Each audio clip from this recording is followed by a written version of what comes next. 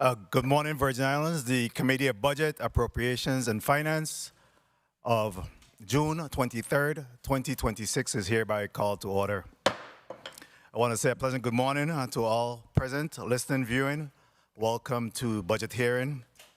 Today we have the Bureau of Information Technology, Fire and Emergency Medical Services, VIFMs, and the Virgin Islands Territorial Emergency Management Agencies before the Committee on Budget, Appropriations, and Finance. VIFMs and VITEMA are the agencies that we rely on in times of emergency. The Bureau of Information Technology has similar emergency responsibilities with a mandate to establish government-wide information technology, disaster plans, and also to enforce government-wide data security and confidentiality policies and procedures. These are not big agencies when you talk about their budgets. However, they have tremendous impact in what government do. As part of the budget hearing process, the committee will examine their financial operations, accomplishments, and even their challenges. This process is about fact-finding, and I invite the committee to participate by viewing or listening to the hearings on Legit TV, channel 26, 91.9 FM, on the legislature's YouTube or Facebook pages, or on the legislative app. At this time, I'd like to remind my colleagues and those testifying to please turn your cell phone off or in silent as to not to interrupt today's proceedings, and to ask the Madam Clerk to please call the roll. Senator Marvin A. Blyden. Senator Blyden, absent. Present. Present. Senator Blyden, present. Senator Dwayne M. DeGraff. Here. Senator DeGraff, present. Senator Ray Fonseca. Senator Fonseca, absent. Senator Novell E. Francis Jr. I'm here. Senator Francis Jr., present. Senator Hubert L. Frederick. Senator Frederick, present. Senator Maurice C. James. Senator James, absent. Senator Kurt A. Vele. Senator Vele, absent. Mr. Chair, 4 present, 3 absent. Thank you very much, Madam Clerk. Please also record the presence of non-committee members, Senator Angel Bocas Jr., as well as Senator Clifford A. Joseph Sr. Good morning, colleagues. Thank you for joining us. At this time, Madam Clerk, please read today's agenda, Block 1, into the record. The Committee on Budget and Finance will meet on Tuesday, June 23, 2026, 10 a.m. in the Fritz E. Lawaetz Legislative Conference Room on St. Croix to receive testimony on the fiscal year 2027 budget. Block 1, Bureau of Information Technology. Invited testifier, Mr. Rupert O. Ross, Director. This ends the reading of Block 1, Mr. Chair. Thank you very much, Madam Clerk. We do have Team BIT present. We'll go to Director Ross to do an introduction, a mic check, and then we'll come to the rest of his staff. Good morning. Good morning, everyone. Rupert Ross, Director for the Bureau of Information Technology. Good morning. Ruben Camacho. I'm the Chief Technology Officer for Bureau of Information Technology. Good morning, Kyla Joseph, Financial Manager, Bureau of Information Technology. Good morning, Jonathan Tucker, Deputy Director, Bureau of Information Technology. Good morning, Victor Edney, RF Administrator, BIT. Good morning, Zaki Abdul Rashid, IT Project Manager, Bureau of Information Technology. Well, thank you. Do you have anyone virtual? I do not. Very well. You may proceed with your testimony at this time, Director Ross. So good morning, Chairperson Novell Francis Jr. and the members of the Committee on Budget, Appropriations, and Finance, and other senators. I'm sorry, one second. Madam Clerk, we do have correspondence to be read into the record. May proceed with it. I'm sorry. Sorry about that. Go ahead. Letter dated June 23, 2026. Dear Chairman Francis Jr., please be advised that I will be late to today's Committee on Budget, Appropriation, and Finance meeting scheduled for 10 a.m. in the Fritz E. Lawaetz Conference Room on St. Croix. I look forward to joining the meeting upon my arrival. Thank you for understanding. Respectfully submitted, Maurice C. James, Esquire, Senator, 36th Legislature of the Virgin Islands. This ends the reading of today's correspondence, Mr. Chair. Thank you very much. Madam Clerk, please mark Senator Maurice James is excused, and we'll recognize her as soon as she get here. Also, please record the presence of committee member Senator Kurt Violet. Director Ross, you may proceed with your testimony at this time. So good morning again, Chairperson Novella Francis Jr., members of the Committee on Budget, Appropriations, and Finance, and other senators. For the record, my name is Rupert Ross, Director for the Bureau of Information Technology and Chief Information Officer for the Government of the Virgin Islands. Thank you for the opportunity to present the Bureau's Fiscal Year 2027 budget request. Joining me today is our leadership team, which continues to support the delivery and essential technology services across the government. The Bureau of Information Technology is the Central Information Technology Authority for the Government of the Virgin Islands, responsible for securing, modernizing, and aligning the territory's IT infrastructure.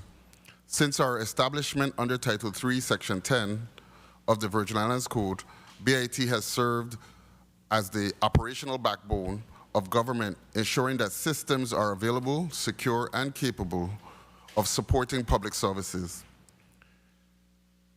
In fiscal year 2027, our focus is not solely on transformation.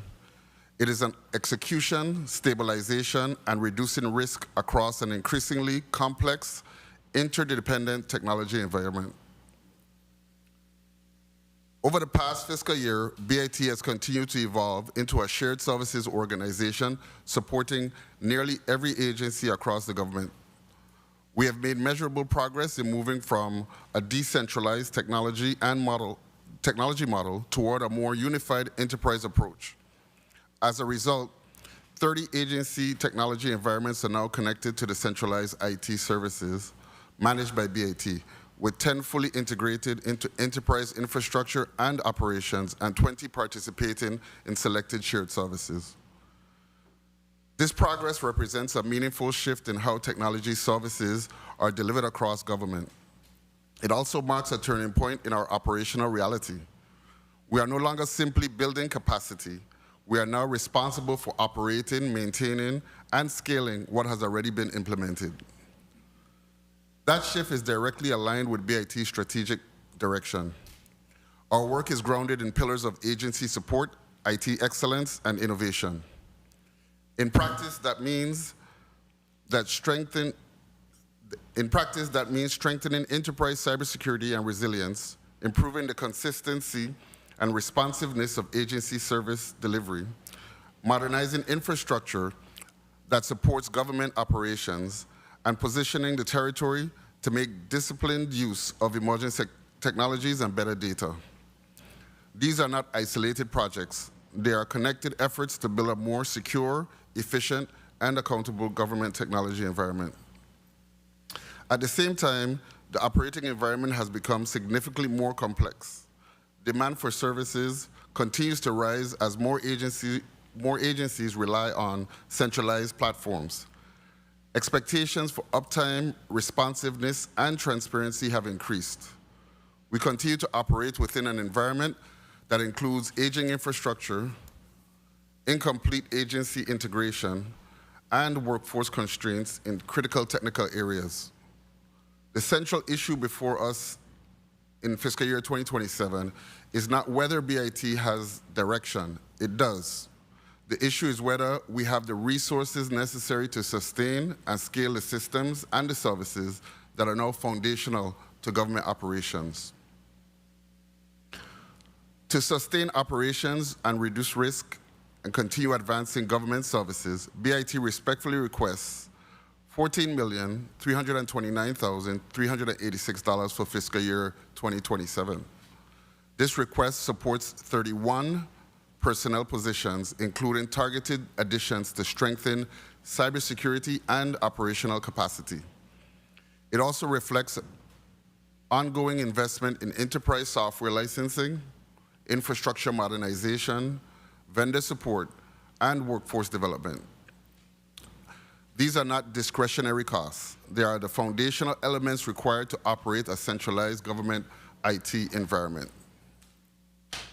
The increase from fiscal year 2026 reflects the reality of rising operating costs. Software licensing remains the largest and fastest growing expense, driven by enterprise agreements and expansion of services across agencies. Infrastructure replacement and modernization remain necessary to address aging systems and improve reliability. Cybersecurity investments continue to expand in response to increased threats, while data center and telecommunications costs reflect the need to sustain essential services across the territory. In prior years, the focus was on building capability.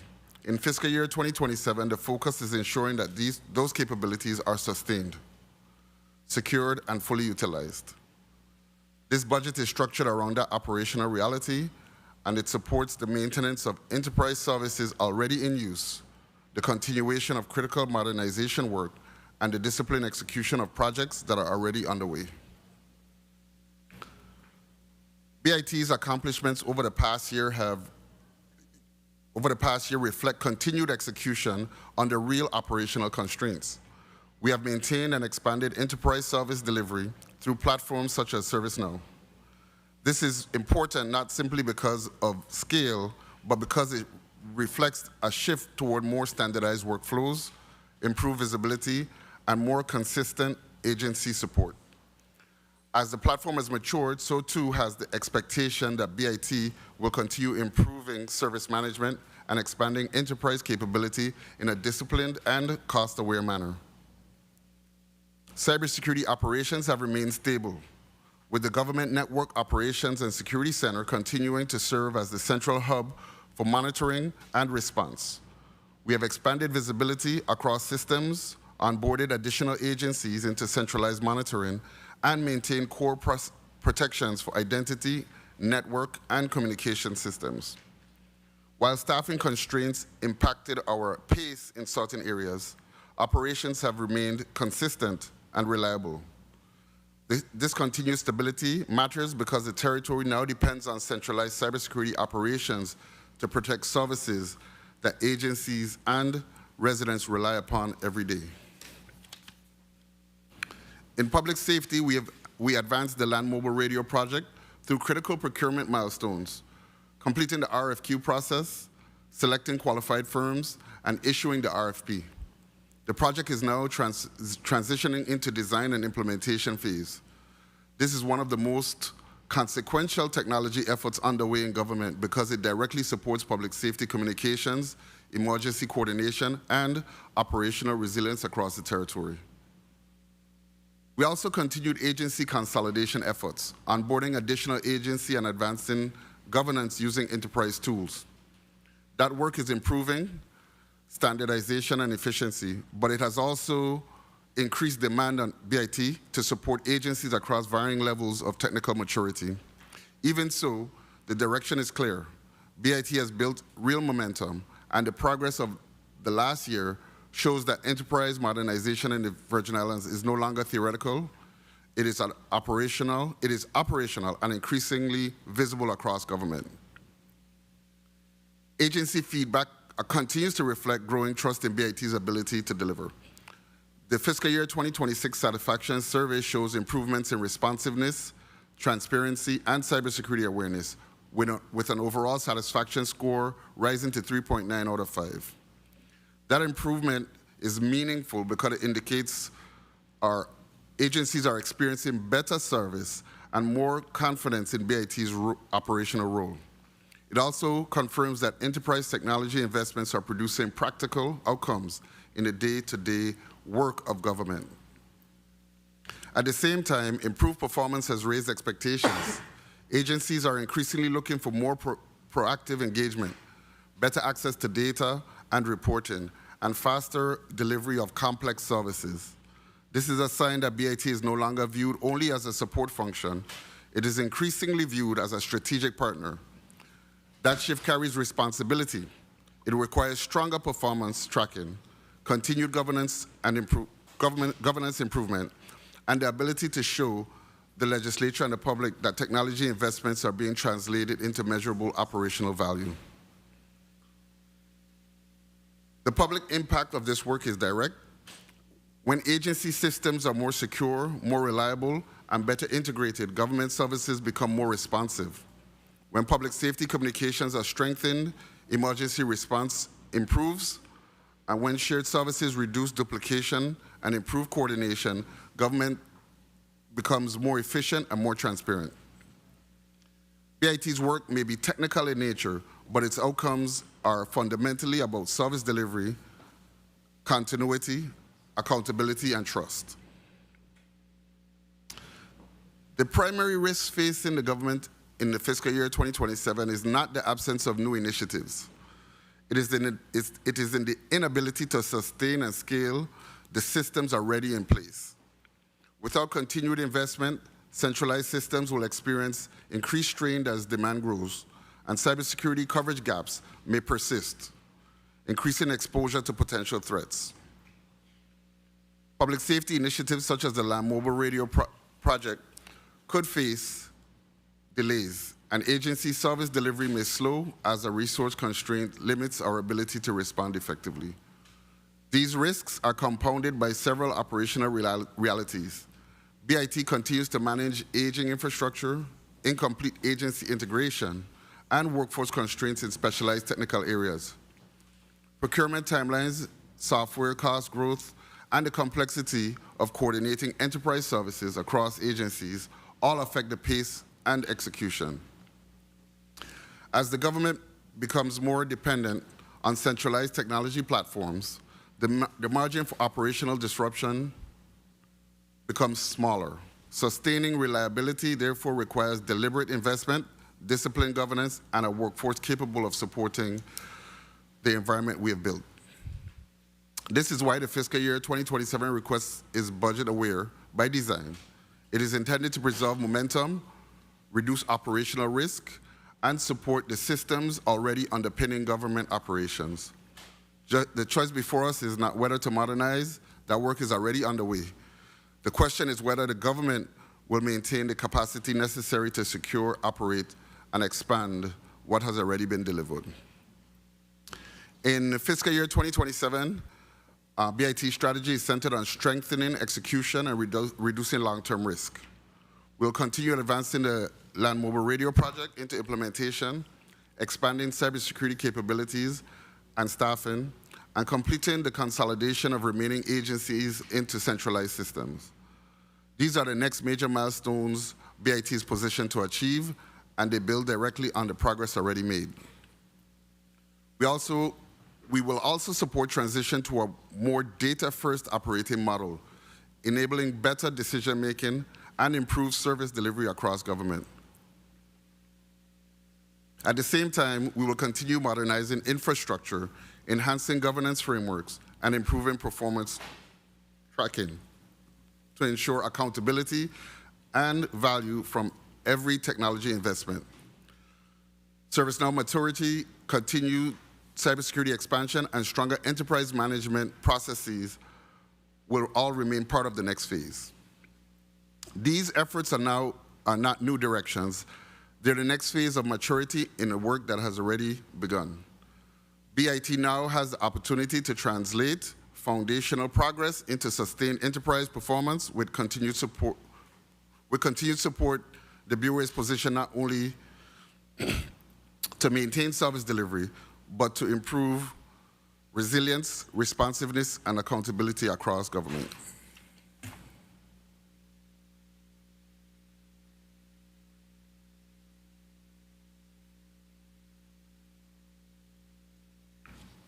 Our general fund budget request.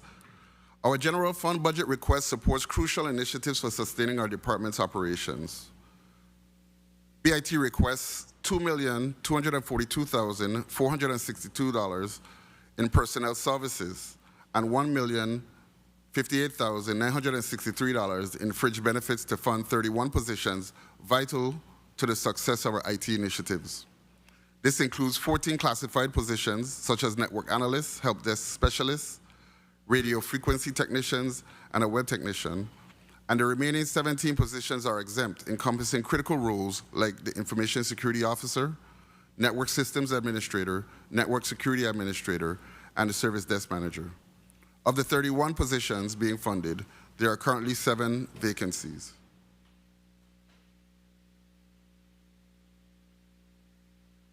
See Exhibit 2. Supplies. BIT requests $139,500 in supplies to support our agency's day-to-day operations and ensure the reliability and efficiency of our IT infrastructure and services. This budget includes funds for procurement of hardware and equipment essential for our IT operations. It also covers the purchase of consumables and accessories necessary for maintaining and operating our IT infrastructure, facilities, and vehicles. Other services. The other services budget allocation is a crucial component of our overall financial plan. BIT requests $1,584,272 in other services to support a wide variety of essential services and activities critical for the efficient operation of our department.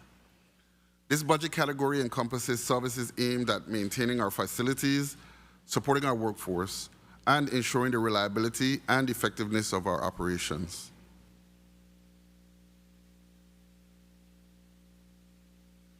Capital outlay. BIT requests $150,000 in capital outlay to cover the replacement of 2 trucks, one in St. Croix and one in St. Thomas. The budget allocation is essential for our employees to have the resources necessary to ensure their safety while completing their duties within our IT infrastructure facilities and tower site locations. Utilities. BIT requests $250,000 in utilities to cover a fundamental aspect of our operational expenses. This budget allocation is essential for powering our IT infrastructure, facilities, and equipment at our offices and tower site locations. Miscellaneous General Fund budget requests. In addition to our core General Fund request, BIT requests $8,904,189 under the Miscellaneous General Fund. The allocation is crucial for supporting ancillary operations and addressing unforeseen needs. These requests cover a range of essential expenditures aimed at enhancing operational efficiency, promoting innovation, and tackling emergent challenges. Each component is integral to the holistic functioning of our department. BIT requests so this is the breakdown of the miscellaneous general fund budget requests. So BIT requests $4,516,332 to renew our Microsoft support contract and enterprise licensing agreement. BIT requests $2,803,525 to support critical areas and initiatives essential for the seamless functioning and advancement of our department. This includes ongoing maintenance and support for our on-premise infrastructure, cloud solution. Additionally, funds are allocated for IT managed services which enhance operational efficiency and promptly resolve technical challenges. Further, this funding supports the ongoing maintenance of key projects like the VIPD camera surveillance project and the public safety CAT RMS project, ensuring their continued functionality and effectiveness. It also covers the renewal of essential services to maintain our communication infrastructure and ensure seamless connectivity. Our miscellaneous general fund requests also encompasses new initiatives aimed at modernizing and upgrading our infrastructure.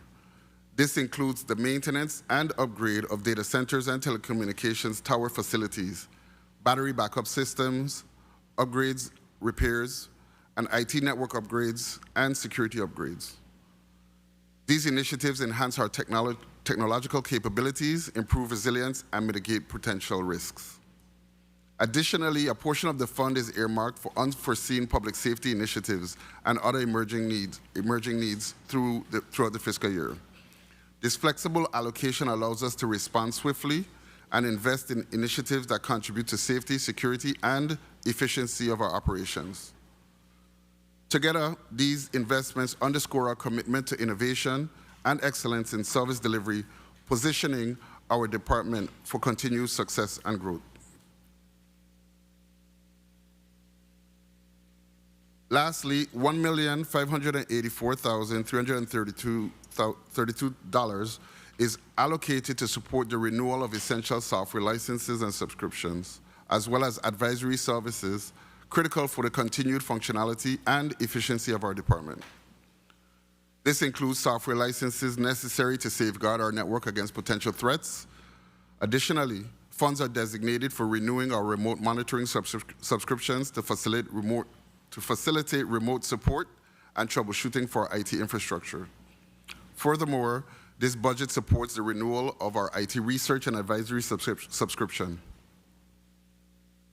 The subscription provides BIT access to valuable insights and recommendations to inform strategic decision-making process.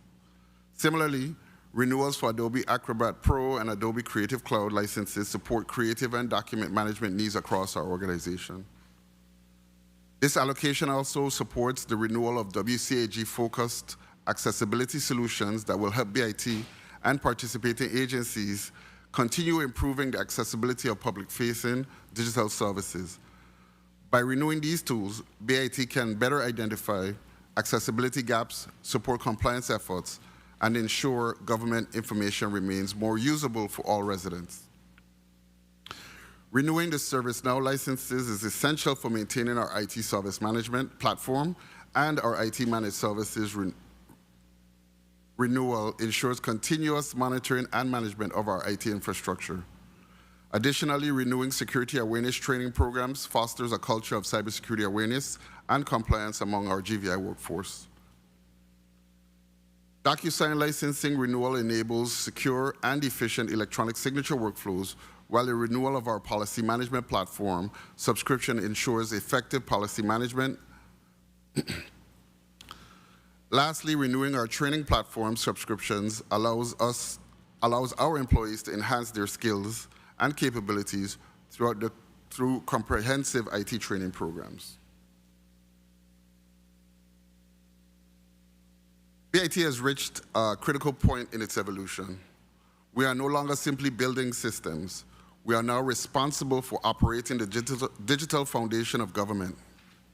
That foundation must be reliable, secure, and scalable to meet the needs of the territory. The fiscal year 2027 budget reflects the resources required to meet that responsibility. It allows us to sustain progress, reduce risk, continue delivering services that support public safety, government, operations, and citizen engagement.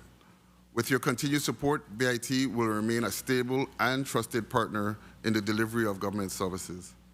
Before I close, I want to speak directly to the staff of the Bureau of Information Technology.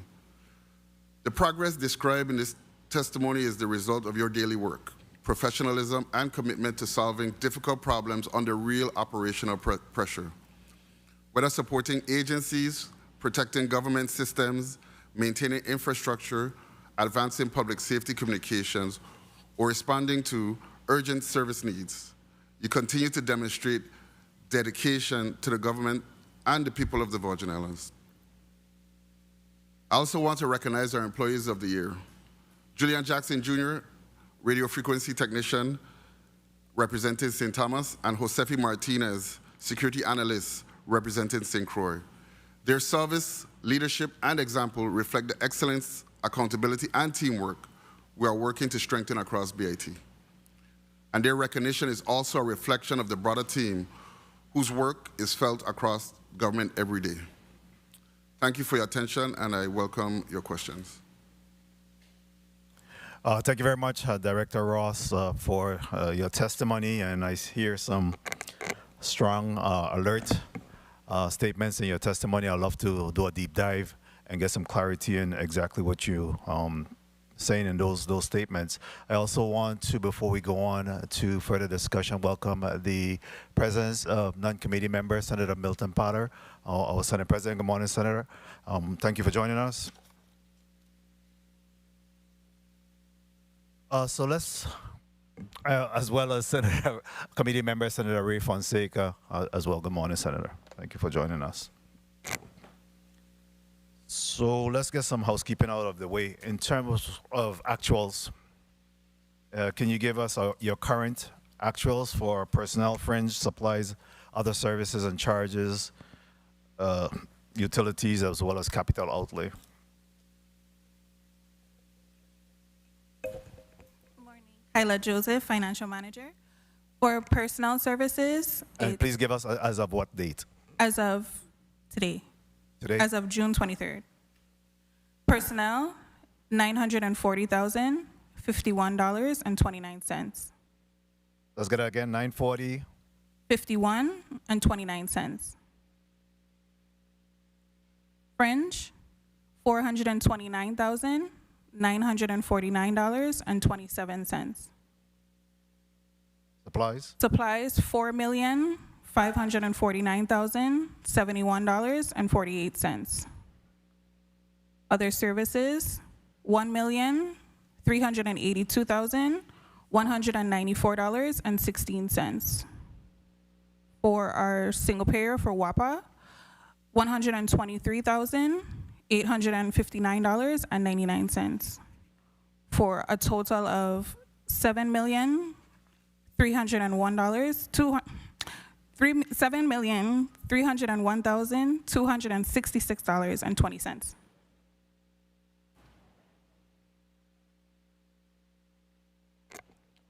Do you have an amount for the capital outlay that you have expended thus far? We haven't had capital outlay in this Nothing fiscal year. there. What is your outstanding vendors debt at this time?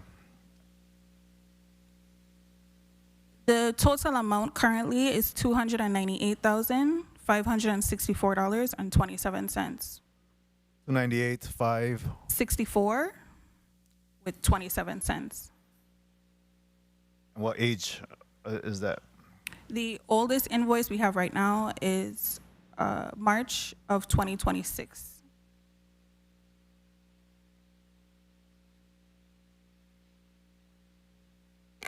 And in your submittal to our post-audit division, you had 10 vacancies. Have you been able to fill 3 of those vacancies? You're reporting today that you only have 7 vacancies. Currently, we have 5 vacancies.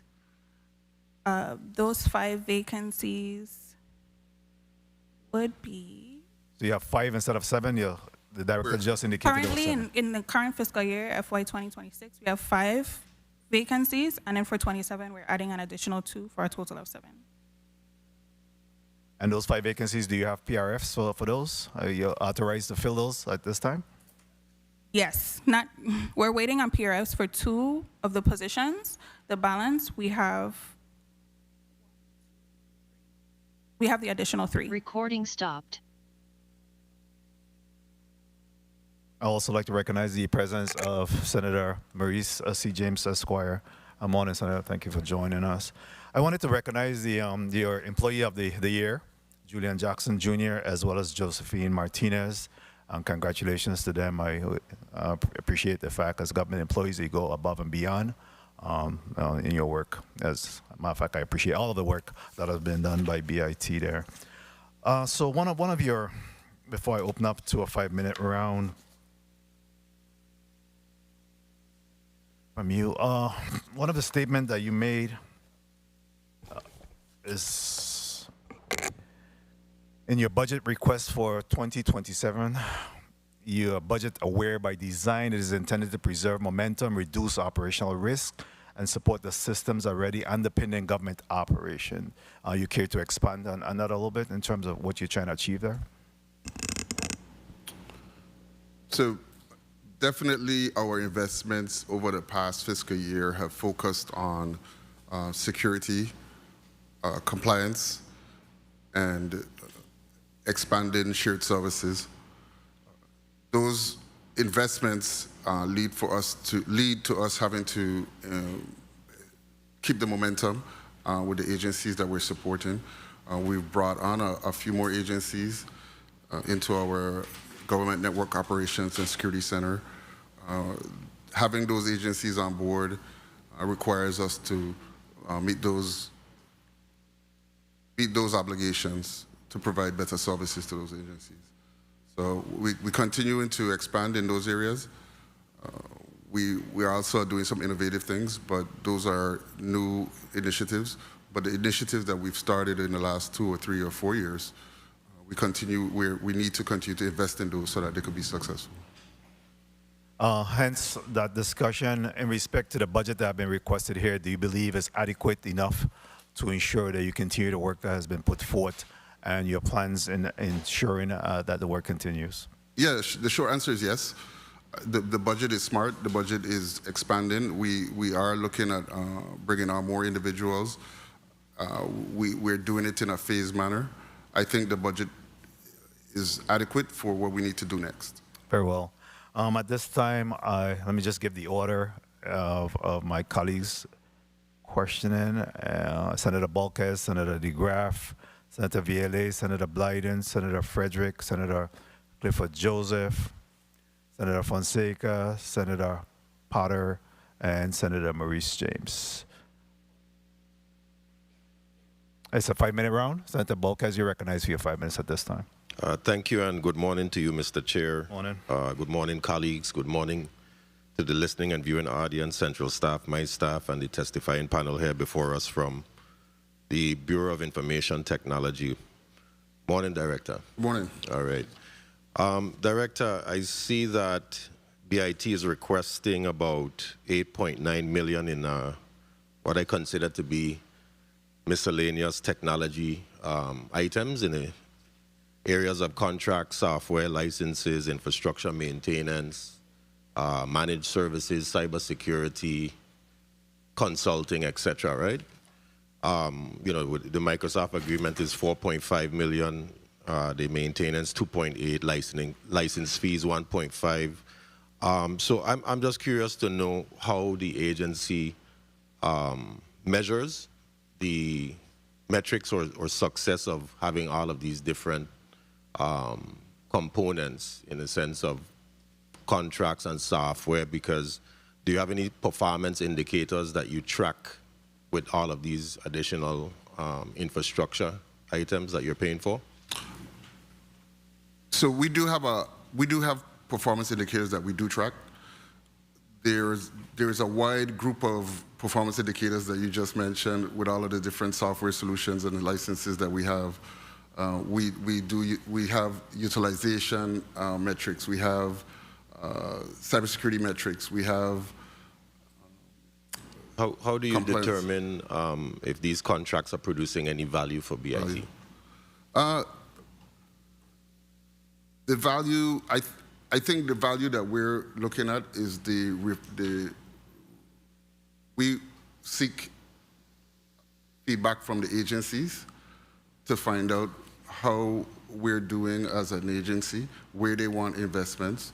When we go to the agencies and we talk to them about our investments in software and solutions and the things that they can do with it, that's how we get the feedback. We have a structured survey that we do every year to gather that feedback, and we also have a dedicated person to go out and speak strategically with the leadership of the agencies to make certain that we understand. So I asked the question because I see that the Microsoft licensing, for instance, it increased from 3.64 million to 4.52. That's nearly about 900,000 in 1 year. So I'm curious to know if the price increase was attributed to any expanded usage or new platforms within the suite, or any solutions that you're trying to accomplish. What exactly was instituted that increase? Yeah. So definitely that's a great observation.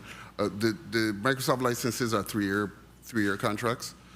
So it's really, we were carrying a modified contract up until the new renewal this year. And the new cost is a lot higher. But what we're getting out of that is we have improved cybersecurity. We also have access to the suite of the AI solutions that go along with the Microsoft solutions. As a Copilot, I believe it's Copilot is the solution. So there's some beneficial things that have been embedded inside of the new contract. I think the most valuable for me is the cybersecurity solution suite. Okay, very well, very well. Now, when we look at G1 licensing, it also increased from 962,000 to about 1.5 million, about almost 60 or 60-something%. What was the reason for that? The GWAN licensing. So the licenses that we have there are the productivity licenses for like DocuSign. These are productivity solutions that kind of augment the way how government works. In addition to that, we have the Adobe licenses in there.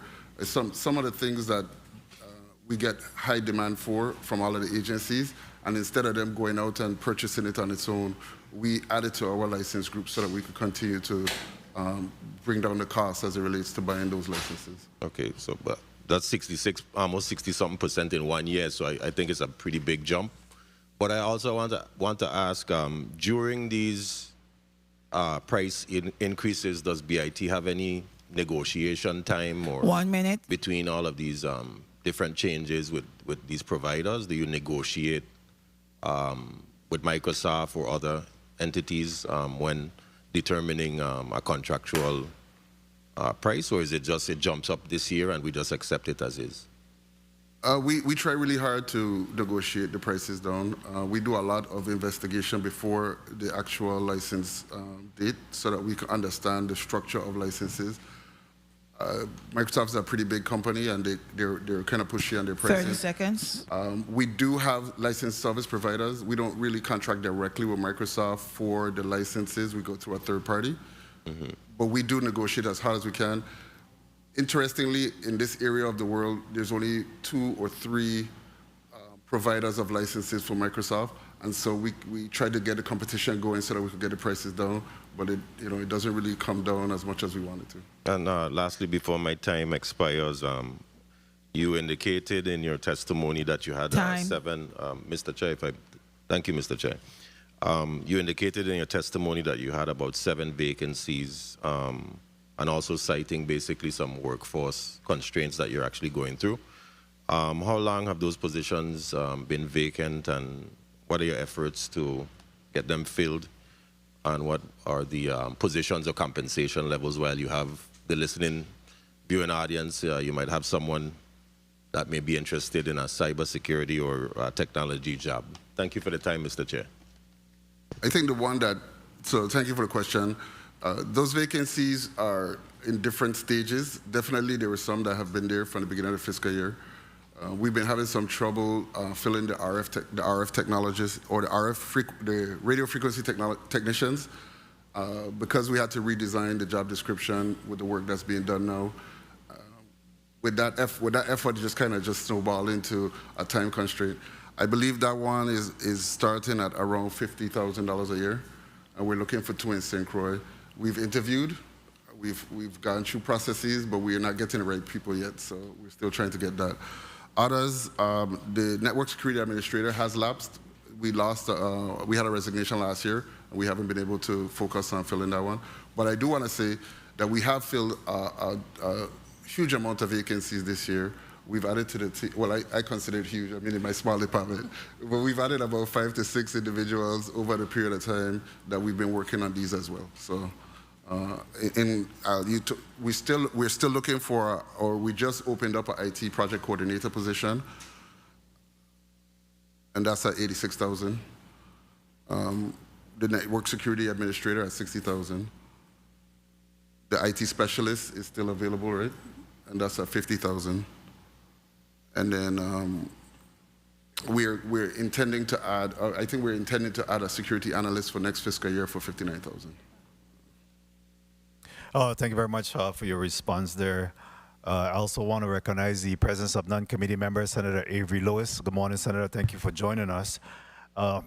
Director Ross, with 30 agencies connected to the centralized services and only 10 fully integrated, what challenges are preventing the remaining agencies from full integration, and what resources are required to complete that work?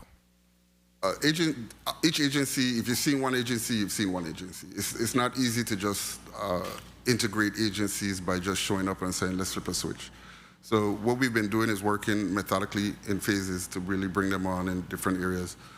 When we say fully integrated, that means that we're managing all the way from their firewall, to their switches, to their network, and then the individuals in the office are logging on to the BIT domain, and we're managing their identity and all of these other things that go along with the things that we provide.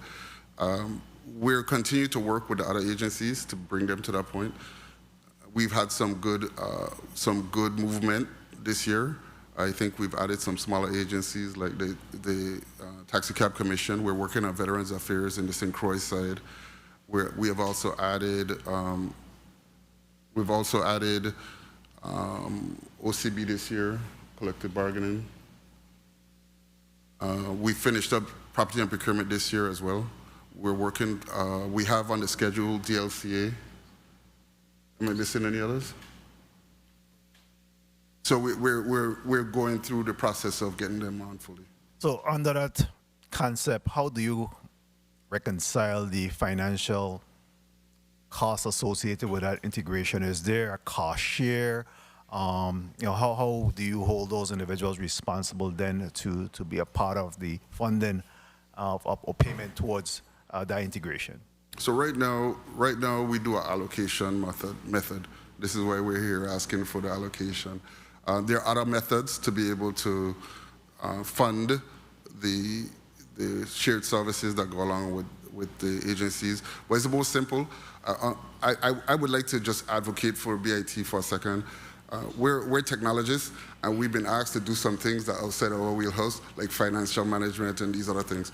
However, we are aware that there's a showback method. We are aware there's a shared method where we would bill them and they would pay us back.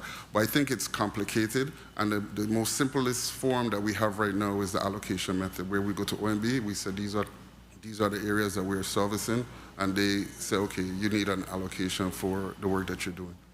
So do you believe that there should be a line item that we should, similar to the single payer utility, do you believe there's an opportunity for us, when we prepare the budget, is to be able to identify a line item from each of those respective agencies that could go towards that allocation? Because I would imagine it's a moving target. It is. However, because this might not be completely funded at the beginning of the fiscal year, don't you believe that we should be able to identify maybe a line item, again, allowing for each of those 30 agencies to really contribute? And I think that will be the tie-in where they're actually mandated then to ensure that there is timely integration.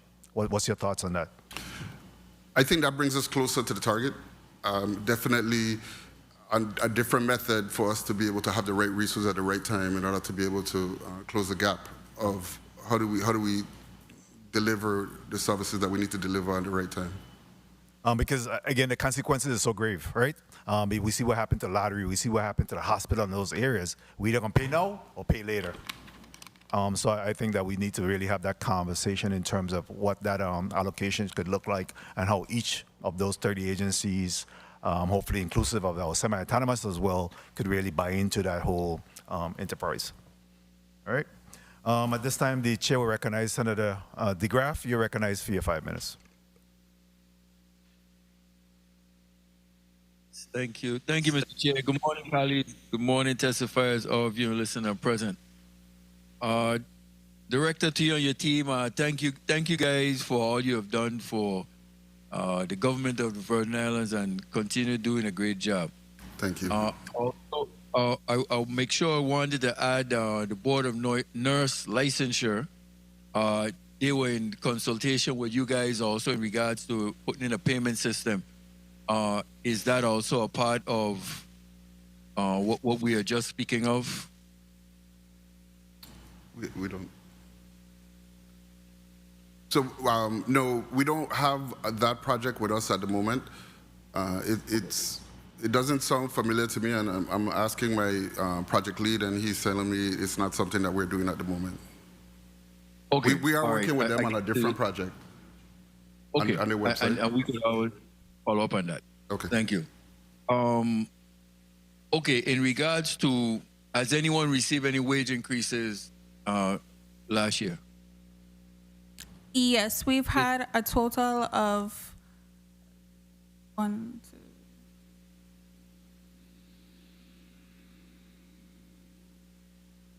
5 individuals that have received increases. Okay, is anyone owed retro? Not at this time, no. Okay, what was, now have they been paid? Have they received the increase in payments? Are they being paid on a regular now with the increase? Yes, they are. It's effective, and they've received their retroactive pay to the date that it was effective. Okay, good. Now, you have anyone under 35,000? No, we do not. Okay, when did you receive your last allotment? We're current with our allotment, so we're up to our 9th-month allotment. We received it recently. Okay. Now, Director, what is your ask for 2027? Tell me your number again, please. My ask for 2027 is, apologies for taking long, $14,329,386. Okay, do you have a copy of the post-audit report? I have a copy of it, yes. Okay, in the post-audit report, there is also a non-operational recommended budget of $783,000. What is that for? That's an addition. That would take it to $15 million. So those are federal funds that we get through Office of Management and Budget, the Department of Interior, Department of Interior grants. Okay. So they're federal funding that you get. Have you received them as? No, you haven't. When do you receive them? These are one-time funds, and they're specific to projects, and we have access to them, and we work through OMB with the process for managing and drawing down those funds. Okay, so then your $14 million is $2 million over your ask for the 2026 budget. Just about, yes. Right. So where is that $2 million to be spent in personal fringe? Because like you mentioned, I know supplies went up because of some of the software agreements and stuff. So where is the $2 million? How is that going to be distributed in your budget for 27? So the $2 million, yes. So I think the biggest driver for the increases are our licenses. And then we do have some new initiatives that come on this year. But the biggest driver for the $2 million is our software licenses. And what's the total of your software licenses?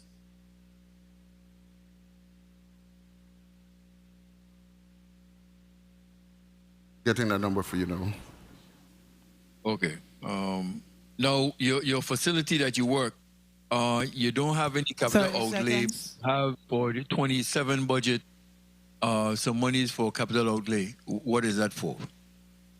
Those are to replace some aging vehicles in our fleet. Okay. How many vehicles? This will replace 2 of the trucks that we utilize at the moment. We're looking for a phased approach to replacing the rest of the fleet. So in total, I think we have 8 vehicles, and this year we want to do 2. Okay. So did you find the software update numbers? Yes, currently specifically for licenses, it's $5,779,442.19.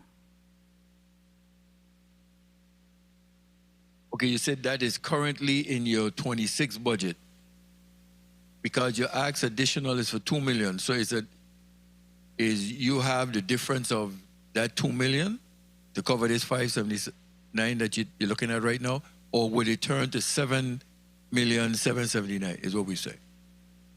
No, so the number I just provided would have been for fiscal 2027. So the increases that we're looking at is the Microsoft software licenses figures, and also for the increase across Adobe and DocuSign. I don't have it specifically broken down by what the increase is for each one. Okay, good. Microsoft and Adobe. Thank you, Mr. Chair, for the time.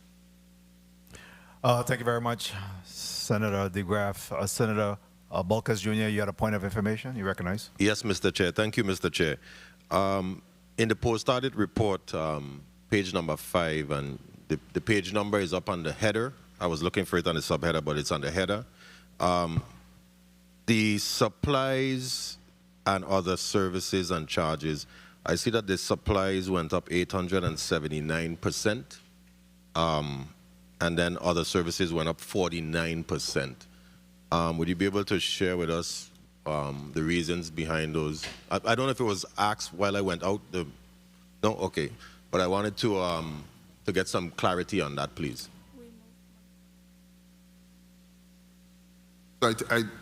I believe what we've done this year is we've categorized services, or we've categorized the right budget items in services this year. We may have miscategorized them last year, and that's why the big change there. I also know that. So what type of supplies are you? So with how the object codes work for the Department of Finance, a lot of the items that we purchase are categorized under the supplies category. So we have to move monies up to that supply category for our licenses, etc. So those are considered supplies. Okay, so the licenses that we've been talking about all morning come from that section? Correct. Okay, thank you for the clarity. I think originally it was line item, however, it's now rolled up into the overall cost. Okay. As we've seen there. Thank you. Director Ross, do you do any type of revenue generation? Oh, we do not. No funding, no opportunity for any revenue generating coming from BIT? No. And again, keeping operation security in mind, has BIT conducted any independent security audits or penetration testing within the last year? We have not done independent security audit in the last year, but what we have is an ongoing evaluation of our security from our shared service partner. I said shared service partner, but it's really the federal entity that provides us some of our security operations. So how quickly are you able to detect and respond to cybersecurity threats? Pretty quickly. We know that we have some gaps, and I won't go into those gaps right here, but definitely as of this morning, we were responding to security incidents. So you believe that investments have already been made to address, some of those gaps that you recognize? Yes, I think in the fiscal year 2027 budget, we've looked at opportunities, and we have it listed in the appendix to be able to fill some of those gaps. Very well. Thank you. Point of information. Point of information, Senator DeGraff. Thank you, Mr. Chair. If you could check with our post-audit in regards to page 14 of the post-audit report, the $783,000 that I was referring to was under General Fund FY 2027 non-operational recommended budget, is what I was asking about, but directly indicated that it's federal funding. So just wanted to make sure, or if it was a typo, maybe as what post-audit has. You can actually the chair, Mr. Chair, the post-audit. Post-audit, you may respond. Put your name on response on record, please. Page 14, in your summary.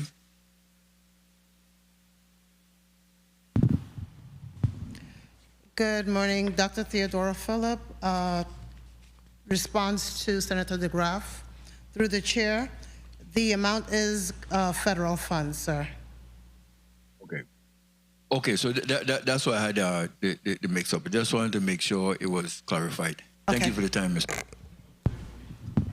Thank you, Senator DeGraff. Point of information, Senator Fonseca, you recognized for your point of information. Yes, thank you, Mr. Chair. Director, you manage the aging infrastructure. You've mentioned it several areas in your report. What percentage of government systems remain legacy platforms? Thank you for that question. I don't have an answer in percentage-wise that remain on legacy platforms. More than half, less? I really don't have a straight answer for you on the entire government. I do know that Many, I would say I would categorize it as many. many? Okay, thank you. Thank you, Mr. Chair. Thank you very much. At this time, the chair will recognize Senator Croix. You recognize for your 5 minutes. You'll be followed by Senator Blyden. Thank you, Mr. Chair. Good morning to the people of the Virgin Islands. Good morning, colleagues. Good morning to the testifiers. Going back to your testimony and the question that was asked by the chair, where you said 30 agency technology environments are now connected to centralized IT services managed by BIT, with 10 fully integrated into enterprise infrastructure and operations, and 20 participating in selected shared services. They have an opportunity to decide what they're going to take part in. I'm looking at the scope of BIT. Why are individual departments having an opportunity to decide what areas they're going to take part in? You said that in selected shared services. Shouldn't that be more from you down to them that you need, we're paying for this, so there's no reason for you to duplicate services since we already have contracts in the millions of dollars? So it's great question. It's something that I've been working on for the last 7 years that I've been in the position. What we found is the shared services model allows them to participate in the areas that we can quickly get them on. Every agency isn't the same, and it's very complicated to just go in and just make changes without having a real plan and a real effort to understand what's going on in there. It took us about 6 months to really get from beginning to end with Department of License, with property and procurement. So we just can't go in every agency all at once. So that's why I don't expect, but I mean, this has been a while. I mean, we're paying for these services. When I look at the contract that the previous senator from St. John spoke about, you know, the Microsoft gone from 3.2 million in 2025 to 4.5. So with that type of increase, $1.3 million in 2 years, I would expect that whatever shared services they provide, that more government entities are utilizing it. So definitely all except 2 agencies are using a Microsoft contract. So what is the reason for those 2 not using it? We have some challenges with the federal compliance requirements of the IRB, the Bureau of Internal Revenue. Okay. And so we haven't been able to get in on them utilizing most of that contract. And then Department of Education, for their size and their complexity and the fact that we haven't been able to address the details behind of how we're going to do all of the work that we need to do with Department of Education. Anyway, I just want to make sure, like the chair said, that we're not duplicating services and hence paying more money. Right. Because all the agencies that come before us, you see some IT component that we're paying hundreds of thousands of dollars for. And the question is whether or not that could have been utilized through BIT, because it's substantial what we're paying, you know, and we increase. A lot of these contracts have increased, and we need to just get a bang for the buck. And departments need to be forced to actually come online. Because if we could get everybody to come online and save X amount of money, then it would make sense for us to provide some additional resources for you to get everybody online, or to contract out to get everybody online. If we could save $1 million by spending $250,000 extra to get everybody online, then it would be well worth the spend. Now, in reference to personnel, the numbers that you gave us, the actuals are up to this month? Okay, so you're now 8.5 months in. You have spent less than 50% of your personnel service allocation. How did that occur? You had a lot of vacancies or something? We carried a lot of vacancies into the new fiscal year. I believe we had some retirements during that period of time, some resignations, and there were some periods of time that we call it savings. We had savings in our personnel services. So what's your anticipated cost savings in personnel? I'm seeing it probably more than 500,000 that you're going to save in personnel this fiscal year. What's your cost? She'll get an exact number, but we also have been in discussions with OMB about possibly moving it from the personnel services, or a portion of that from the personnel services this fiscal year into To where?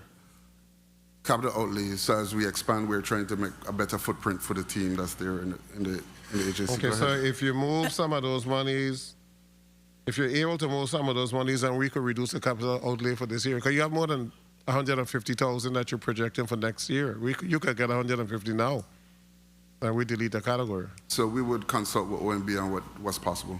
We got to consult with us. They'll consult with you. We got to tell OMB what we want. OMB going to come to us. They're going to call us, say, hey, set us up, and blah, blah, blah.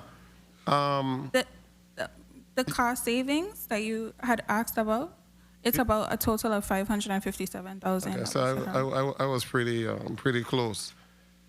These federal funds, this a new funding source? No.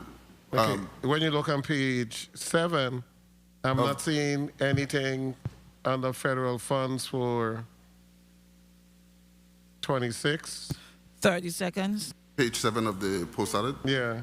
So we don't have anything for 26 because the funds aren't given directly to BIT. They're administered through OMB. So it wasn't included in 26.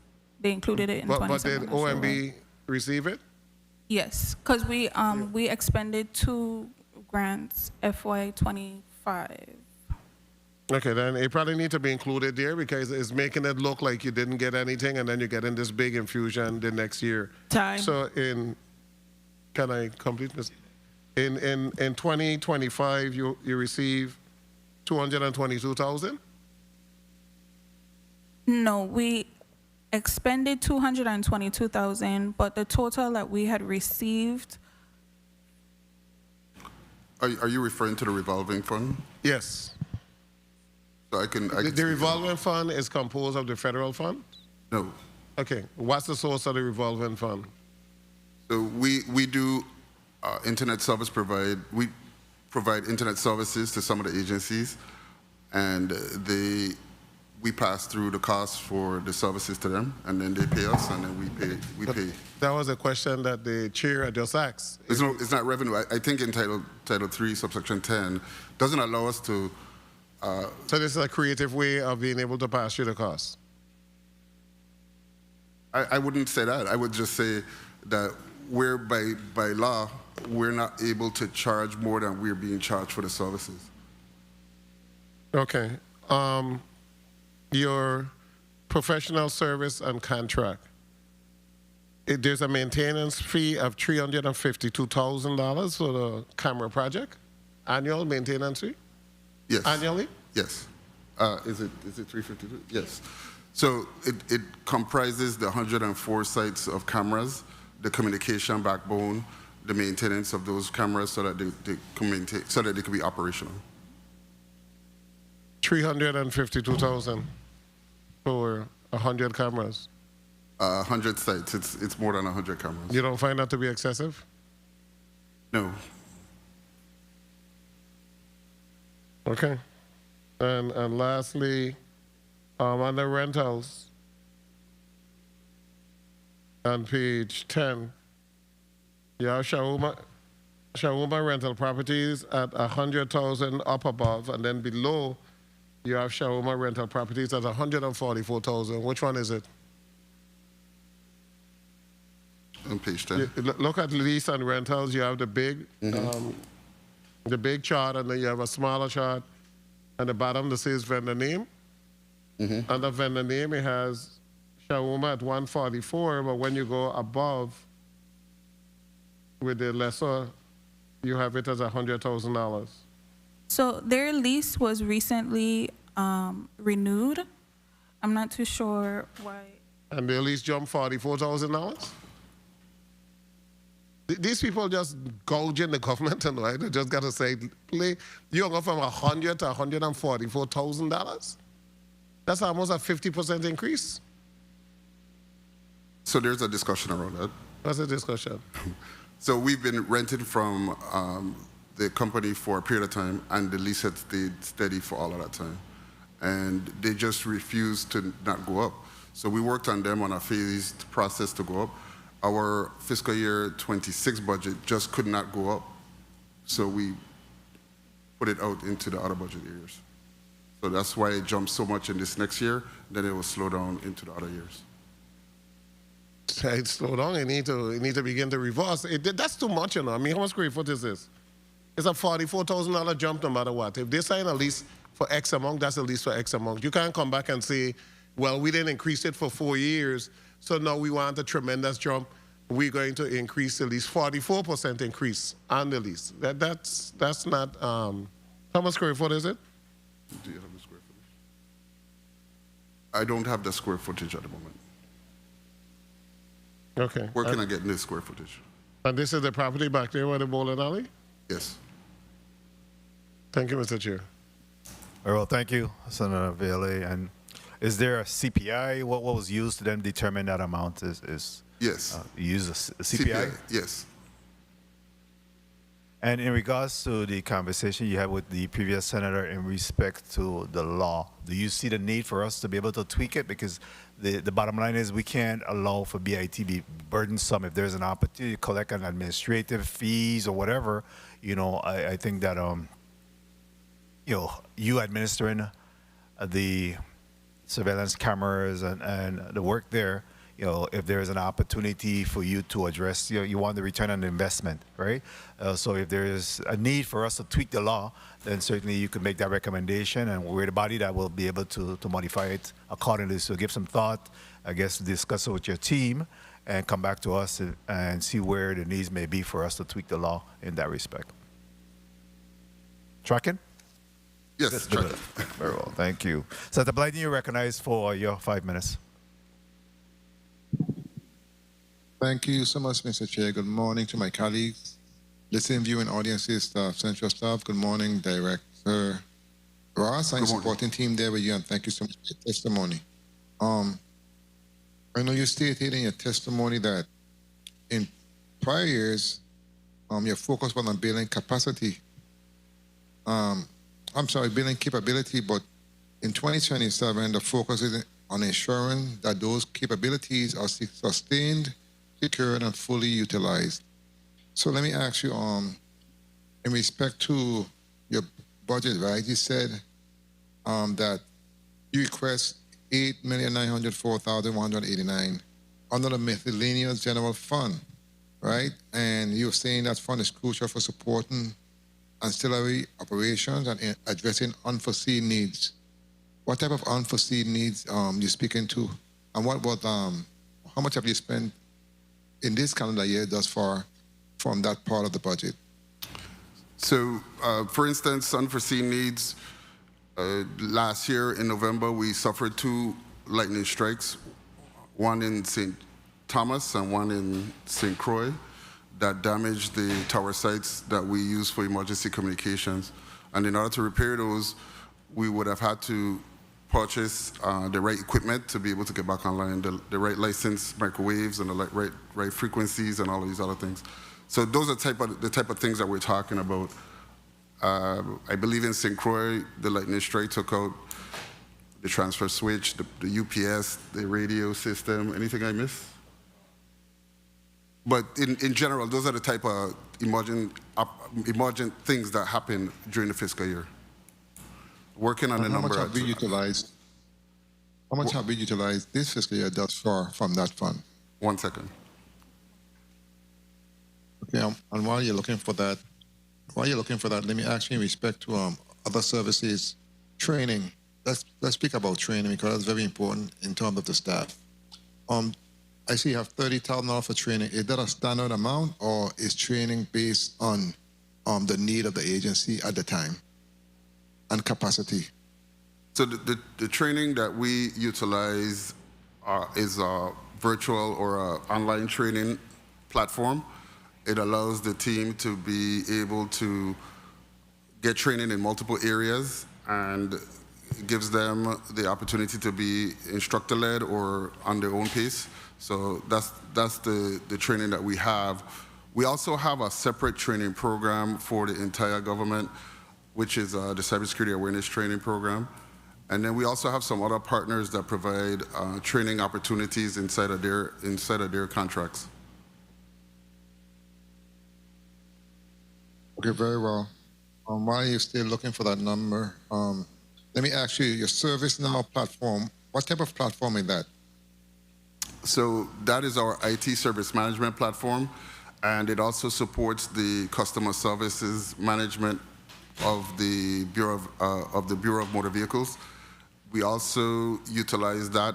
We are going to be utilizing that to expand on our service management tools, including configuration management, knowledge management, and those type of things. So that's what we utilize the ServiceNow platform for. I know that it was mentioned that you have 5 vacancies right now, and for the 27 budget cycle, you're going to have 7 vacancies. But you spoke also about expanding your cybersecurity capabilities and staffing. So, question on those vacancies, any of those are related to the duty of addressing what you're speaking to with cybersecurity, etc.? Yes. What's being done to effectively address that? 1 minute. Post.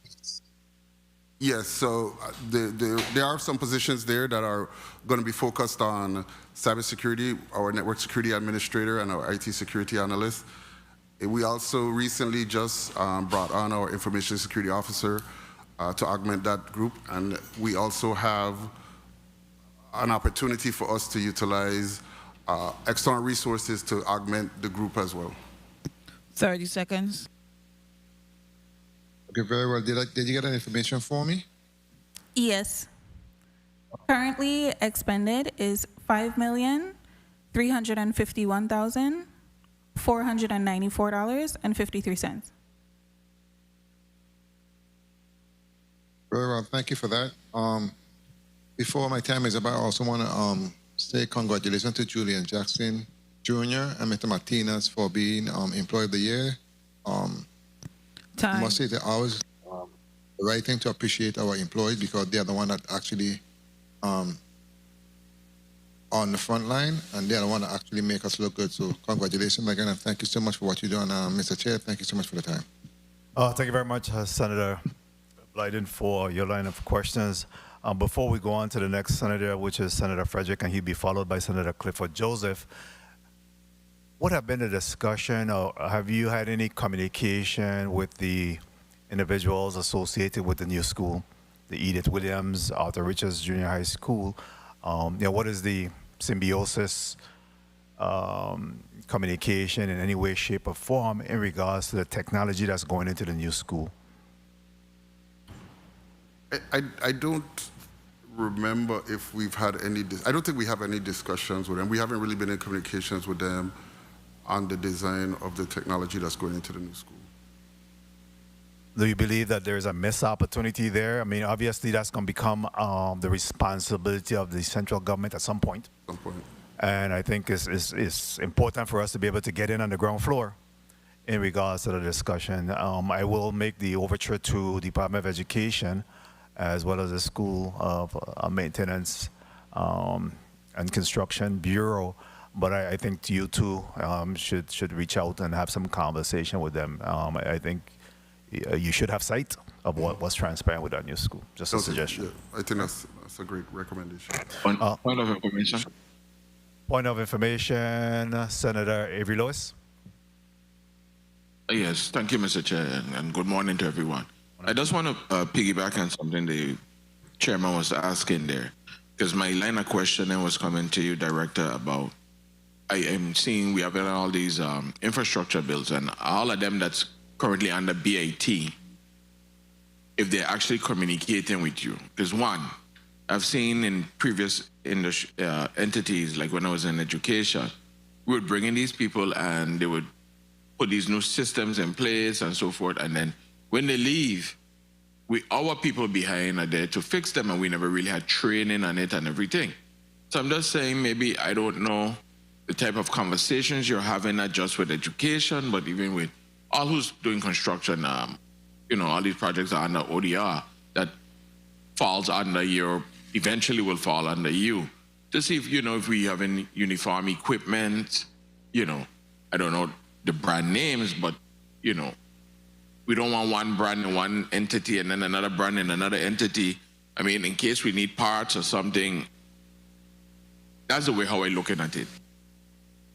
You know, what kind of conversation we having in the grand scheme of things, even if they're building out, they're paying for it, whatever, are we having that major input in it that saying, well, we buying products from Ross Company, and Ross Company has the repeaters, whatever your electrical terms, technological terms you use, but we have some kind of uniformity in the equipment and, you know, the infrastructure, your guys working side by side to see how they tie in, how they end, whatever the terms are. How is that going? So we definitely have, we consult with entities who are designing new spaces. For instance, we've been working with Department of Health. We've worked with DPNR in their space as well. I think there is some work that we've done with the fire stations in Grove and the one in the multi-purpose center in Fortuna, as we talk about the spaces and infrastructure that's necessary and what needs to go in and stuff like that. We haven't spoken with the Department of Education, and there's not a broader discussion, and I recognize that, so something that we have to fill the gap on. You know, I just say that because I look out for your team as well, because after warranty and guarantee and these structures are turned over to us, we're ultimately the one responsible for maintaining and repairing and everything. So we should know what's in our infrastructures, what's in our buildings, what we're going to repair, you know, where the backup parts are, where we're sourcing them from and so forth. So that kind of hard conversation, I think, should be happening on the front end rather than on the back end sooner than later. Thank you, Mr. Chairman. Thank you very much, Senator Lewis. I truly believe that there should be at least my vision is that we have a centralized hub that will be able to, again, have sight over all of this new technology. And it's important that we get in from the ground floor and not allow this to slam us in the face when the need arises. So at some point, we need to address that. At this time, we will recognize Senator Frederick. You're recognized for your 5 minutes. Thank you very much. Thank you very much, Mr. Chair. A pleasant good morning, colleagues, testifiers, listening and viewing audience, my office, central staff. Good to see you, Mr. Director Ross, and the team in dark colors, looking nice. I want to refer my question into your testimony on page 4, where we talk about the risk compounded by several operational realities. And you continue to manage the aged infrastructure, incomplete agency integration, and the workforce constraints in specialized technical area. That led last year to us being hacked with Juan Louis Hospital because that wasn't done, right? And we're trying desperately not to let it happen again to any other agency. What has been done since then with the other agencies? You've got about 30 or so you're working with. What's been done with the ones that are still not touched yet? So just remember that the hospital and the medical, the situations that happen there, they're sort of quasi-independent of the services that we provide. We did go in at the end and try to assist them, but just wanted to clarify that they're separate and apart from the work that we do on a regular daily basis.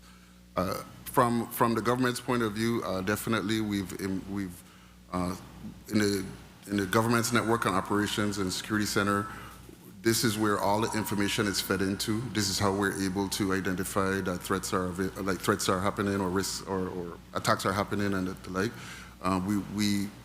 We do this through a myriad of different solutions that we have, but most of all, because all of the agencies utilize our shared cloud services, you know it as Microsoft Word, you know it as Outlook, you know it as all of those accounts that you utilize to do your work on a daily basis. We have signals that come from that all the time into the GNASC, and Josefi Martinez, our employee of the year, and others look at these telemetry and determine, is this a problem, is this not a problem? And that's how they work the solutions to the problem. So all the agencies that are correctly, directly in line, not the quasi-governmental agencies, they're connected right now? Yes. And they're being monitored 24/7? Yes. They're old systems, like their old operating systems, were all replaced, and so we don't have that exposure anymore. We monitor that as well. We monitor vulnerabilities because of old operating systems. We monitor vulnerabilities because of hardware that hasn't been upgraded. So we know, like, we have a percentage of devices that we know, like, okay, these are devices that we need to attend to, get them upgraded, or get them off of the network because they pose a risk. What percentage is not done? I'm not gonna tell you exactly what percentage was done? Was it a lot, most, or very few? That's what I mean. I think that because of the security nature of that question, I would prefer to answer you directly in a different environment. Is it more money, more personnel? What is it that will get us to where we need to be, though? It's a constant fight. It's a journey. I mean, it's never done. And so, yes, more resources would give us more opportunities to do more things. That's just the general statement. Yeah, so that's what I was getting at. We just have to finish upgrading these guys, getting them protected, so we don't face this constant issue going forward. We get a weekly report on vulnerabilities that changes every week. Is it good? Huh? Is it good? No, I'm just saying that new things come out every week. It's never a steady state. It's always addressing the next thing that's coming. All right, I noticed page 6, your overtime decreased by 50%. I was jumping for joy when I see stuff like that. What caused that, given your vacancy situation? Usually the overtime is used in like, for instance, Mr. Edney on the end here would be called out on the weekend, or his position now is exempt, so he doesn't get overtime. But his team, as they work along with him after hours on the weekends, they would accrue overtime in that. So that's a trend we could look forward to, or that's just an anomaly? I think we're kind of putting aside the money in that category. We don't expect to use it all. Okay. You guys have a new credit card you use? Yes.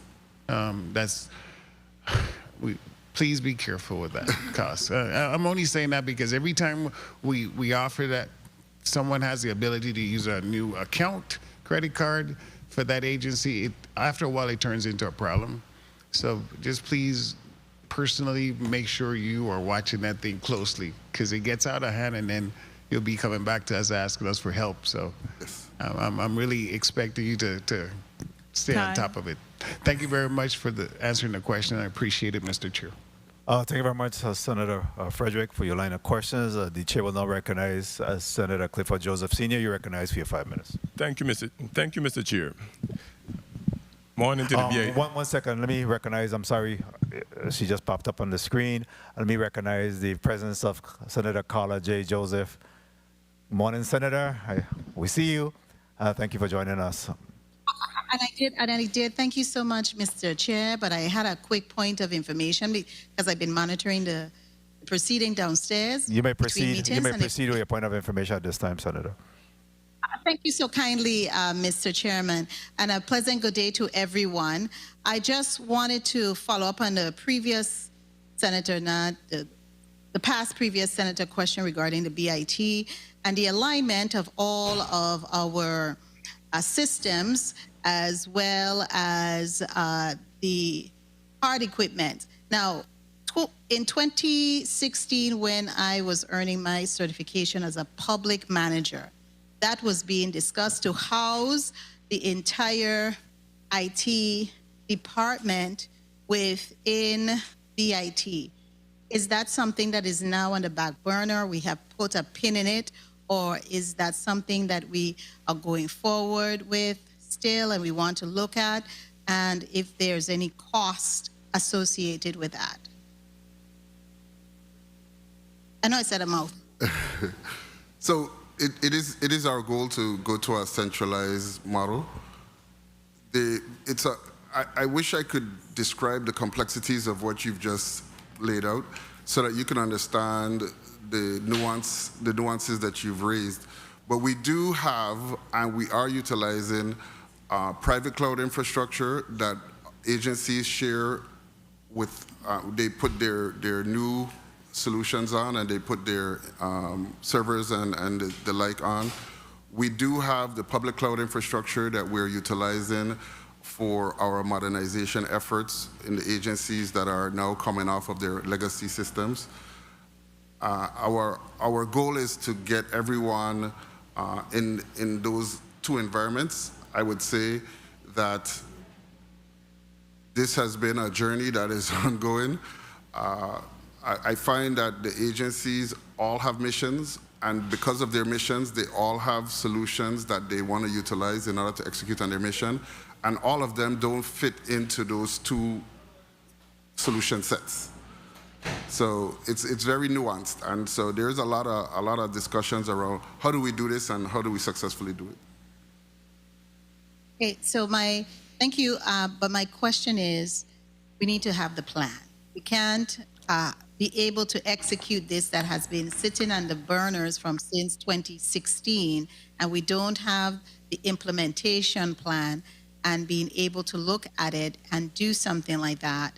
You, as an agency, as an entity, play a vital role in our ability to do our work efficiently and productively. And so I wanted to come with a plan to execute and implement and have some kind of cost and time frame, because that was sitting on the back burner since 2016 when I was going through my certification to be a public manager. Thank you so much, Mr. Chairman. I appreciate you, and you're having a very good meeting. Thank you kindly. I'm going back downstairs. Bye. Thank you very much, Senator Carla J. Joseph. The chair will now recognize Senator Clifford Joseph. I apologize for that. You're recognized for your 5 minutes at this time. Thank you, Mr. Chair. Good morning to the listening public. Good morning to my colleagues. Good morning to the BIT team. Morning. Ross, the question I would like to find out for sure is, do all government department and agency use the technology license that BIT provides? With the exception of two, the rest agencies utilize the Microsoft licenses that we provide. Then the other licenses are it's not intended for the entire government. It's intended for those users who need the services that are required. Okay, so some of the others do have an additional license on their own. So for instance, to speak specifically, like our Adobe licenses, our DocuSign licenses, not every person in government or every agency is requesting an Adobe license or needs an Adobe license. Okay, so we kind of determine what's the best fit for those licenses. Do you believe that all licenses for any and all operating system should flow through BIT? I think it would give us economies of scale. We're still small and as it relates to Microsofts of the world, we're still small. But I think that there is an opportunity there if we can grow our size, that we can then benefit from economies of scale. And I'll explain that to you a little better. There's a consolidation effort that we can do amongst the greater Virgin Islands government, like the legislature, judicial branch, the hospitals, whatever those quasi-governmental entities are. If we could consolidate that into a larger grouping, then there's an opportunity for us to get economies of scale with the licenses that we have. So with that in mind, my next question was around the same.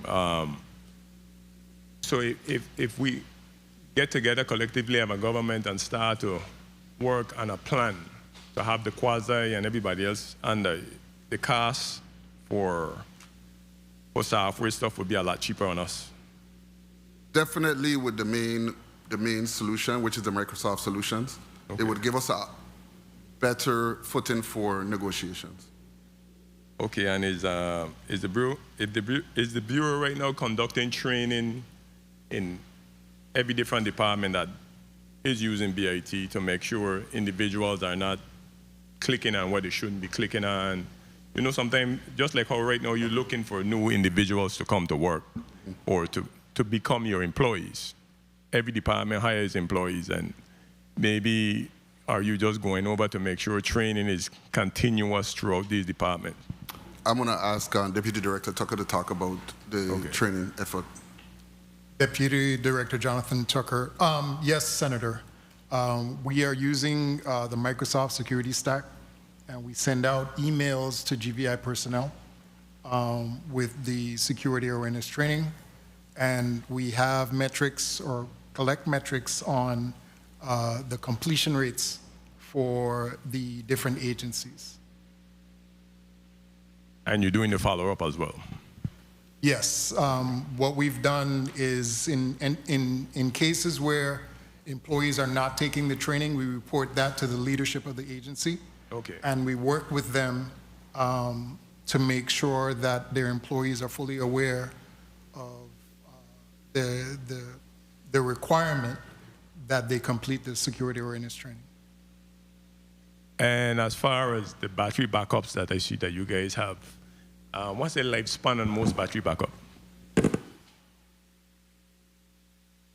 want to talk about it? Victor Edney, RF Administration, usually between 5 to 7 years. Okay, good, because I noticed you're saying with the aging, so you're looking to replacing some of these battery backup coming up.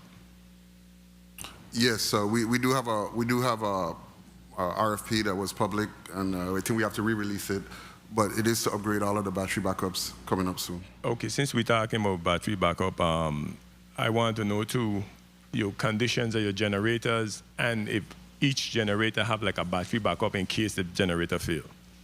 Would you like to talk about the tower sites and how that works? Okay.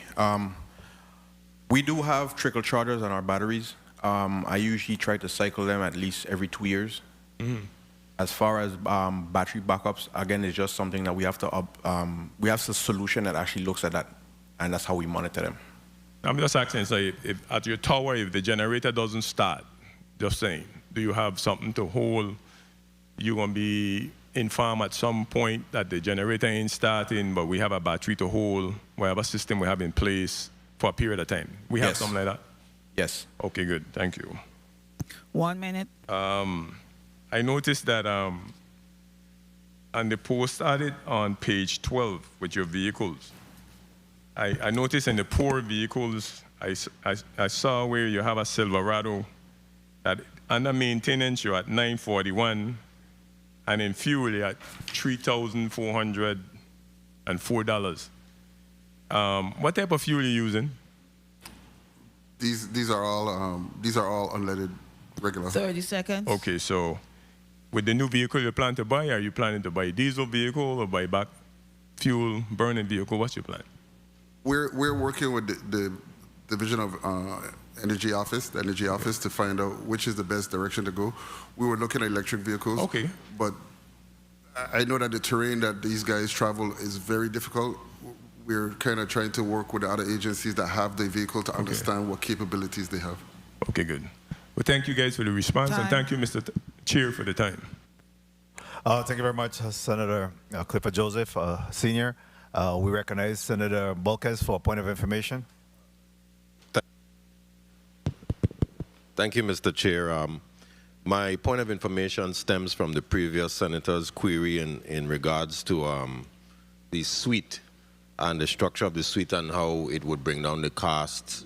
We know that the Microsoft suite is one of the options that's available, but in the case of cybersecurity, and just having that just blanket representation, because we know that a lot of agencies and departments contract out different cybersecurity options, and they may vary in their type of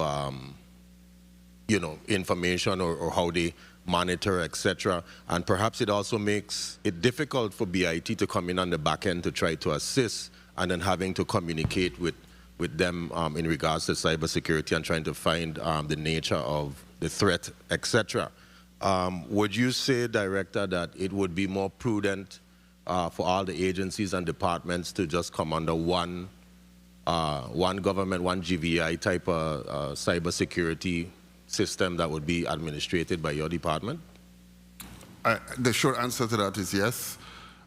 That is what the shared service of cybersecurity that we're providing right now for the 28 of 30 departments is all about. The telemetry comes to us, the actions happen in one place, we can correlate situations that happen because we have all the information. It's not partial, like we're not just getting a phone call, we're actually getting the information in at one time. So it's very helpful for us to have either the stream of information coming to us or us controlling it altogether.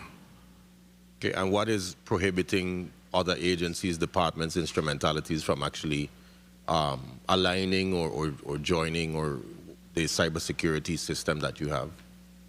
So just to make certain that we're on the same page, yeah. The two departments that I refer to that are not participating, one is Department of Education, and it's something that we need to figure out how to invest in BIT to be able to support the larger entity of Department of Education. Not just the staff, but they have a special group of people, which are the students. And that's what makes it so difficult for us to participate there. The other side is the Bureau of Internal Revenue, who have very strict requirements from the US government for how to treat taxpayer information. And we have never been able to provide the right level of security assurances to be able to take over their security. So those are just the two that we talk about separate about. Everyone else is providing telemetry from the central government to us on their cybersecurity, on the things that they do on a daily basis that allows us to monitor the cybersecurity health of the government. Okay, very well. Thank you for the information. Thank you, Mr. Chair. Thank you very much, Senator Bulkus Jr. We'd like to recognize the presence of non-committee member, Senator Kenneth L. Gittins. Senator Ray Fonseca, you recognize for your 5 minutes at this time. Yes, good morning, Mr. Chair, colleagues, testifiers, all viewing and listening audience. Welcome, and I can see that the administration is giving you additional attention. I wanted to ask a couple questions about the redundant communication system as part of the emergency preparedness. That's part of your strategy, right? Yes, it is a part of our strategy. Okay, good. So FEMA recently obligated and funded over $160 million for repair and replacement of communication towers. I noticed you have the Barrios, the Reef Royal, the SBA towers. I think it's about 6 or 7 different towers you have. In total, we operate from 12 tower sites. 12 towers. Okay, so my question is how many of those are dedicated to public safety functions versus government of the Virgin Islands functions? So all the tower sites are dedicated to public safety, and they do support government operations in different ways. I believe the tower sites and the radio communication definitely supports emergency operations, okay, public safety, and government operations. I got you. So my question is, but you fund 100% of the cost of public safety contributes to part of that cost? BIT supports. You funds the whole tower. Yeah, the whole okay, cost. good. The two leases, the Shauna rental properties and St. Thomas properties, what's the square foot of those two offices? Which leases are you referring to? The Shauna, the Shawma, SHUAMA rental on Estate Castle Coakley. What's the square foot of that? For Shawma rental properties, it's 4,800 square feet. And the Niski Center, what is that?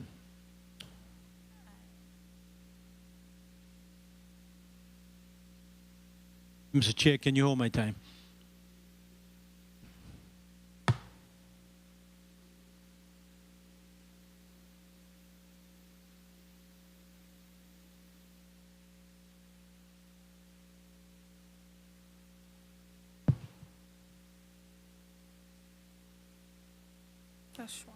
Okay, while you're answering that, have you conducted an analysis to determine if all of those towers are still necessary? We did an analysis in 2022, and we recognized that there's needs for towers in St. John, but the rest of the towers are necessary with addition of towers in St. John. Okay, good. While we're waiting for that, discuss with me some of your cyber security professionals that you have on staff. What specifically do they do? Because, you know, the VI government has had a lot of cyber attacks. So the staff triages the tremendous amount of information that comes in. They utilize the tools that we have to analyze the information. They utilize the Microsoft suite of Defender, and these are all the tools that they use. But what they do is they get the alerts, they determine whether or not they're real incidents. If they're real incidents, then they take action. Some of it is automated, some of it is not. At times it can be an attack, like an attack that would happen last month would have been a password spray. And we know a whole bunch of password attempts were coming in from out of country. We also know, like, we also had a situation where there was a phishing campaign, and our team was quickly going into inboxes and pulling these nefarious emails out of those inboxes. We also have a side of cybersecurity that does risk management.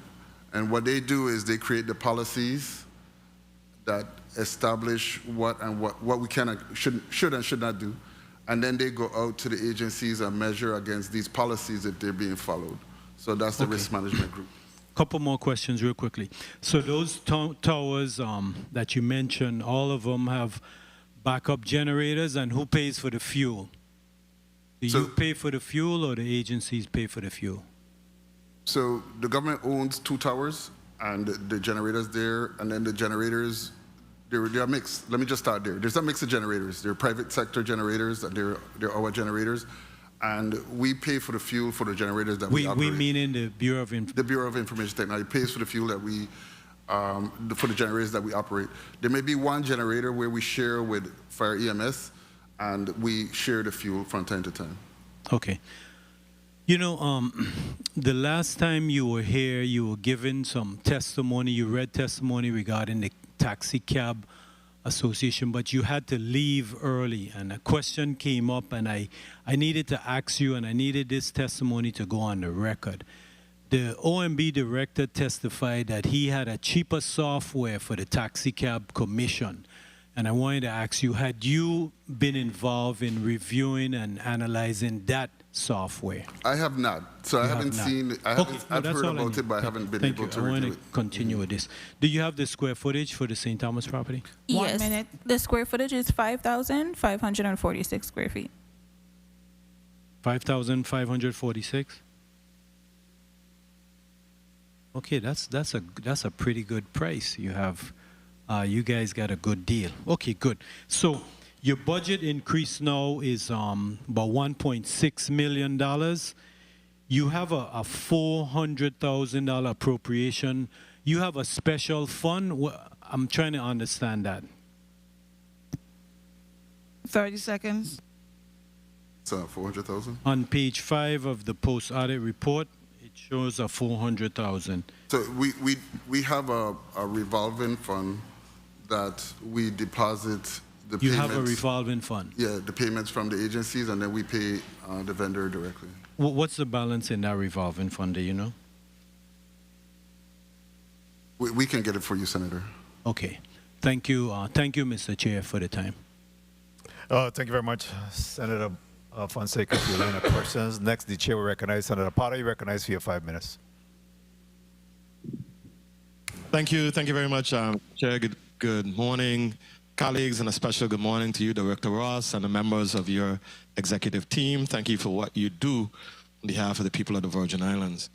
I wanted to start with you, Director, and ask about the agency satisfaction scores.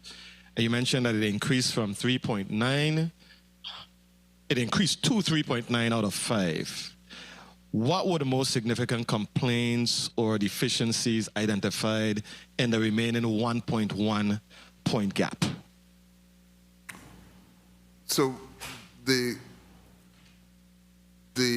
government, the entities that responded talked about wanting more access to data analysis. They talked about wanting more access to reporting.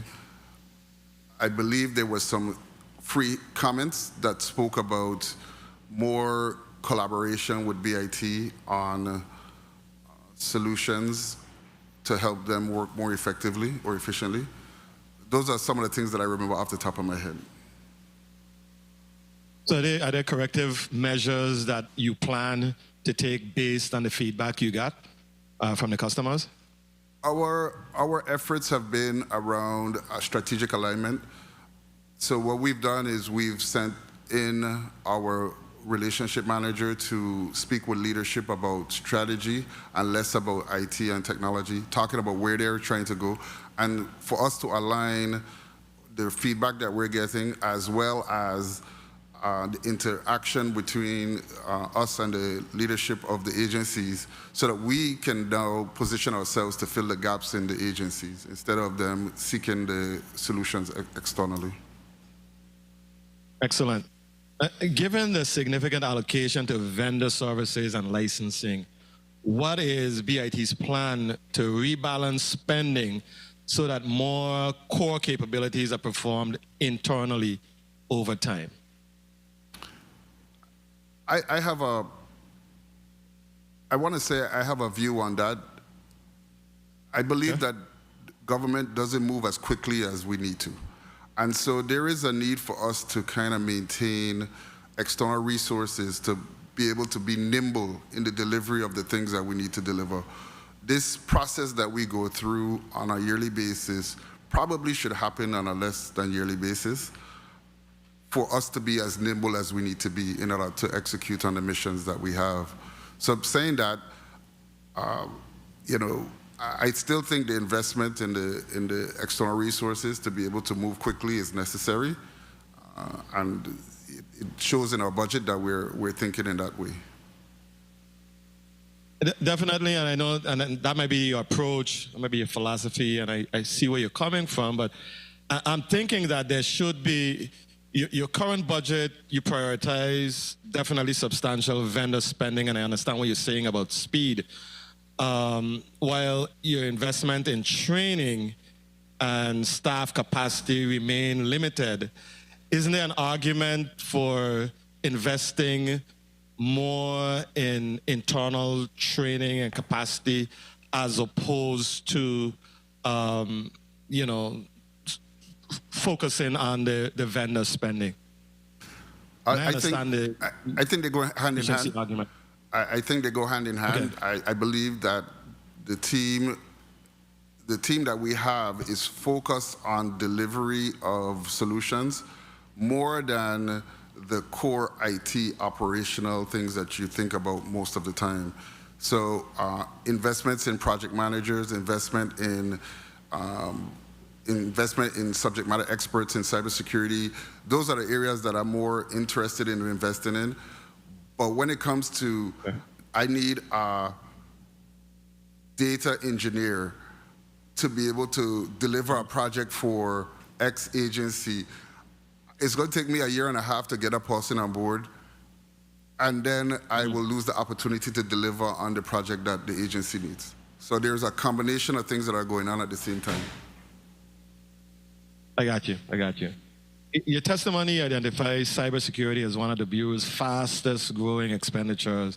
Has BIT conducted a territory-wide cyber risk assessment? And if so, what vulnerabilities remain most concerning to you? We've done a few assessments over the years. Most recently, I believe, it's been a few years since we've done one, but our efforts in cybersecurity is ongoing all the time. I think what's most concerning to me, I want to keep it like a high level just because it's a security matter, but I would say that there is a need for us to be more compliant in the standards and the frameworks that we have so that we can be doing repeatable efforts to make certain that things are secure the way they're supposed to be. And I'm biting my tongue, trying not to say the details behind of what I'm trying to say, but we can have a conversation if you would like to know more. Absolutely. Thank you. Thank you for your response. Now, does BIT maintain cybersecurity insurance coverage for the GVI operations? And if so, has such coverage been evaluated? And if not, I should say, has such coverage been evaluated? One of the most recent recommendations that we got from our partners at the federal government was to not talk about cybersecurity insurance in public, because the bad actors are listening and they target those who have insurance. I will say this: it's been a discussion that we've had. I will venture to say that we should have a discussion face to face if we'd like to talk more about insurance. Yeah. Fair enough, Director. Now, given the national competition for cybersecurity and IT professionals, how difficult has recruitment and retention become for BIT, particularly at current salary levels? Very difficult. We need to figure out a way. We need to figure out a way for us to offer better or more competitive salaries to those professionals so that we can attract the best and the brightest. We do have some talented individuals who work with us. They're woefully underpaid for the professions that they do. I think that somehow we need to figure out a way to move IT professionals, especially in cybersecurity, especially in other areas of IT, into professional services or something that compensates them for the skills and the knowledge that they have. Thank you for your response. Mr. Chair, if I may just ask one final wrap-up question. I know my time has been called. You may, Senator. Thank you. Approximately $400,000 is budgeted for communication services, including via NGN, via SmartNet, and mobile connectivity. Are there opportunities to consolidate services and achieve some level of cost savings? We've looked at possible ways for us to consolidate services. I think that the agencies, there is a level. Whatever cost that we get, we pass through to the agency. So that's the first part. But the second part is it gives us, if we were supposed to consolidate more, it probably gives us a better ability to negotiate. I'm considering getting out of the ISP business. Is something that I would like to discuss in more detail, because I believe that it puts an overhead on us, and we don't get opportunity to.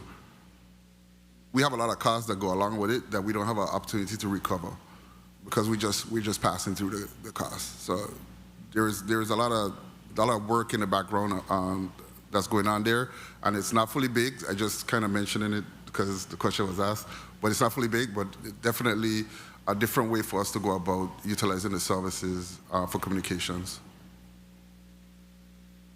Thank you very much, Director. Thank you very much for your responses. I appreciate it. Thank you very much for your flexibility, Mr. Chair.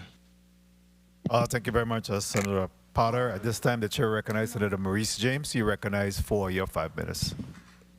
Thank you. Thank you. Thank you, Mr. Chair. Good morning, Virgin Islands. Good morning, colleagues. Good morning, testifiers. Good morning.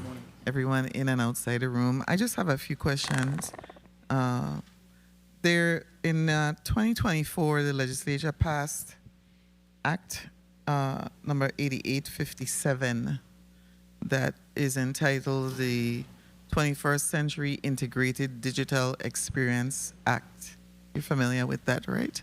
I'm familiar, yes. Yeah, I wanted to ask just for an update on the actions that have been taken, any outstanding requirements, funding needs, challenges with affecting the full compliance of this act in particular. So that act requires funding in order to be executed on. And the team and I embarked on the preliminary portions of the act.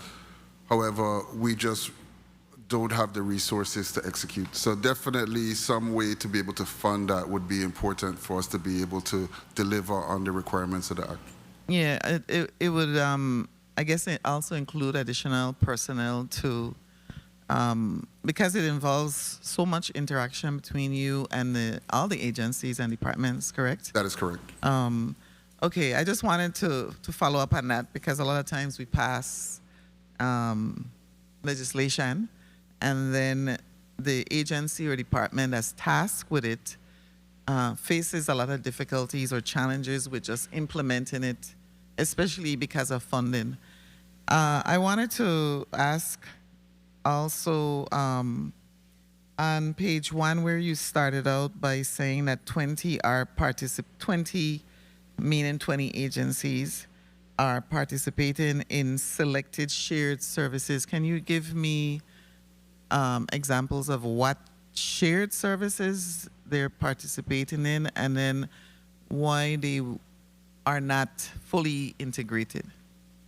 So shared services would include networking, for instance, firewall management, switch management, infrastructure, not infrastructure, but communications and management of communications, cybersecurity, email, collaborative solutions like Teams and the like that come from Microsoft.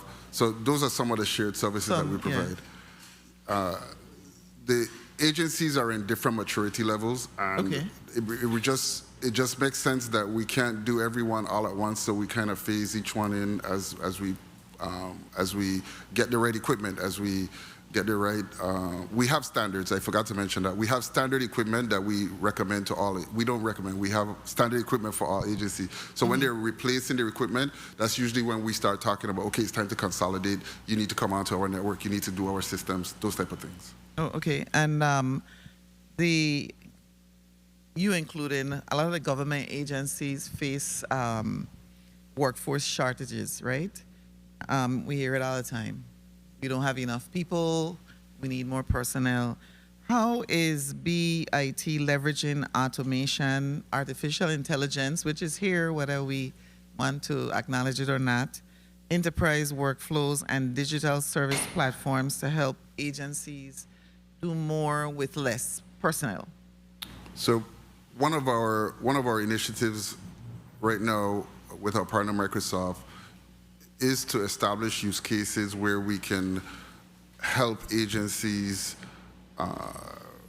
resolve some of the issues of time and efficiency using artificial intelligence. So some of those use cases, one of those use cases that we're working on now is with the Bureau of Motor Vehicles, and we're in process of establishing the right agents, co-pilot agents or AI agents, to be able to help them through time-consuming efforts. For instance, closing the day is a long process, and we're looking at how to reduce that process to be more effective and more efficient, so they could do other things. So Isn't BMV one of the agencies that is further along than most of the others? Because it seems to me as if, you know, the chair asked about you being a revenue-generating agency, which you're not. But if you think about it, if you help agencies save money, reduce costs, we actually end up with more cash in the budget. And so that's where you can be most effective in saving costs. Do you see BMV perhaps as one of the good examples in the VI government of the use of technology? Yes, when we started to look at how to utilize AI to help the government of the Virgin Islands, we looked at cost savings, revenue generation. We looked at time savings. So we looked at some criteria first, and then we looked at agencies that were ready to accept the implementation of the solutions that we were trying to provide. I'm going to stop you right there with that. When you say agencies that are ready to accept, you're talking about people. 30 seconds. Right? Because if you say agencies ready to accept, ultimately it goes to the people in the agencies. We considered like technologically ready to accept. Okay. Willing to work with us, ready to accept. You said it was something that we considered. But so definitely though, we started in the beginning. We started in a blanket effort, and immediately we recognized that we didn't use the right organizational change effort. Okay. And so this is why now we're doing a different targeted effort so that we can grow this to the rest of the agencies. Yeah, we're all integrated, like you're saying. Thank you, Director Ross, and thank you, Mr. Chair, for the time. Thank you very much, Senator Marie C. James Esquire, for your line of questions. Before we go on to the next senator, which will be Senator Avery Lewis, I wanted to ask you, well, first of all, Senator Fonseca had asked about the revolving fund balance. Do you have that ready for him? Yes. Currently, the balance is $235,624.90. 235,624. 24.90. Director Ross, are you responsible, or have you been tasked with the creation or establishment of the centralized online portal? The short answer is that was an initiative that we had. We were tasked with doing that. So the longer answer is that it has diffused a little bit. We still have the focus on creating the portal. So, qualify that for me a little bit. You lost me there. Say that again. So pretty much our effort to create the singular portal is still there. But we have a lot of projects that are ongoing that have usurped our energy to be able to deliver on that. So you don't consider this one of the priority projects, you're saying? It is. Okay. So where does this fall within the scheme of things?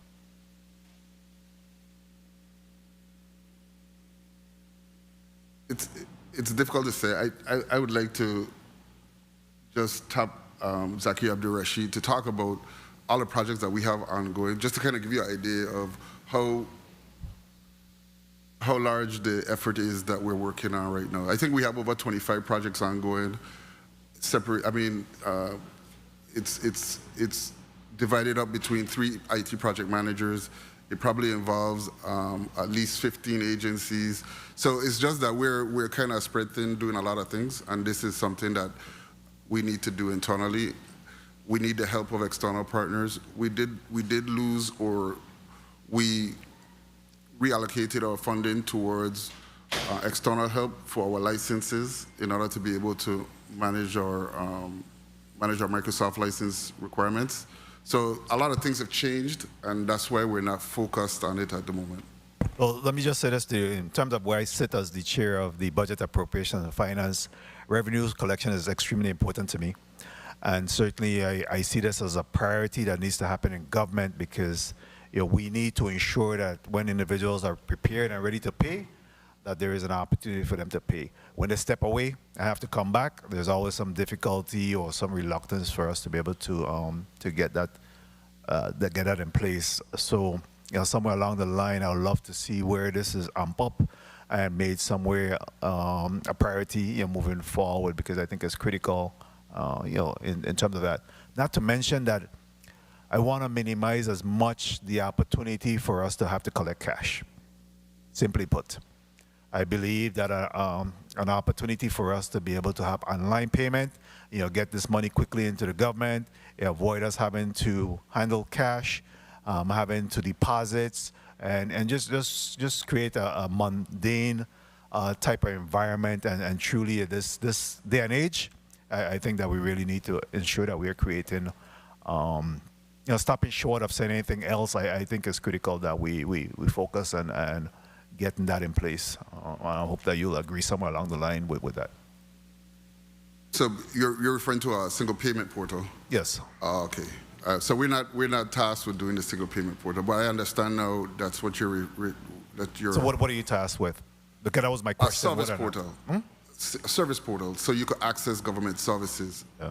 And I wasn't talking about and then pay for it. I was talking about the services that the I'm general talking public. about payment, revenues coming in. So you're not tasked with that? No. Have you had any discussion about how to establish I know that that? Department of Finance had started the effort some time ago. I'm not certain where it is at the moment. I know it was a project that we were working with them on. And this was some time ago, so I just don't have a good update for you. That was my question on whether or not on the centralized online payment portal. At this time, the chair will recognize Senator Avery Lewis. You recognize for your 5 minutes. Thank you, Mr. Chairman. Good morning. Again to the colleagues, good morning to the listening and viewing audience, good morning to the testifiers.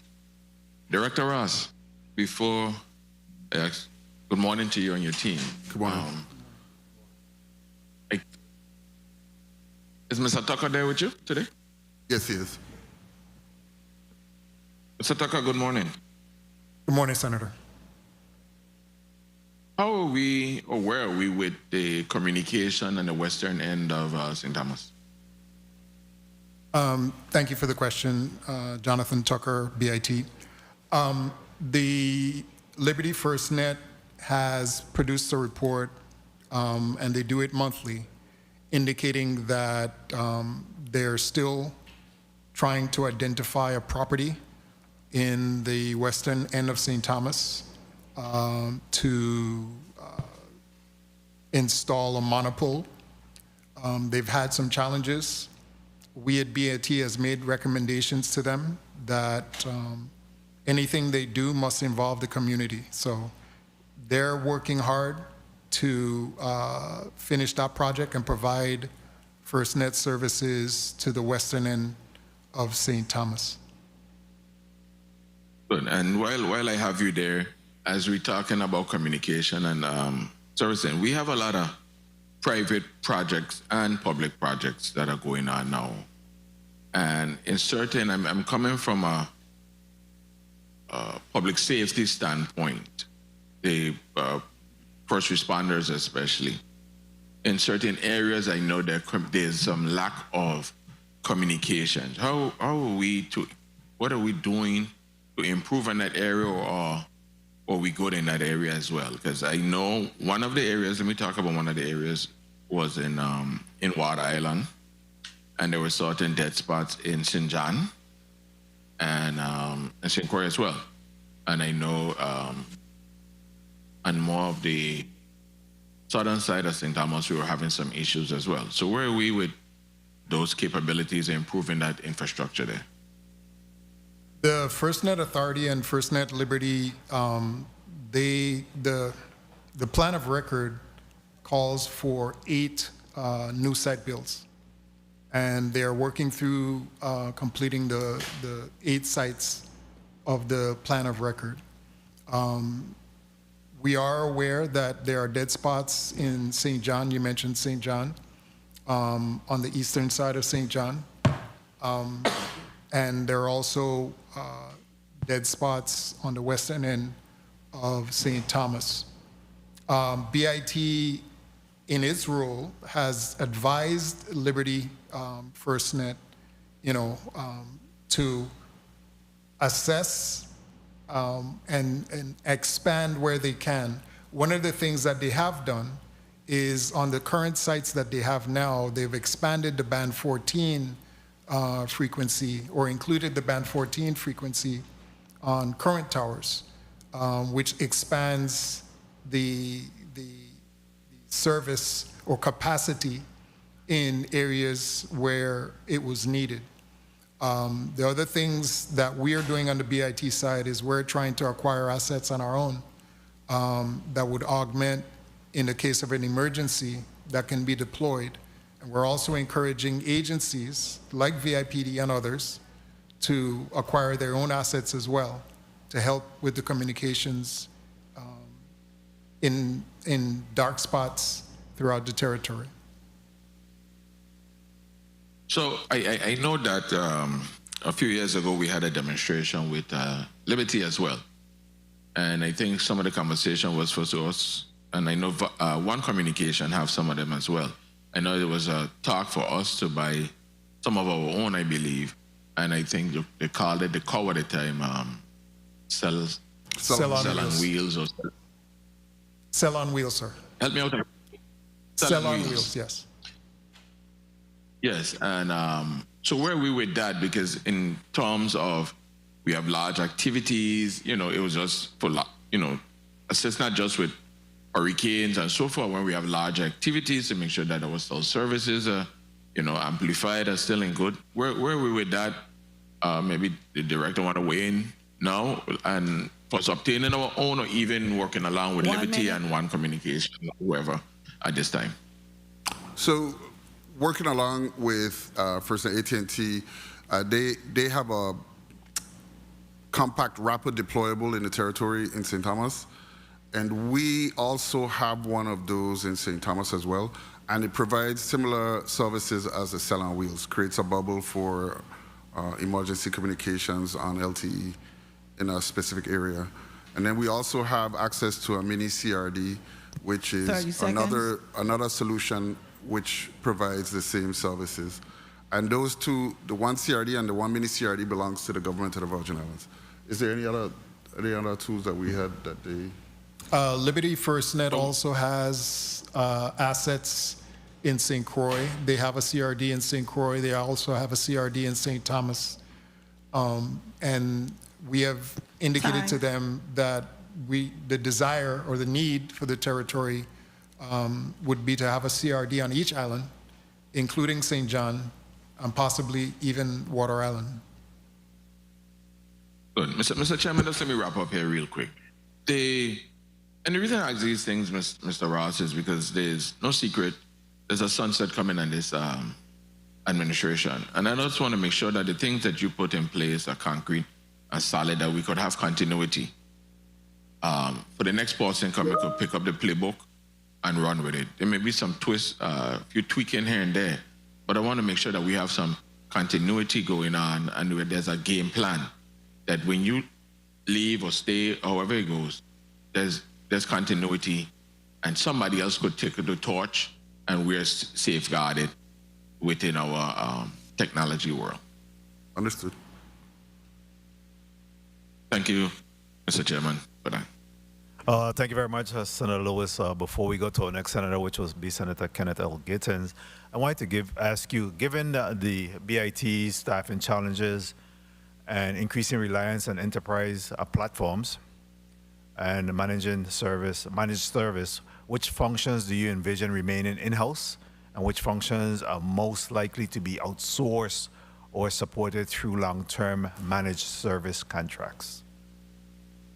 So definitely the basic core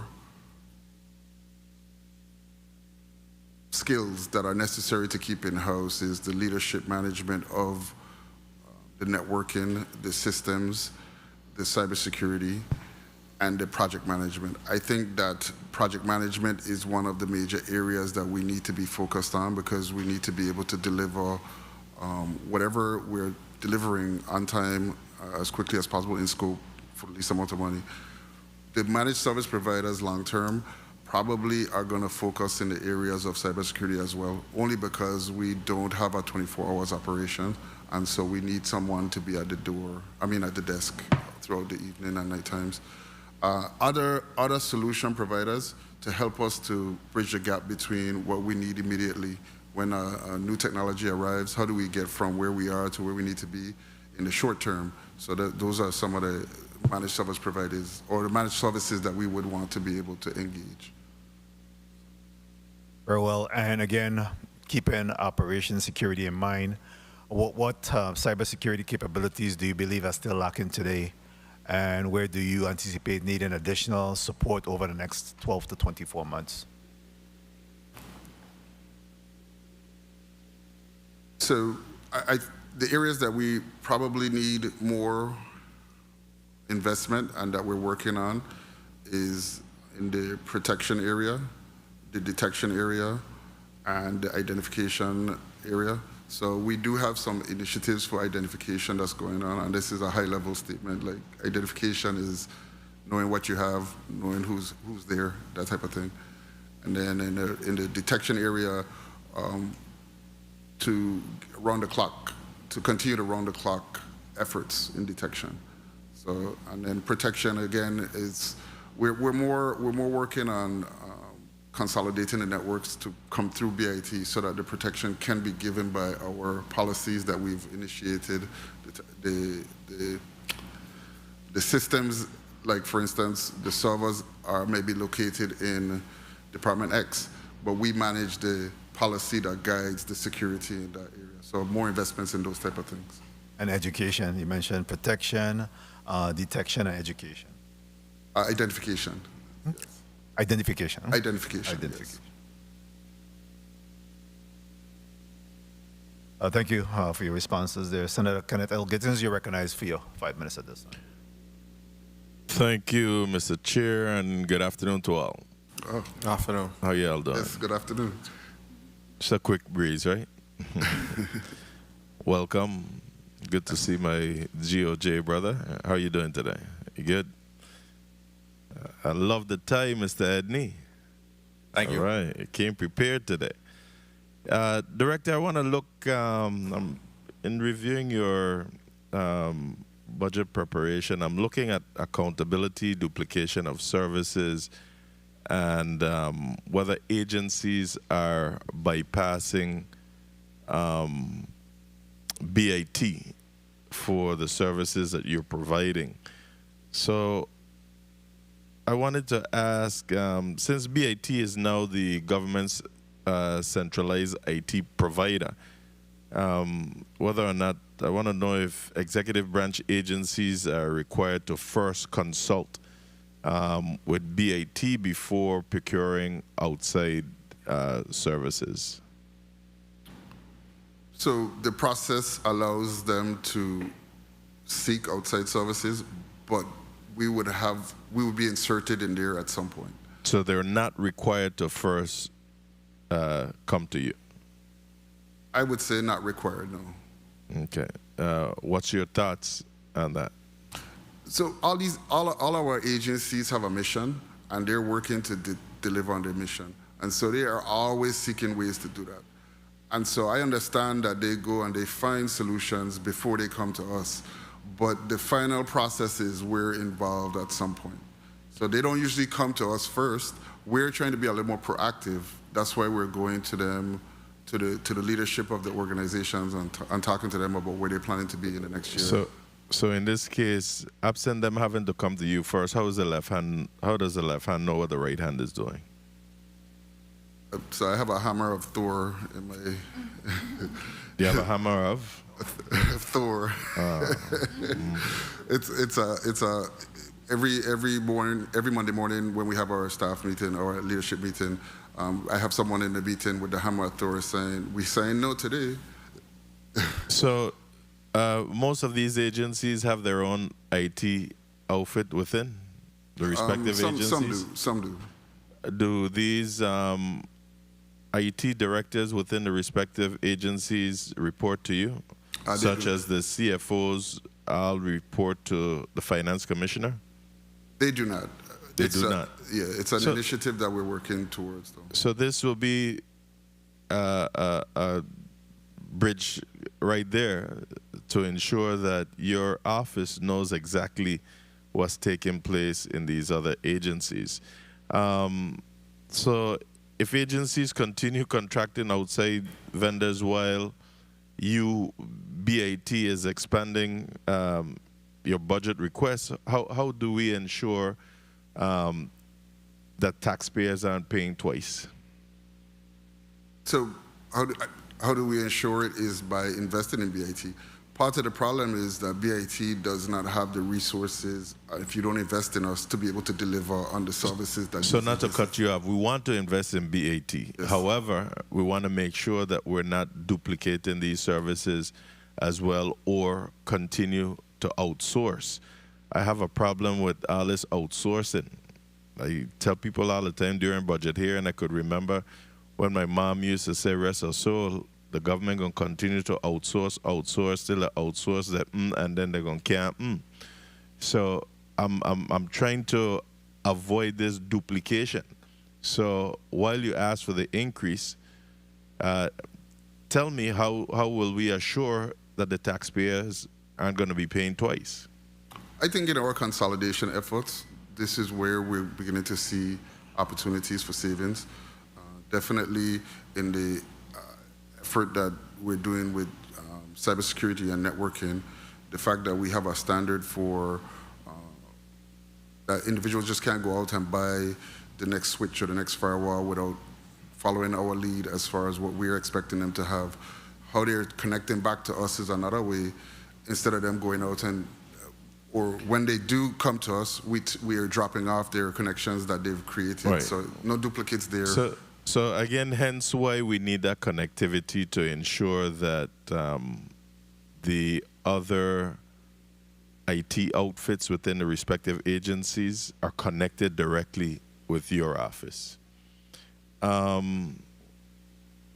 Should we consider requiring agencies to utilize your services first whenever those services are available before they go and outsource? I think that makes sense. It does? Yes. So how do we do that? Do we legislate that, or would you do a directive from your office? I think there's a lot to discuss there. Obviously, we have to talk about how do we expand to be able to meet the requirements of the... I tell you what, we will have that other one, that conversation off the record. Let me go quickly to 911. So I see that BIT is evaluating upgrades to the territory's 911 infrastructure, and that was from even last budget hearing. That will, but what my question should be is whether or not you're evaluating the 911 infrastructure that would allow unanswered or overloaded 911 calls to be rolled over to another same district telephone contact, such as maybe to a police precinct, before being rolled over to the other district. So a quick scenario is I dial 911 on St. Croix, there's overloaded calls, and it goes directly to St. Thomas. We understand, Mr. Chair? Thank you. We understand that it goes to St. Thomas because you want a human to answer. But what about the rolling over the calls to a same district precinct before it goes to St. Thomas?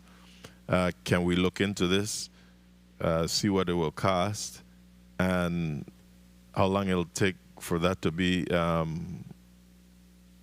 implemented? So in coordination with ITMA, we could talk about it. They're the ones who manage the 911 right, because they're coming up, so I do intend to ask as well. Yes. But I have you here. I don't want to say should I ask BIT earlier. So we don't manage that part of it. So that's why it was in coordination with ITMA. Okay, and lastly, as your agency transitions from a decentralized technology mode or model to an enterprise model, as you stated in your testimony, is the Bureau evaluating a government-wide unified telephone system that will allow residents to dial a single number and be able to be transferred to any agency or department? We've looked at it. We've looked at it tremendously. We want to be able to provide that service. It would be one of our shared services that we provide. Have we gotten close to executing on it in this fiscal year or upcoming fiscal year? I think we're not ready to do that. So can you look at that cost, what it will take to implement that, and get back to us? I mean, right there to the BVI, you call one government agency, you could be transferred. If you have the wrong department, they can transfer you to the next. Whether you call the police, they could transfer you to health, they could transfer you to education, any other agency. All right? Thank you. Thank you for the leniency, Mr. Chair, and thank you for the services that you provide to our government agencies. We want to see them maximizing your services before outsourcing. I don't like this thing about the Taxi Cab Commission at all going outside of the BIT services. Thank you, Mr. Chair. Thank you very much, Senator Gittins. And real quickly, as we move towards the wrap-up, In respect to the work that has been done by ServiceNow and their enterprise service delivery, what specific improvements has ServiceNow delivered for agencies and taxpayers? So definitely our service desk is the biggest benefit to the ServiceNow solution. The capabilities that we have in ServiceNow is so great that we're only using a fraction of it. But I think that we ran into some problems with development because of the cost of development. However, we do have some opportunities coming up where we're looking at field service management for the government. That's supposed to manage inventories, manage dispatch, understand where people are going to solve problems and being able to capture that information from the public. I think from our point of view, I believe that ServiceNow and the tools that we have in ServiceNow for IT service management is why our customer satisfaction scores are on the rise. And we do know that when individuals utilize it for the BMV who adopted it, that the BMV's phone calls started to go down almost to nothing, and the customers were able to resolve their problems online instead of having to make phone calls and come into the office. So I know there are some benefits there as well. So what are the average response, and resolution times today compared to before implementation of ServiceNow in some of our areas? Be able to talk about. For right now, for the existing. Use the mic. Good morning, Ruben Camacho here. Morning. For the existing services of ServiceNow, we try to implement a model of 3 to 5 business days for our Get response a time. little closer to the mic. We try to implement a model of 3 to 5 business days for our service response times, just depending on the nature of the incident. So the service level agreements that we have are baked into the solution. SLAs kind of give us a timeline that we should be finishing things. If it's an issue of a password or a problem with an account, our SLAs are hours. If it's a network is down, it's days.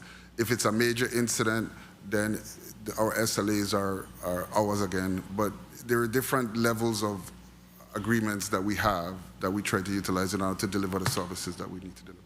Very well, thank you. And I know that even here at the legislature, we have used ServiceNow in a number of our projects, and that's definitely a plus here. And I'd like to see us certainly expand on those platforms and use of ServiceNow or a comparable entity in terms of automation and innovation. Right before I go to Senator VLA, who has a point of information. In regards to you talk about in public safety, I don't know if we had opportunity to discuss this a lot. The Advanced Land Mobile Radio Project through critical procurement milestones, I know that was something that you've been working on for quite some time. Can you speak to that? I know that you mentioned that it's one of the most consequential technology efforts underway in government, because it directly supports public safety communication, emergency coordination, and operational resilience across the territory. That is profound, and I would just like for you to explain to the public what we're trying to achieve here with that. Yes, so we're about to upgrade our radio communication sites to the P25 standard, which is a national standard for communications. Allows us to bring in people with radios and for them to be able to communicate with our emergency responders in times of emergencies. It allows us to encrypt conversations, connect radios together on the fly, so that in the case of an incident, that communications can happen pretty easily. So our efforts right now, we've qualified 3 firms, and they're going through the RFP process. We're having a meeting on the 1st of July with these firms as they have the RFP in front of them. And their goal is to understand our environment, understand what the project is. The project is to replace all the radios that are in vehicles and handheld. Replace all of the communication equipment. Qualify radios for the public. Radios are the devices that police officers would have in their hand to be able to communicate with 911 or dispatch or whoever else they need to communicate. Old-time walkie-talkies. Yes, walkie-talkies. And then in addition to that,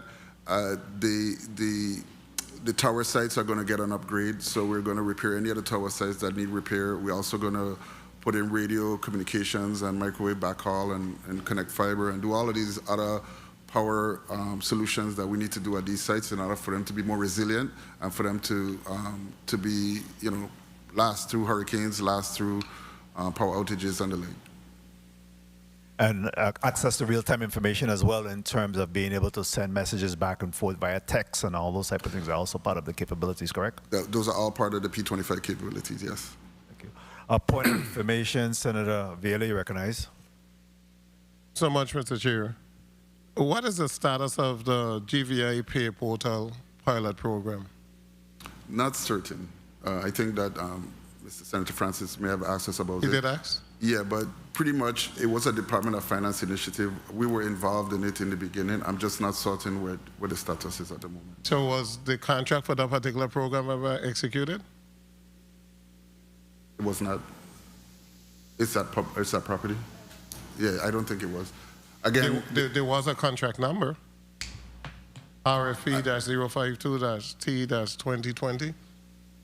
So I would say this, I'm not the right person to answer your question. So I would hate to give you information that's not correct. Okay, and I'm putting that on the record because I want to really know if contracts are being issued, payment is being made, and the contract is being terminated without the services being provided. To a degree, it looked like that is what took place, and I think this contract was in the amount of some $400,000 or something. So it's very important because we're talking about contracts, we're talking about increasing the amount for contracts, and then we really need to analyze exactly what has been executed by this government and the services has not been provided, and individuals are allowed to hold on to those monies. Thank you, Mr. Chair. Thank you very much, Senator Viola. Senator Gittins, you recognize for a point of information. Thank you, Mr. Chair. Going back to the walkie-talkies, the radios, I ain't used that terminology in years. Are you involved in the procurement services for these radios for our law enforcement agencies? The radios have to work on the system that we manage, and so whenever they're procuring the radios, they pass it through us so that we can make certain they're compatible. So they pass it to you. You're answering me. Are you involved in the procurement process? Maybe I don't understand. I'm involved at the point where from the onset, not after the fact. So I would say this, that the need is established. They come to us and they ask us what will work, and we would answer them, or they would go out and they say, here is what we found, and we would say that's not going to work. So we're involved in that aspect. Good. So currently, do you know who they're? Back in the day, we had Motorola. They went from Motorola to, what was it, Tate or something like that. Yes. And we, Kenwood and then Tate. But we went from way up there to like way down here. Do you know who they're contracting with now? Or what's compatible with your system? So a few years back, we implemented scrambling on the network to secure communications. Perfect. But they needed to be Tate radios all around for that to work. So we're standard on Tate. So that's why. So what happened to Motorola? I mean, we couldn't scramble the Motorola? Our radio system, so I'm going to allow Victor E to respond. So you allow the walkie-talkie man to Well, I was saying a big picture, our plan to scramble required the radios to be Tate radios. So, but Mr. Edney could answer. So Victor Edney, RF Administrator. So in a nutshell, Victor Edney, the who? RF Administrator. RF? Yes. Radio frequency. Radio frequency administrator. Good. Thank you. So in a nutshell, basically for the Tate radios to communicate, or for you to communicate between the system, the radios have to match one another for the encryption to work. So in a nutshell, basically, if you're using a Tate and you're using any other brand, because of the encryption, they won't be able to talk to one another. Hence why we're sticking with the Tate brand only. And the P25 system is going to allow us to be able to utilize any radio that is P25 compliant and still be able to do the encryption. Okay, thank you. We could have a conversation offline with this as well. Thank you. So I think what I'm hearing is that you wanted the similar radio system. It could have been Tate, it could have been Motorola, it could have been Kenwood. But for this purpose, you have gone with Tate because I guess they responded to RFP. They had what you needed for the P25 system. And you want to make sure that there is standardization across the board so that it could be efficient and effective. Correct? It could have been any other system, or it had to have been a Tate radio system. For encryption purposes, it could be any radio system as long as they're the same brand. That's one. Yes, correct. All right. So, Director Ross, what would you say is your greatest achievement under your watch? What would you leave in your stead at BIT? You know, what would you, in terms of your legacy, what do you see as part of your greatest achievement? My response to that, I get told a lot that we've done a lot of great things at BIT over the period of time that. So this is your time to sell yourself. Yeah. And your work and your work. I get it. Yeah. I think that I'm most proud of the team that we put together and the work that we do. I believe that I've been able to break through the barriers that kept agencies from working with BIT, brought them together, brought them to speak about their what their challenges are, what their initiatives are, and work behind the scenes to support that and to listen to what they have to say.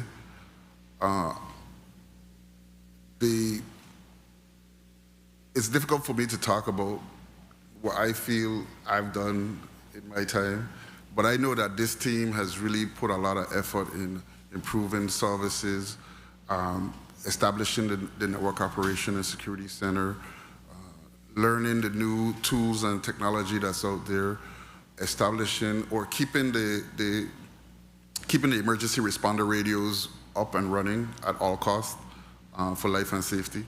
So those are some of the things that I think about. I don't really think about what I've done. And if I ask Deputy Director to talk about my time at BIT, he probably will say a lot of great things about me. But honestly, I do the work not for me and not for my personal gain, but really for the community. And it's not about boasting about all of the things that I've done.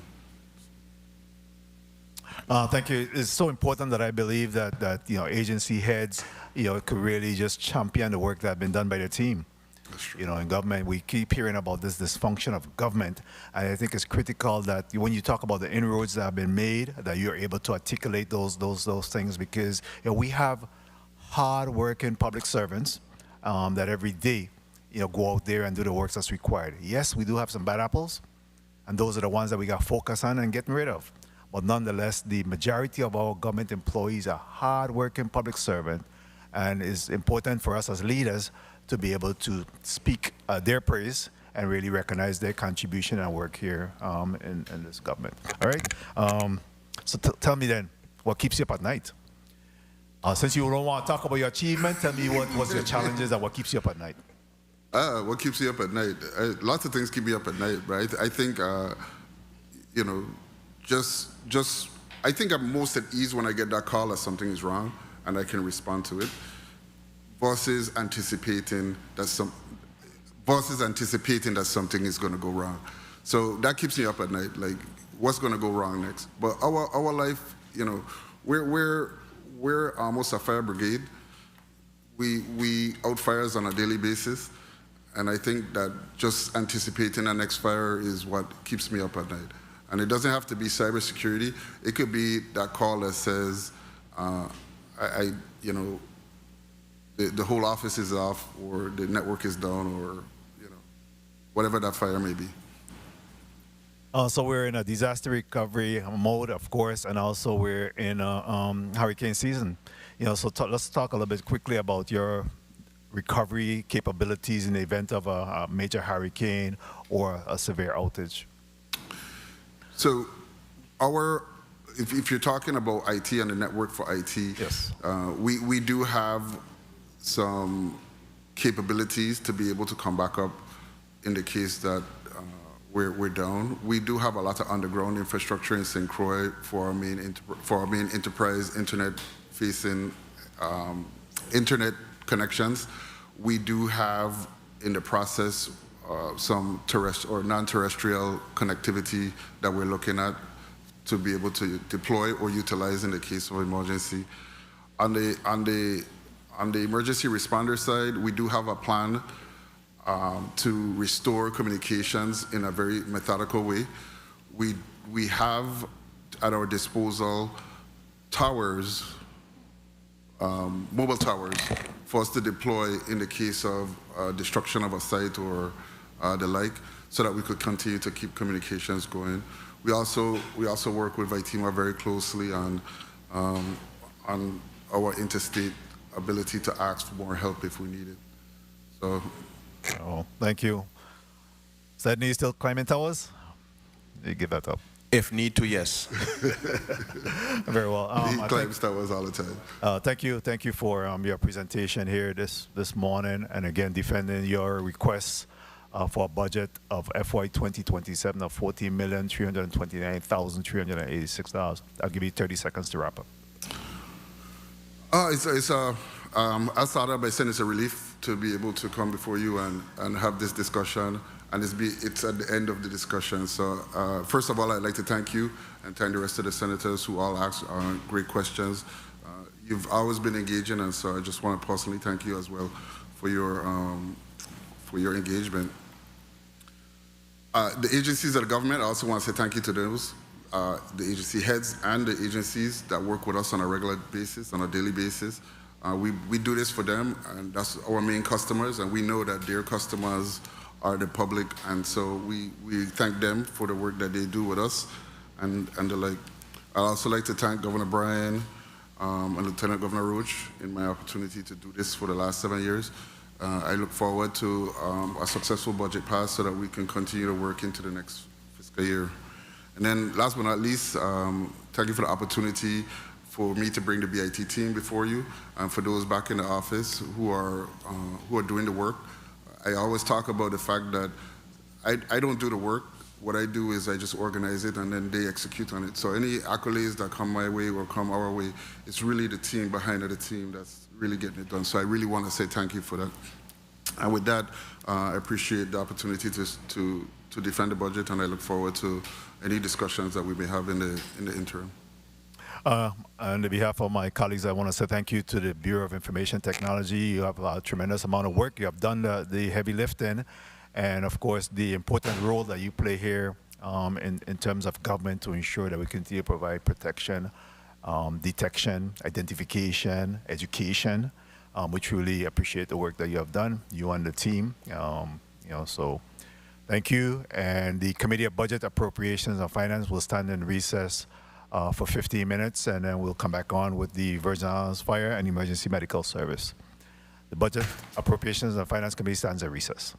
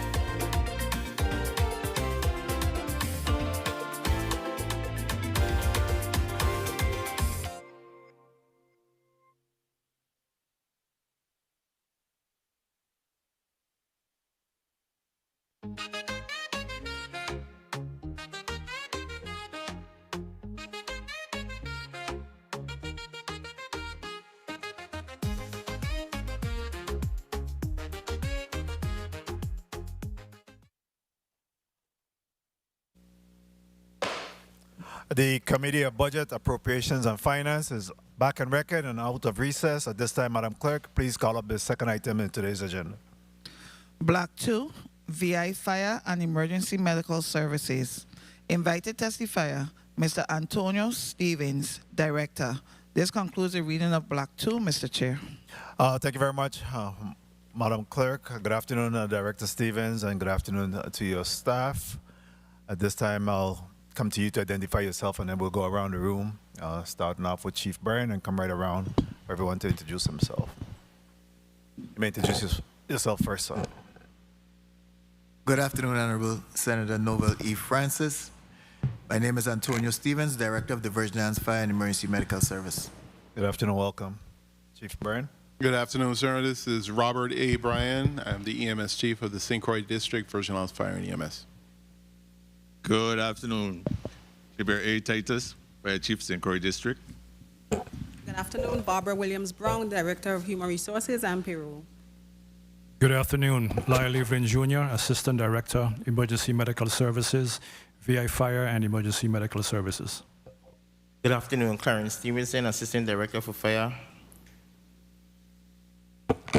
Good afternoon. Charmaine Akers Hewlett, CFO, VI Fire Service.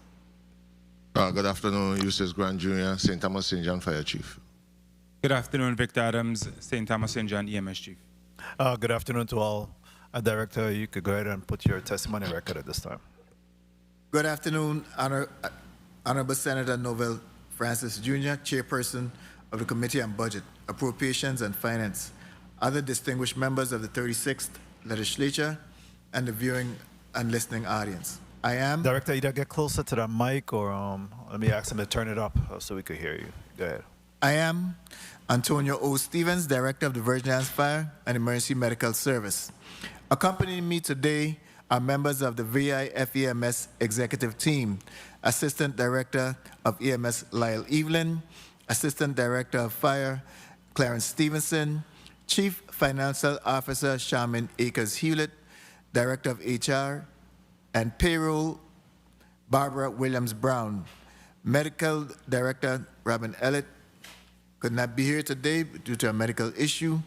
I also have the Territorial Training Coordinator Michael Lewis for the Territory, St. Thomas St. John Fire Chief Eustace Grant Jr., St. Croix Fire Chief Kleber Titus, St. Thomas St. John EMS Chief Victor Adams, St. Croix EMS Chief Robert Bryan,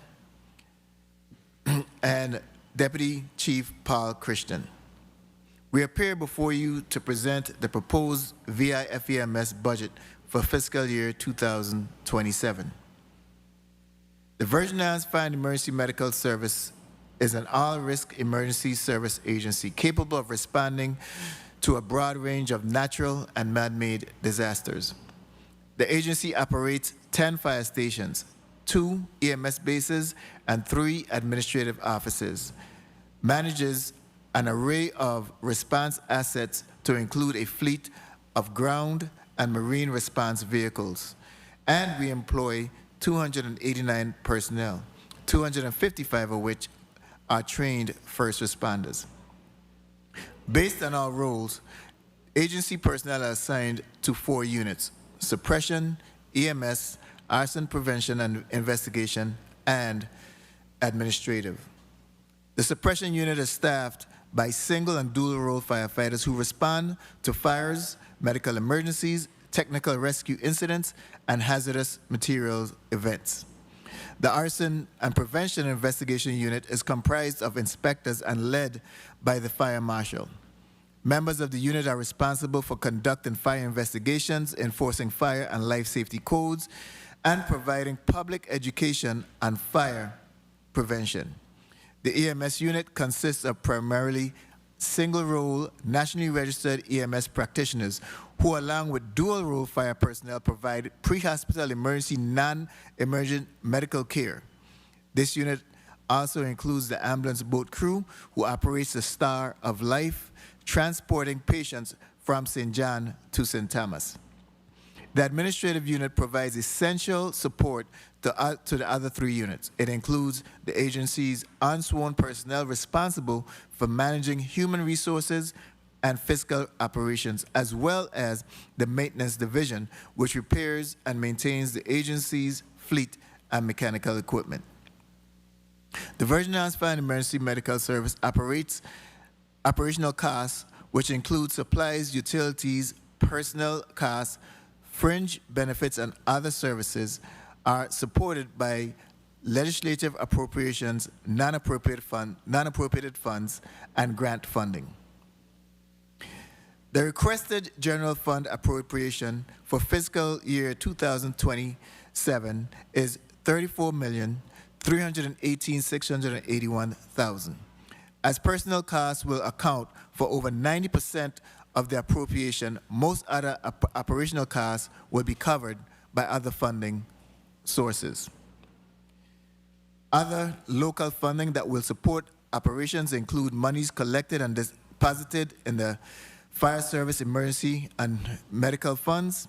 Monies in the Fire Service Emergency Fund are collected by VIFEMS for inspections, permits, and other services, and the entire fund is available for VIFEMS use. Fund projections for fiscal year 2027 is $782,879. In contrast to a Fire Service Emergency Fund, VIFEMS is entitled to only a portion of the emergency funds, which consists of monies collected from a surcharge added to the telephone lines for emergency services. Projections for fiscal year 2027 total $774,048. In the upcoming fiscal year, local funding will be augmented by federal grant awards from the Department of Interior Technical Assistance and Maintenance Assistance Programs and the U.S. Department of Agriculture's Virgin Islands Fire Service State Fire Assistance Program. These awards total $938,000 and will be used to procure wildland fire fighting supplies, SCBAs, an oxygen filling station, mechanical equipment, EMS equipment, and a boat trailer. Additional details to include individual award amounts and grant periods can be found in Appendix B. In fiscal year 2026, VIFEMS continued to advance the phased integration of fire and emergency medical services, build capacity as an EMS organization, and enhance operations with the following key accomplishments. Successfully conducted EMS continuing education and protocol in service training, graduated 13 firefighter EMTs from the inaugural VIFEMS EMT Academy with 100% National Registry EMT examination pass rate, increased the number of existing firefighters who are nationally registered EMTs by providing EMS training, supported professional development initiatives for EMS personnel, conducted BLS, ACLS, PALS, and PHTLS and emergency preparedness training programs. Fleet and equipment enhancements, received 7 new ambulances to improve territorial EMS response capability and fleet reliability, ordered 4 quick response vehicles, 2 rescues, and 1 brush truck utilizing grant funding, expanded acquisition planning for Zoll monitors, radios, and communications equipment. Emergency preparedness and response. We participated in multiple territorial exercises, tabletops, drills, and disaster preparedness initiatives, strengthened EMS response capabilities for hurricane preparedness and mass casualty incidents. EMS billing and revenue recovery. Successfully obtained a dedicated EIN and national provider identifier for VIFEMS EMS operations. Continued coordination with Medicare and Digitech to improve revenue recovery processes. Policy and Compliance Administration developed and revised multiple EMS operational policies, and procedures, improved administrative oversight, accountability, and operational standardization territory-wide. Community and public health engagement. We strengthened partnerships with the Department of Health Office of EMS, hospitals, healthcare facilities, and the community organizations. Facility repairs and capital projects. We installed new air conditions where needed, repaired apparatus bay doors as needed, began the pre-construction phase of the Cotton Valley, Cruz Bay, Tutu, and Fortuna fire station rebuilds with the assistance of ODR's SPMO. Began clearing future site of the agency's training facility and the junior firefighter headquarters. Goals for fiscal year 2027. Personnel staffing. Recruit and retain additional paramedics and firefighter EMTs. Continue to increase the number of dual-role firefighters through training. Expand advanced life support coverage territory-wide. EMS billing and financial sustainability. Fully operationalize the EMS billing system for improved revenue generation. Increase billing efficiency for Medicare, Medicaid, private insurance, and self-pay. Fleet modernization and equipment. Acquire additional cardiac monitors, AEDs, radios, and EMS medical equipment. Procure 3 new brush trucks. Clinical excellence and quality improvement. Expand EMS quality assurance and continuing education initiatives. Strengthen data-driven patient care review and performance improvement. Emergency preparedness and disaster readiness.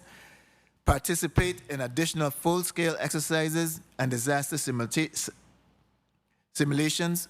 Enhance hurricane preparedness and mass casualty response capabilities. EMS infrastructure and operations. Continue development of EMS station development models and QRV initiatives. Improved operational efficiency and response time performance. Strategic organizational development. Strengthen the EMS division as modern, integrated, territorial EMS system. Pursue additional grant funding and strategic partnerships. This concludes my testimony today. Thank you for the opportunity to testify my team, and I await your questions.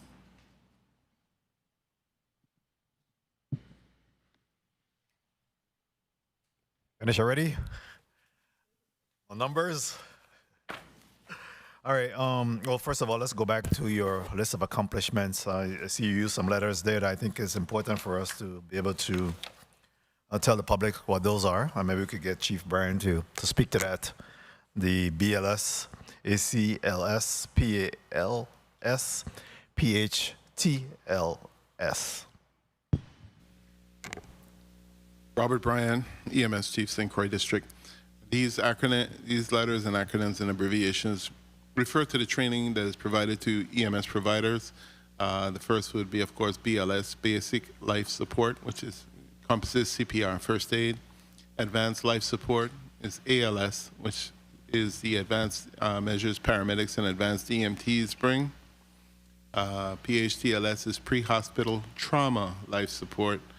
And going to the last one, AC. Which is the PALS, which is pediatrics. Yes, Pediatric Advanced Life Support. Life support dedicated specifically for minors and infants. Yeah, thank you for that. It's important that we're able to put those numbers out there. So let's get into the numbers. And can you give us your actuals in terms of personnel, fringe, supplies, other services, and charges, utilities, capital outlay? Thank you, Senator. Ms. Hewlett, CFO will answer. Can you repeat the Charmaine Akers Hewlett? Actuals and which field? Actuals under personnel, fringe, supplies, other service and charges, utilities, and capital outlay. If you give us the date of those as of when.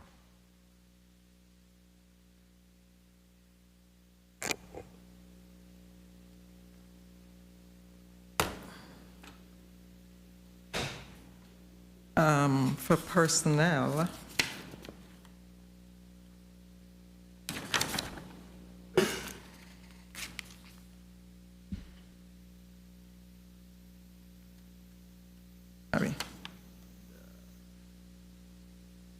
Terry.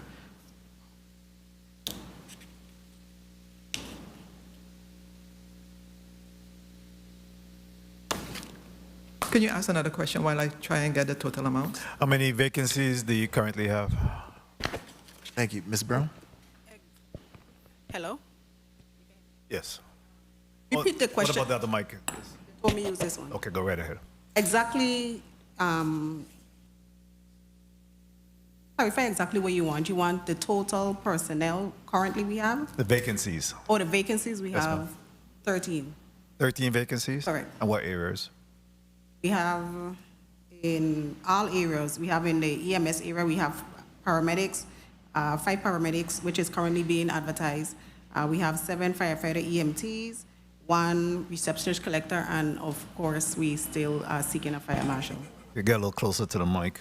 So 13, you have 5 paramedics, and what else? 7 firefighter EMT, Uh-huh.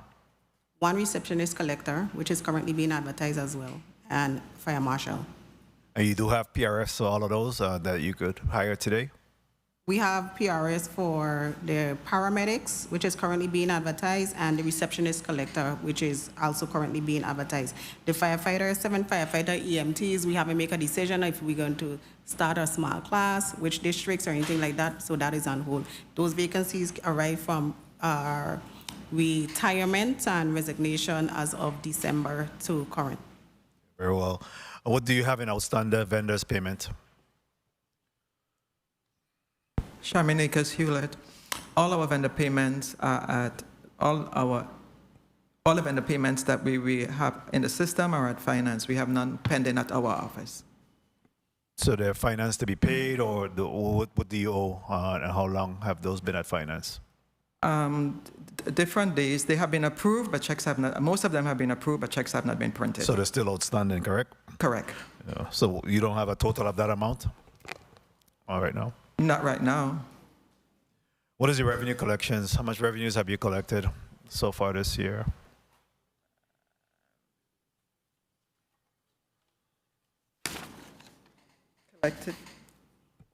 Collected this year, 26, 519,302. 519,302? 302, yeah.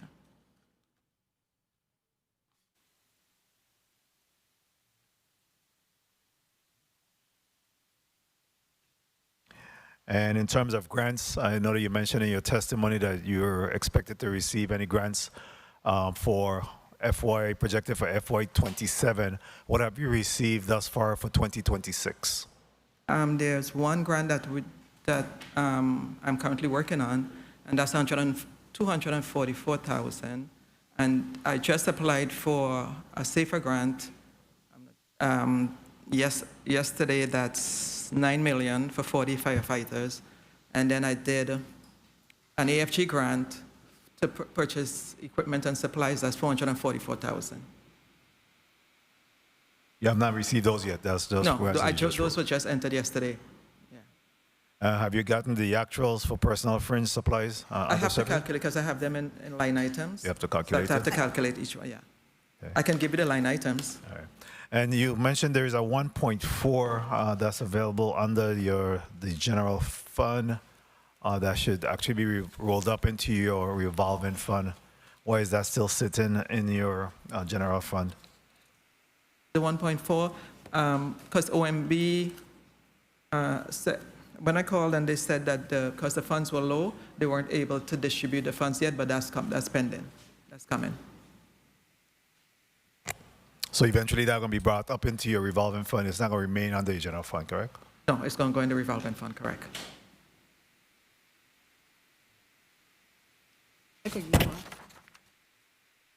You have under your revolving fund, you also collect money and emergency service charge for inspections. What is that amount? That's part of your 500 and that is the 500. That 500. What's the balance in that account, and how are you expending that? Do you have a separate breakout for how you're expending that $519,000? It's broken out by because we don't have a line item. We don't get enough money under our budget for like supplies and equipment or whatever. So we budget it out based on the needs, because 96% of our budget is payroll. So all that's left really is electricity and rent. So anything else that we need goes under the emergency fund, the two emergency funds as well as the health revolving funds. And under the Emergency Service Fund, the 911 funding, I see that you're projected to get $774,000 next year. What have you received thus far for FY 2026? 438. 428? 38. 38? Mm-hmm. And how have you utilized that funding? That funding is also utilized for the repairs and maintenance of the of the apparatus, repair of the buildings, supplies, gas. Very well. Go ahead and work on that breakout for me so that I can get that number taken care of. At this time, what I'll do is open up to the floor to questions from my colleagues, and then I'll come back. Senator Bolkes, you're recognized for your 5 minutes. Thank you, Mr. Chair. Good afternoon, Mr. Chair. Good afternoon, colleagues. Good afternoon to the listening and viewing audience. Good afternoon, Central staff, my staff, and the testifying panel here before us from the Virgin Islands Fire Emergency Medical Services. Good afternoon, Director. Good afternoon. All right. Director, you know, your agency, if I can call it that, protects life and property throughout the Virgin Islands. You deal with suppression issues, emergency medical services, disaster response, rescue, public safety, everything under the sun. So I just want to publicly thank you, your leadership team, and every single fireman and firewoman in the service for putting their lives on the front line to make sure that we're all safe. So thank you for that. Director, on the island of St. John, I'm aware that the Star of Life marine vessel is having some issues and is currently down or in the middle of a transition for maintenance, deferred maintenance. And of course, that vessel is a very critically important emergency response asset. And it's currently out of service, so I'm assuming that it would affect your emergency medical transport between St. Thomas and St. John. Could you share a little information about what's going on in that space, please? Sure, Senator. I'll let my Assistant Director of Fire, Clarence Stevenson. Good afternoon. Good question, Senator. Clarence Stevenson, Assistant Director. So currently the boat is in service. We have our mechanic and St. John and the captain are doing lay maintenance here and there. We do have a capital improvement project pending. We're waiting for the the PO to be processed, and then that boat will be coming to St. Croix to do some critical repairs. But it is operational thanks to our mechanic and our captain. So when was the last major overhaul or maintenance performed on the vessel? So the boat hasn't been out of the water in over 3 years, which is not good. So right now, after we get the critical infrastructure project done, which is the mounts, and so it has some major stuff that needs to be done over here. Then when it comes back to St. Thomas, because they can't pull it over here for some reason, then we'll do the dry dock and that kind of stuff. Well, you know, I was over there for the Queen show, obviously, and I got cornered by, I'm not going to call any names, but, you know, they made sure to let me know every single thing that's happening on the vessel. So whatever can be done to get that vessel up and running, but I assume that there would also be additional costs associated with that. Are you readily available to absorb those costs, or would that require some sort of additional help? We anticipate that as well. Me and the director have spoken about that, and then we will have to try to figure it out. But we being in the water for 3 years, we know it's going to be some additional stuff that we're going to find when we pull it. Okay, well, I would suggest and encourage that you speak to the chairman of this committee and the other members of this committee. I'm not a member, but I come to the finance hearings. But I would suggest that you please let them know so that they're aware, because obviously that's a very critical asset for emergency response between St. John and St. Thomas. So let's go ahead and move on. Your EMS billing, the system, when will it become fully operational? Do we have a time date on when that's going to happen? Larry Levin, Assistant Director of EMS. Thank you for that question. So last week we submitted a final application to Banker Popular for us to obtain our lockbox address. We're hoping to receive that this week, and then we can move forward. And I want to give an estimate of 2 to 3 months before it's online, with everything set with Medicare, et cetera. What do you project for revenues? If you could throw a number out so that we could get a general idea. I would say between 3 million to 5 million. High end could be 8 million. It depends upon our call volume. I'm doing the math. Let's say we have 10,000 calls per district, 20,000 calls times 400. That's about 8 million. So I say between $3 and $5 million annually.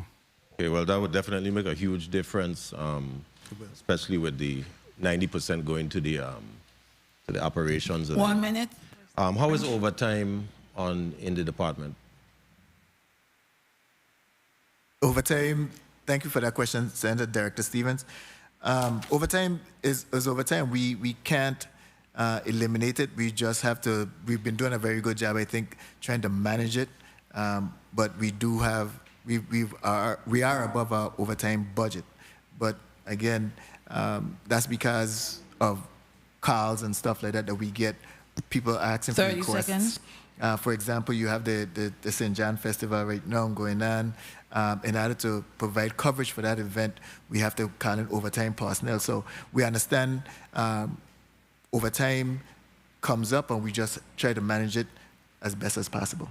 Okay, I appreciate that. And in your department, I condone overtime, but I still have to ask just to understand, because we still have to do our best to, Mr. Chair, if I may. Thank you, Mr. Chair. Do our best to control it. Lastly, really quickly, I see that you received 7 new ambulances in 2026, and that's awesome. What about the older ambulances? Are they being retired? Are you fixing them or just having them as backups, in a sense of if something happens to one of the newer ones, then you're able to bring the older one up for just temporarily to have some sort of service? What's the plan around the older units? Like Leaving Assistant Director of EMS, yes, we are still using the older ambulances. We put them in service once in a while as a backup. Because, we still have to take the new ambulances offline for maintenance. So they're still being utilized on a daily basis. Okay, very well. Thank you for the responses, and thank you for the time, Mr. Chair. Thank you very much, Senator Volkers Jr. Senator Franklin Johnson, you're recognized for your point of information. Thank you very much, Mr. Chair. Just a follow-up on the overtime question. What have you expended so far in overtime for this year? Chairman Akers Hewlett, so far is $4,061,249. What did you spend last year? $5,979,482. Thank you very much, Mr. Chair. Let's get a number again in terms of overtime you spent so far in the first 8.5 months. How much overtime? $4,061,249. Thank you. And the total, for in comparison to last year, for the I guess the entire fiscal year was $5 million. $5,979,482.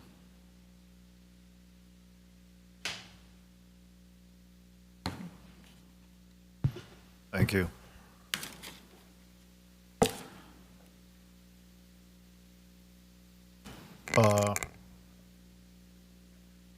The chair will now recognize Senator DeGraff. You're recognized for your 5 minutes. Thank you, Mr. Chair. Good afternoon, colleagues. Good afternoon, testifiers, all of you listening and present. Director, to you and your team, thank you very much for all you do. First responders, second to none. You have a copy of the post-audit report? Yes, we do, Senator. Okay, has anyone received wage increases in 26? Yes, Senator. Okay, who received the wage increases? Or firefighters or everybody across? Or who received? If I may, Barbara Williams-Brown, Director of Human Resources and Payroll.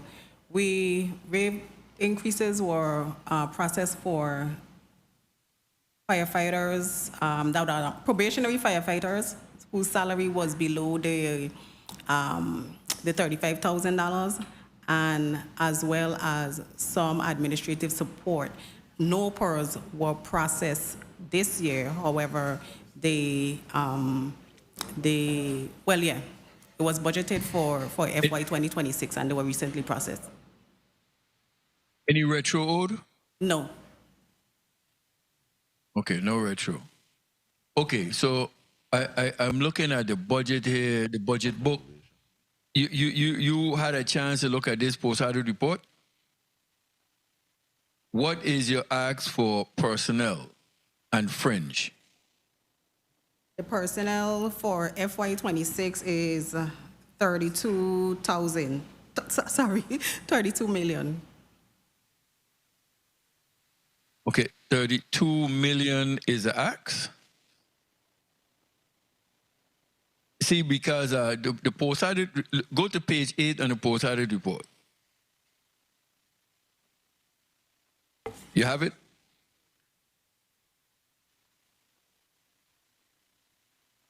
Page 8 said the general fund recommendation of 23,702,591 for fiscal year 27. The governor recommendation represents a decrease of 940,679, which is 4% less than FY 26. You following me so far? No, what page is that? Page 8? Go to 5. Page 8 don't. Go to 5. Page 6, correct. I do apologize. Page 6. Page 6, personnel services. 5. Go to 5. Page 5. Oh. You have 5? I'm reading 6. You with me now? Yeah. Okay, so now they say the general fund revised budget of 24,643,270, which includes pay increases per Act 8995. Correct? Okay, so that's what I'm saying. When you were telling me that your personnel that you had was 32 million? Remember, that would include promotions, different incentives that are owed. So, of course, the numbers would not always be accurate.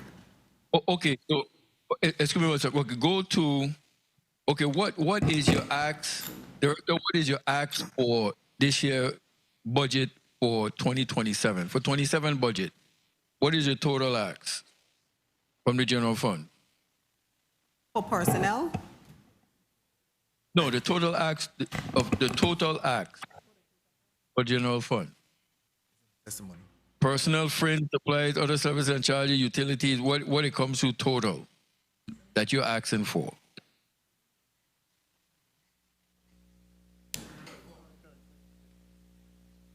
Okay, go to page 9 of the post-audit report. Yeah, okay, go ahead, Director, sorry. 34,318,681,000. Yeah, right. So that's what I was saying. Based on what I was asking, in regards to what was the personnel and fringe for 2025, I'm trying to get what is exactly a personnel and fringe. 32 million is going to be too high because your total ask is 34 million. So we're saying 32 of it is fringe, which it is not broken down like that. I mean, personnel or fringe. So I'm trying to get accurate numbers now. What is your accurate number for personnel and fringe presently? In the 20, thus far, 26 is what we're asking for to get actuals. But then I also want to know, with the wage increases or bringing up to 35, were there any other wage increases, any unionized wage increases thus far? So, if we didn't have any, Senator, but to answer your question, from the post-audit report for personnel services for FY 2027, it was recommended 23,702,591, with fringe benefits being 9,825,698. Right. So did that cover the what we are speaking of in terms of wage increases, because when I look at the 26 budget, it showed that you don't have that with you now, but it showed where the overall ask was 35 million, excuse me, 35,544,463. So I'm trying to get your numbers correct because it shows one in 27 budget that you're taking a decrease. You're aware of that? Yes, Senator, I am. 1 minute. So we're taking a decrease and then adding those increases that you have for those individuals who are under 35, going over, it just don't seem like the numbers. If I could refer you, but you don't have the previous post-audit report. So it just showing that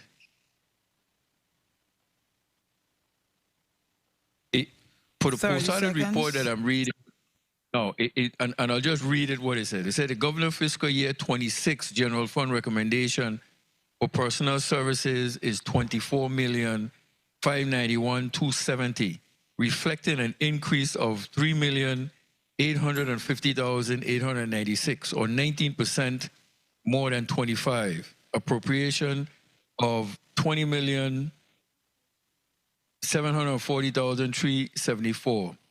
And then they show the breakdown in the appendix. So that's what I'm saying. So with the recommendation for personnel services in the 26 being 24,000,005. Time.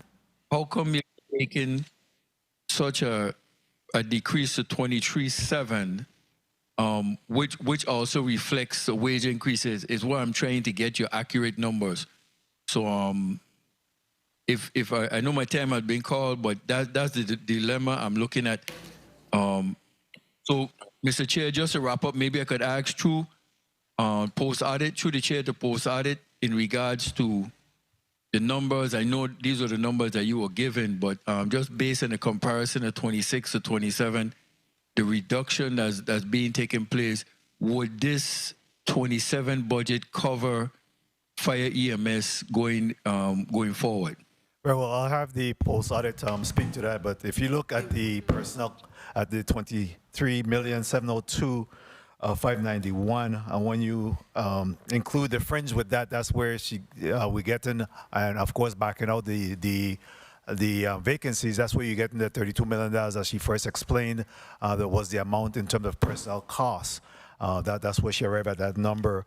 The 23,702,591 is outside or absent the fringe there. That just speaks to the raw figure of just the personnel cost. But I'll allow for post-audit to further explain that. Right. Through the chair to Senator DeGraff, last fiscal year had more vacancies in the budget than this fiscal year as well.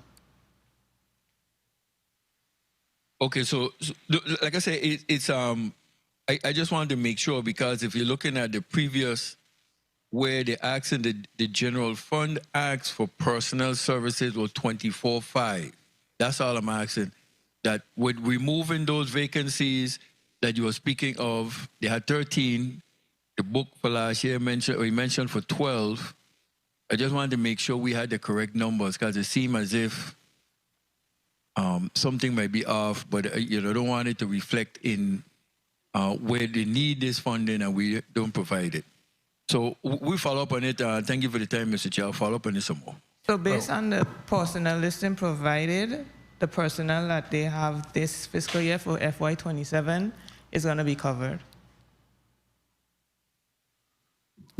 Thank you, Mr. Chair. Post-audit, please put your name on the record. So Nikia Fleming, Assistant Post Auditor. Thank you. Point of information, Senator Balkas Jr. Thank you, Mr. Chair. To the panel, page 15 of the post-auditor report. In the adjustment area, we have overtime listed twice, one in the tune of 100,000 and the other in 1.3. Someone, I see that there's actually, it's listed 3 times, but the last one is emergency medical services.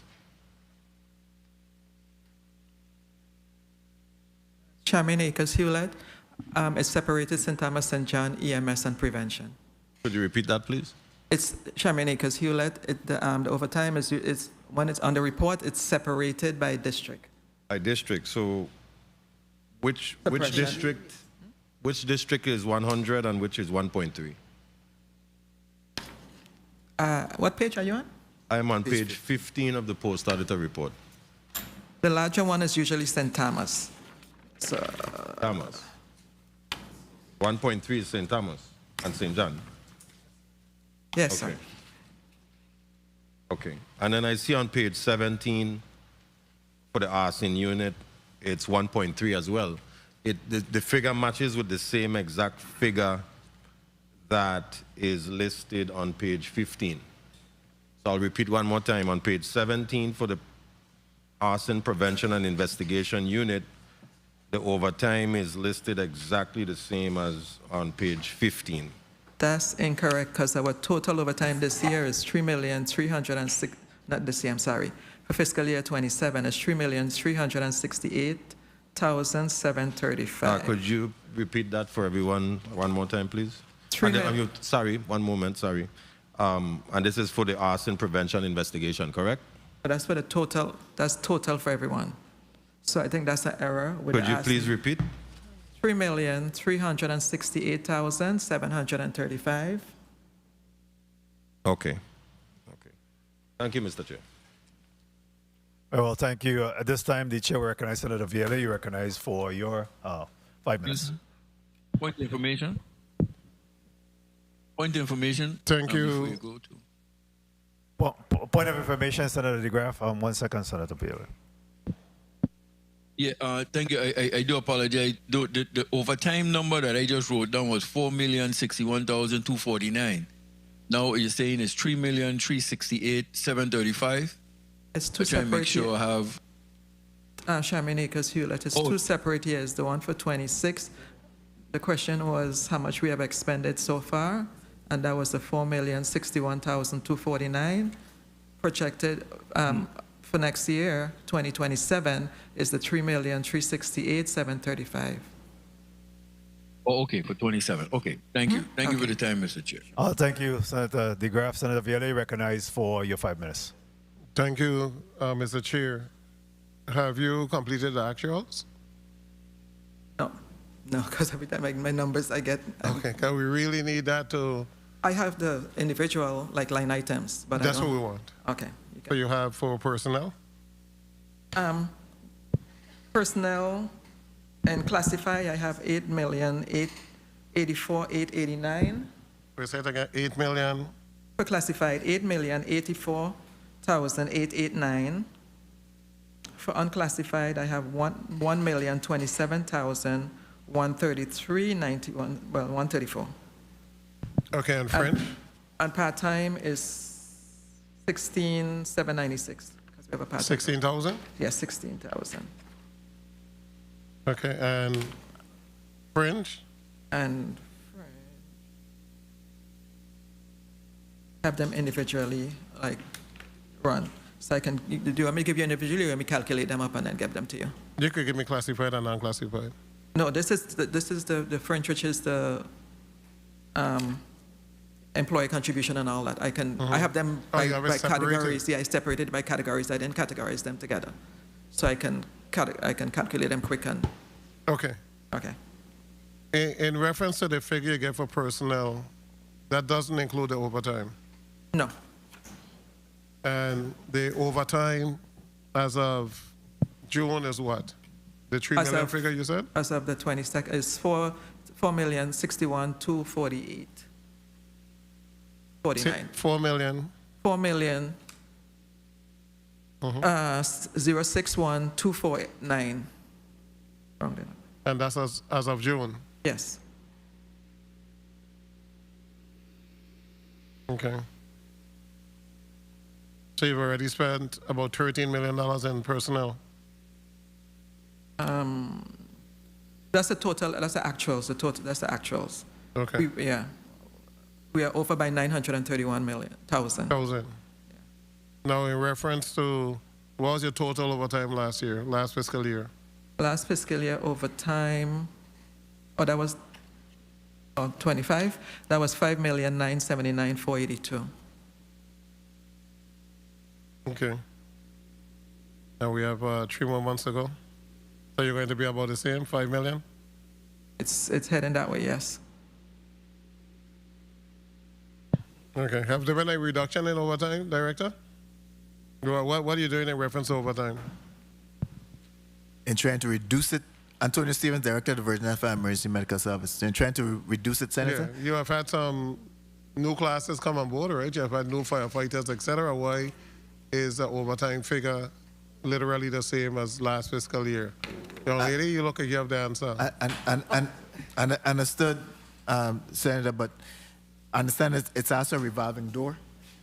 As we get personnel do retire as well. So how many were you able to onboard last year versus how many retired or quit? Okay, Ms. Brown, can you answer? We had a total of, how much retired? That's right here. We had 6 retired. We onboarded 11. Okay, so a difference of 5. So, right. So basically, in essence, we only have on board, we only have gain 5. I really gain, but. Okay. Your overtime, your classified and non-classified personnel is like 9,100,000 when you add it together. Your overtime is 4 million. Your overtime is almost half of what you're actually paying in personnel. So your overtime is like 40% of what you're actually paying. That's a substantial amount. What type of mechanism can you put in place to reduce that amount? Director Stevens, like I stated earlier, Senator, as requirements come in. I should answer. Is there anything you can do, or you can't do anything? All I can do is continue to try to manage the overtime as best that I can with the personnel that I have. But as requirements come in, I still have to support those requirements. In reference to the company you're hiring for billing services for ambulance, is that contract in place? Larry Levin, Assistant Director, EMS. Yes, it is, sir. How much are you collecting per month? In place from when? We're not collecting yet. We're in the process of finalizing the processes. Like I mentioned earlier, last week we just submitted a final application to Banco Popular to get our lockbox address. So we're hoping to go live within 2 to 3 months. Within 2 to 3 months? Yes, sir, approximately. So who's presently billing for ambulance service? The health department, sir. And what agreement you have for those money to be transferred to Fire EMS? What agreement do you have with Department of Health that the monies that they are collecting for services that are conducted by Fire EMS goes into Fire EMS account? Well, agreement-wise, I know they were supposed to submit a portion of that monies to us. Have you received those monies, Mr. Stevens, Director? Have you received the monies from Department of Health in reference to ambulance service? Not as of yet. Okay, this is how long now you've taken over? How long have you been running ambulance service? 30 seconds. 3 years, approximately. 3 years? And in 3 years, all the collections are going to Department of Health, and up to now, you don't have any firm agreement as to how much monies you're supposed to get. How are you stocking the ambulance if you're not getting the monies? You stocking it from your own? We're stocking it from collections that we make elsewhere, Senator. Collections that you make from what? From inspections and everything else that we do. And that's what I wanted to reckon. Right. So that is wrong. Right. Do you know how much you're owed? Do you have an account for all of the services that you have provided on a regular basis what is the cost, how much was insurance, how much was Medicaid, how much was self-paid? Do you have a breakdown so that you can know exactly how much fire service is supposed to get? No, Senator, we do not. Do you have adequate monies for equipment for the firefighters? I would say yes, Senator, based on grant funding. So in terms of equipment, and we know this is the season where we might have a lot of bushfires, etc. You have all of the necessary apparatus for your firefighters at their disposal, oxygen, the masks, everything else. No, Senator. So, as you're aware that this is the beginning of the brush fire season, and for some reason we just identified a gap. They have the gear that's needed, but I need to purchase some more breathing apparatuses for them. We just identified that gap, and we are immediately addressing it. Okay, I kind of don't understand. You just identified that gap. What happened that you didn't know that you needed equipment? I'm addressing it. It was just brought to my attention, and so after the first brush fire, the guy said, "Hey, Director, this is what it is that we needed out here," and I said, "Okay, thanks. I'll get so it." I just sending that out to whoever it is. It's the job of whoever is the fire chief or whoever to make sure that your firefighters have the necessary equipment to do what they need to do. It shouldn't be after the first bushfire. My last question, Mr. Chair, collections. What mechanism have you put in place to make sure that your collection process is intact in terms of deposit and everything else that has to do with monies? What new policy have you put in place? Senator, I haven't put a new policy in place. What we've done is paying attention to the current policy and making sure that... Okay, so hold up there. So the old policy was working? The old policy was not being followed. Okay, and when the old policy was not being followed, was there any penalties? Senator, we currently have a current case going on. I can't get into it right now, but we currently have a case going on, and there will be penalties following. Okay, and closure is not penalty? Closure is not penalty, but I had to do accounting, and I can't continue to collect and keep the office open. I have to make sure that I close the office, gather information, see where the gaps are, and then we could reopen after that. And until that process is completed, I have to keep it closed for now, Senator. Okay, thank you. Thank you, Mr. Chair. Thank you very much. I do have a point of information by Senator Maurice James that we'll come to in a moment. But I just want to say that today is about budget. So the numbers are very important. You have to be forthcoming with these numbers, so that we can make an informed decision and moving forward. So please do your research, do whatever you study. I know that you have been preparing for this day for quite some time, so we need to be a little bit more fluid in terms of providing the numbers, so that we can be able to make an informed decision. Senator Maurice James, you recognize for your point of information. Thank you. Thank you, Mr. Chair. Good afternoon, testifiers. Good afternoon, everyone. This is actually a little awkward because I remember working on the agreement between the collections agreement. So, a collections agreement was never signed between fire and DOH. What's the percentage that the new billing agency is going to be paid out of the collections? Larry Levin, Assistant Director, EMS, 7%. 7%. And the reason I asked that question was because I remember in negotiating with DOH, 7% was the standard, and that was going to be the amount that they would then collect. You agree? Okay. Just putting it out there that they would then be entitled to, for the services rendered in collecting, 7% of whatever they collected. That really should be what is done. It's a little awkward knowing that 3 years have gone by and that hasn't happened. Thank you, Mr. Chair. So who's really accounting for running tabulation of the ambulance call and how much is owed, how much has been collected by Department of Health, and how much is then should be transferred over to the Virgin Islands Fire and Emergency Medical Services? Who's running that number? Antonio Stevens, Director of the Virgin Islands Fire and Emergency Medical Service. No one on the fire service side is doing that, Senator. And that's unfortunate because obviously then you're not aware of how much you're owed. So you can't even come to the table with Department of Health. They're going to just give you whatever they feel that they want to pass on to you. I think at some point there need to be an establishment of, exactly the ambulance run. You're the one that's doing the ambulance runs, and make the determination what that cost should be, and send the Department of Health a bill. Send them an invoice for that amount, so that they could start to pay down, or at least they have documentation of what is owed on that. All right. Point of information, Senator Bolkes Jr., and then I'll come to you, Senator Bailey.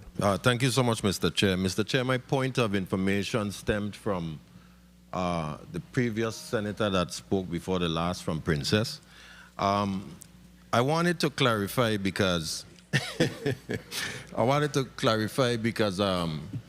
he spoke about making sure, assuring that our firemen and our firewomen have the proper gear and equipment. But I think we're missing a very important piece of equipment, and I'm going to explain to you why. I'm aware that in some stations, we have either aged or not working commercial grade washing machines. And it is my understanding that these fire gear, when they have to be washed, you can't just wash them in a regular washing machine, because if the contaminants go in the machine, everybody in the house is going to get it, right? And maybe somebody here could explain more better than I. But I'm saying to you, in the equipment listing, I do not see anything that is relatively close to what these washing machines are. Has there been an inventory or a ledger of some sort with the age of these machines, or when you're going to replace them or buy them? And why are they not on this report? Senator, we have one machine in the St. Thomas St. John district, which is at Hotel Company, and we have one here in the St. Croix district, which is at C Company. Both machines are in need of repair. Because of the type of machines, it's hard trying to get a technician to come in and a local technician to come in and repair those items. We're in the process of looking into a grant to purchase 2 more for the territory, but those 5, and it's already in that process. Mr. Chair, if you could give me some leniency, I would appreciate it. I asked for the leniency because, again, to the previous senator's point, these are the things that we need to know in order to help you, because if there's going to be anything that's important, it's going to be the health and welfare of our firemen and firewomen in this case. And that goes for any agency across the board. So please, again, to the chairman of this committee and the members, share with them as much information in relation to that so that they can hopefully try to meet you halfway or even across the finish line. Thank you for the time, Mr. Chair. Thank you very much, Senator Bolkes. Senator Vieira, you recognize your point of information. Thank you, Mr. Chair. How many ambulance runs do you have per year or per month? Lyle, you're an assistant director. In each district, approximately 6,000 to 7,000. 6,000 to 7,000 ambulance run. Well, what's the average cost of a 1 ambulance run? Average cost is about 400. So you see how much money you're losing? So you have $2.4 million that you should come to fire service that you have not received in the last 3 years. Have you made written a formal letter to the Commissioner of Department of Health requesting the monies that are owed to fire service? No, Senator, we have not. What's the reason why? I don't have a reason for not requesting the funding. I do understand that we partner with them, and I do understand that they were using that funding previously to support other initiatives that the agency had. This ain't a partnership. Hold on a second. It's not a partnership. It's literally, as I can't even find the right word, but what I said, they're just taking advantage of fire EMS. You're providing a service. You must be compensated. It can't be 3 years. You are not supposed to be using your monies for pharmaceuticals. Your monies are supposed to be used to beef up fire service, to buy the necessary equipment, the machines and all of that that he's talking about. So there have been no high-level meeting from the executive branch in reference to the merger and what needs to be done, a discussion with Department of Health and Fire Service. There have been no discussion whatsoever in any cabinet-level meeting. Because it's above you, or no? You and the commissioner are on the same level. So have there been any meeting above you in reference to fire service receiving the monies that they're supposed to receive? Okay. You don't have to answer if you don't want to answer. Do you have sufficient pharmaceuticals? No, Senator, we do not have sufficient pharmaceuticals. But again, that's. I mean, listen. That's because of supply and demand. No, it's because you don't have the money. There's no supply and demand. If you have the necessary money, you could purchase. Whoever, Mr. Evelyn, we don't got to move the post editor a little bit because I can't see. I like to see people when I'm speaking and I can't see him. Are you able to predict what are your needs in terms of pharmaceuticals to effectively run the ambulance on a monthly basis? I will give you a long answer. So it's two parts to it. So we can order, I'll use an example of a medication that we use on a regular basis called epinephrine. There's a nationwide shortage of epinephrine. The chief can order 50 boxes and we get cut down to 20. So it's two parts to that answer, sir. But I must commend the director for ensuring that we get our necessary supplies and medications to manage EMS on a daily basis. But it's two ways to it because sometimes... Yeah, but in every single drug that there's a nationwide shortage. I'm talking about just being able to supply what you need. Then maybe instead of ordering 50 bucks, I'll order 100 instead of give me 40. But the monies belong to Fire EMS because you're providing the service. So there should be no excuse as to not having sufficient funds to order pharmaceuticals.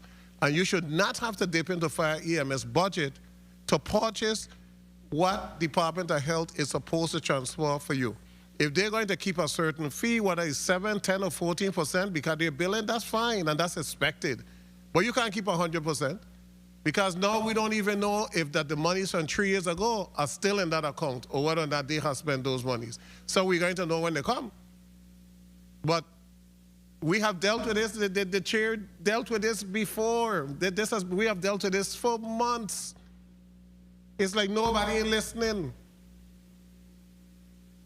You can't come before this body again with this same scenario where you're doing the job and you're not being compensated. You just can't. Thank you, Mr. Chair. Point of information. Thank you very much. Point of information, Senator DeGraff. Thank you, Mr. Chair. In regards to the ambulances, could I get a breakdown by islands? I don't know if you gave it before, but St. Thomas, how many ambulances on St. Thomas? Operational or non-operational? Good afternoon. Victor Adams, EMS Chief, St. Thomas, St. John. Operational ambulances in St. Thomas, we have 4 operational, 3 in need of some maintenance right now. Okay, St. Croix? Operational? Good afternoon. Robert Bryan, EMS Chief, St. Croix. We have 7 currently operating ambulances. We run 3, but we have 7 actually can run today if you need them. And then we have another 3, 2 of which are online for a return to PMP. Okay, and St. John? The numbers for St. Thomas, St. John. The 4 operational, okay, so St. Thomas, St. John. St. Thomas, St. John, we have 4. 4 in operation so on a daily basis, correct. 4, how many on St. John? We have out of the 4. 2 stations on St. John. 2, so St. Thomas have 2 ambulances and St. John has 2 operational. In operational and daily, correct. Okay. Okay. Are there any on Water Island? No, there's not. No. Okay. Okay. Thank you for the time, Mr. Chair. Thank you very much. You know, this whole discussion is really getting in my craw, you know, because, you know, we have issues of who then procure tires, gasoline, maintenance of these vehicles, you know what I mean? That should not bear, VIFM should not bear the burden of carrying that load. Clearly, you have the responsibility, the transfer was made to give you all this responsibility. And, you know, we still continue to have the Department of Health controlling the money. It's unfair. It's clearly unfair. I will be penning a letter in respect to this because we've been at this for 3 years. We were instrumental in moving the fire EMS mergers. Do we still have ambulances stationed at the various fire stations? That's a yes? Yes, Senator, we do. Right, very well. You know, so I think we'll fight for you. We'll champion the fight for you because this is unfair. We have done the movement of the fire EMS merger and, you know, still what we talk about, at least transferring the fund so that you could be able to maintain these ambulance run, you know, it's unfair. And, you know, we'll make sure that that's taken care of. All right, now let's move along.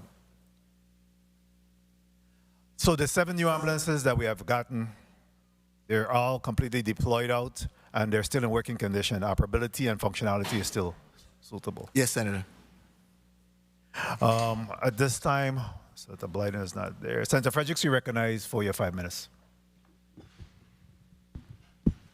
Thank you very much, Mr. Chair, testifiers, and listener and viewing audience, my office and central staff. I'm happy that we're having this discussion because I remembered vividly last year we talked about speaking with the Department of Health so we could rectify this issue because it's really woefully unfair to the fire service. But, you know, I'll let the cabinet members deal with that. But there's a direct disadvantage to your department director. How are you giving up that kind of funds when I'm looking at and that's something I need to talk about, your collections, because last year you were nice enough to give us a very detailed Appendix A on what the monthly collections were. Now we don't have it. That's not provided. Can you do that too? Tell me what's going on with your collections, why it wasn't provided like this. It tells us how many new businesses you collected money on, existing businesses, inspections and everything. We don't have that this year. Okay. Any reason why? It was just an oversight. Antonio Stevens, Director of the Virgin Islands Fire and Mercy Medical Service. Senator, it was just an oversight unless we missed that one. You want to tell us what those numbers are, though? Since you didn't provide it, do you know what they are? How many new businesses came into the territory last year that you did an inspection on? Just a minute.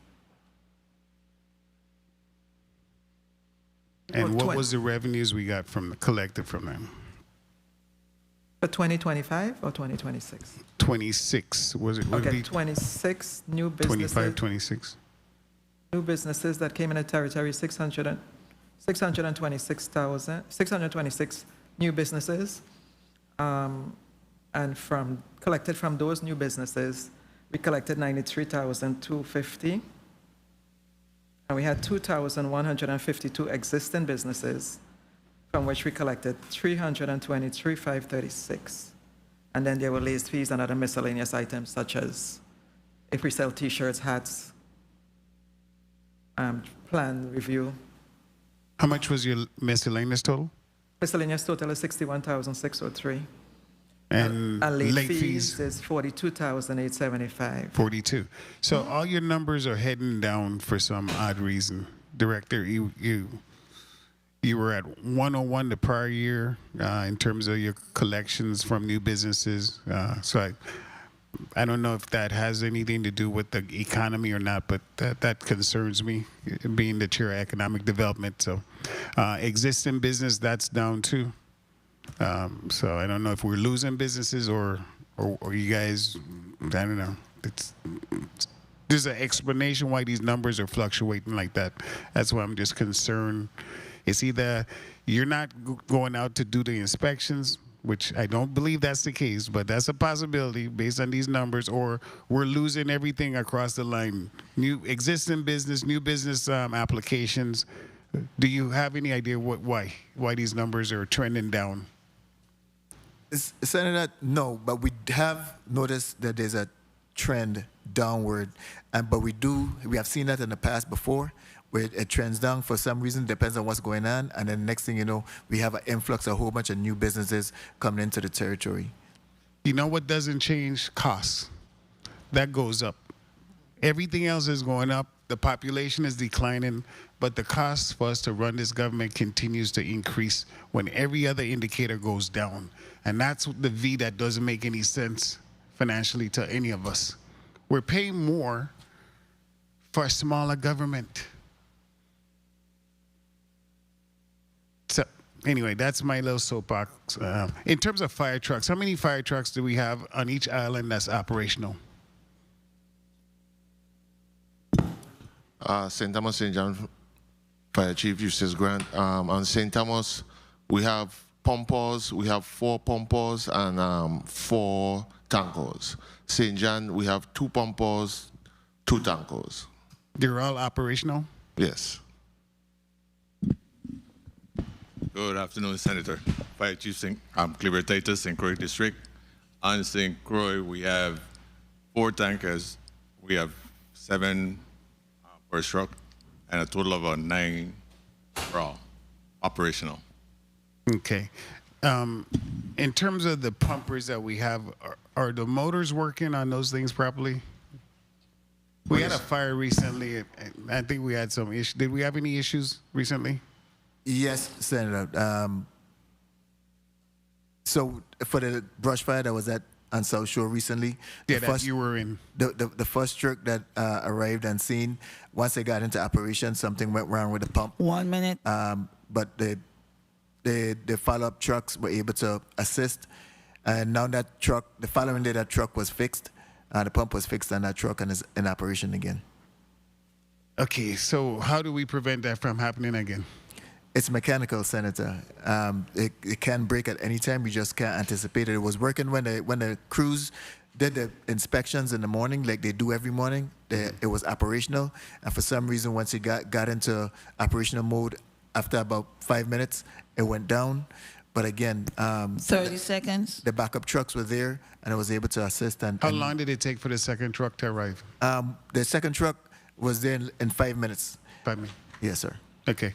The reason I'm pushing those questions is because I don't want anyone to ever be in a situation where their lives are in danger because of equipment failure. So I'm glad the other truck was there on time, and so we're good to go. And in terms of EMS, particularly, where are we in terms of getting a new, is it a director, administrator for the EMS program? Or we have the same trainer, the trainer? Lyle Levin, Assistant Director for EMS. So we currently have a training officer for EMS in the St. Thomas, St. John District. Well, we do not currently have one in the St. Croix District. We do not? We do not, no. And what are we doing to fill that gap? Well, we need to, I guess, put it in the budget and then hire that position. Mr. Chair, if I could follow up, is there any way we could temporarily continue having the person from St. Thomas assist us in St. Croix? That is what he currently does. That's what okay. Correct, Thank you very much, Mr. Chair. Appreciate your leniency. Thank you very much, Senator Frederick, for your line of questions. Next, we will recognize Senator Clifford Joseph. You're recognized for your 5 minutes. Thank you, Mr. Chair. Good afternoon to the fire department. Well, fire EMS, let me get it right. Anyway, since we're here for budget, let me try and stick within the budget issues. Like on page 5 at the post-audit report, you say you spent $24,635,975 in personnel and $9,611,956 in French. What have we spent through May 31st of 2026?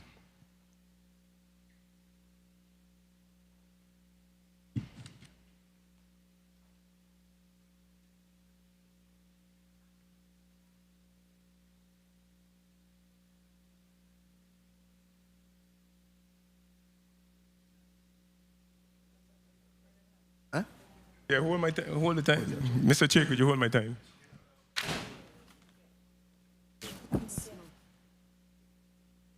Please hold the senator's time. That number was given before, so it's just a matter of repeating what the number is. The number was spent through May? She did it until June. Yeah. Okay, till June. Okay. Yeah. All right. So what we projected to spend for the rest of the year then?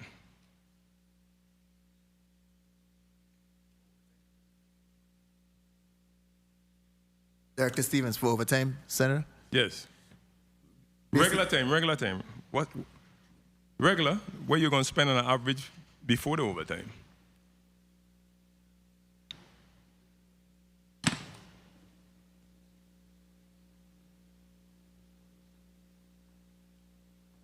And this is just... Yeah, for your personal costs.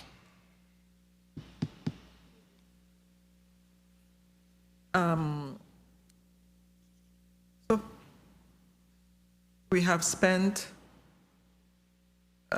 so we have 6. I'll have to calculate that out because, yeah, I have to calculate that out.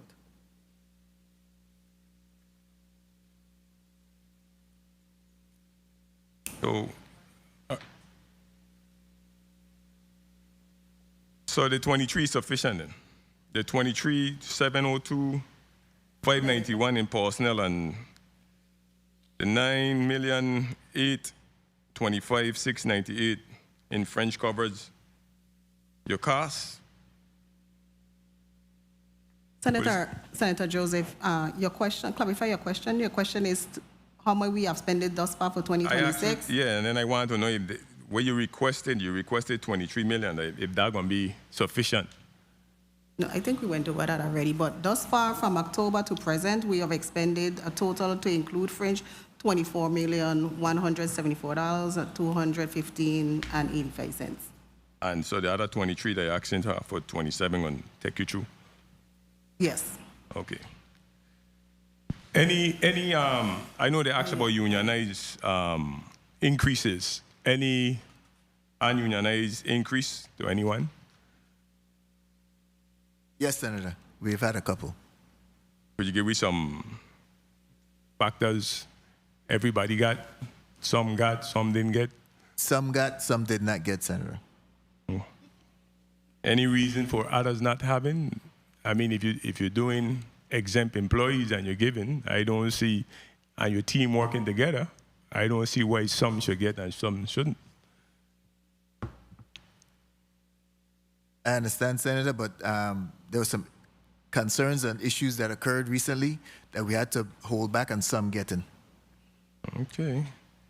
And I had a highlight on, what's your policy in place for people being incriminated and being paid? If I get arrested tomorrow, do I stay on the payroll? What's the standard of the service? Yes, Antonio Stephen, Director of NFA and Medical Service. Yes, Senator, because we still have to go through a process. So because say you get arrested, an employee got arrested last night, the fire service still have to do basically because you're not guilty, you're just charged, you're not guilty until you go to court, right? So we can't terminate you. We have to continue to keep you on the payroll. And usually what I've done is place you on leave with pay, right, until the outcome of your case. So after the outcome of the case? After the outcome of the case, let's say we've had instances where the person is charged with a draft or they plea a lesser deal and they're basically free with community service. So you're able to bring them back to work after that. But we've had other situations where people have been sent off to jail. At that point, from that date, you stop your pay and then do termination. So once a person said plead guilty, you guys remove them off the payroll right away? After the court proceedings. Okay. Yes. I know a couple months you were here, and I told you about, we're talking about collections, and I noticed when one of my colleagues mentioned about collection, what about the fire marshal here on St. Croix? Is that spot filled as yet? No, Senator. The fire marshal position has not been filled as yet on St. Croix. Any reason? Yes, there are reasons why the position hasn't been filled. 1 minute. What are those reasons?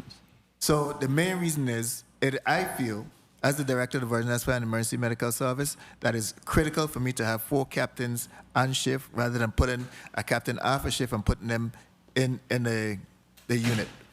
Right now, I am facilitating that role and assisting the unit in those duties as the fire marshal. The fire marshal role, as critical as it may be, the agency in itself is short 30 personnel. seconds. The agency itself is short personnel, and I'd rather keep the manpower on the line rather than pulling them offline to come into the office to do fire marshal duties.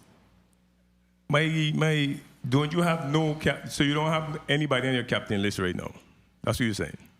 In the St. Croix district, I don't think, Ms. Brown, do we have anybody? I don't think we have anybody on the list. I think that list has been exhausted.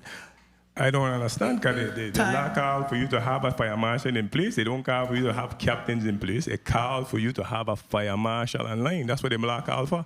So you ain't following the law. You following what you feel.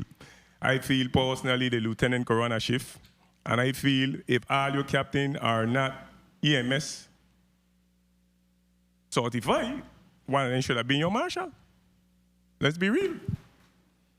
I always remember, people in the service have to understand one thing. When you sit to take a test, you can't determine who you want to be. When you sit to take test, is to promote.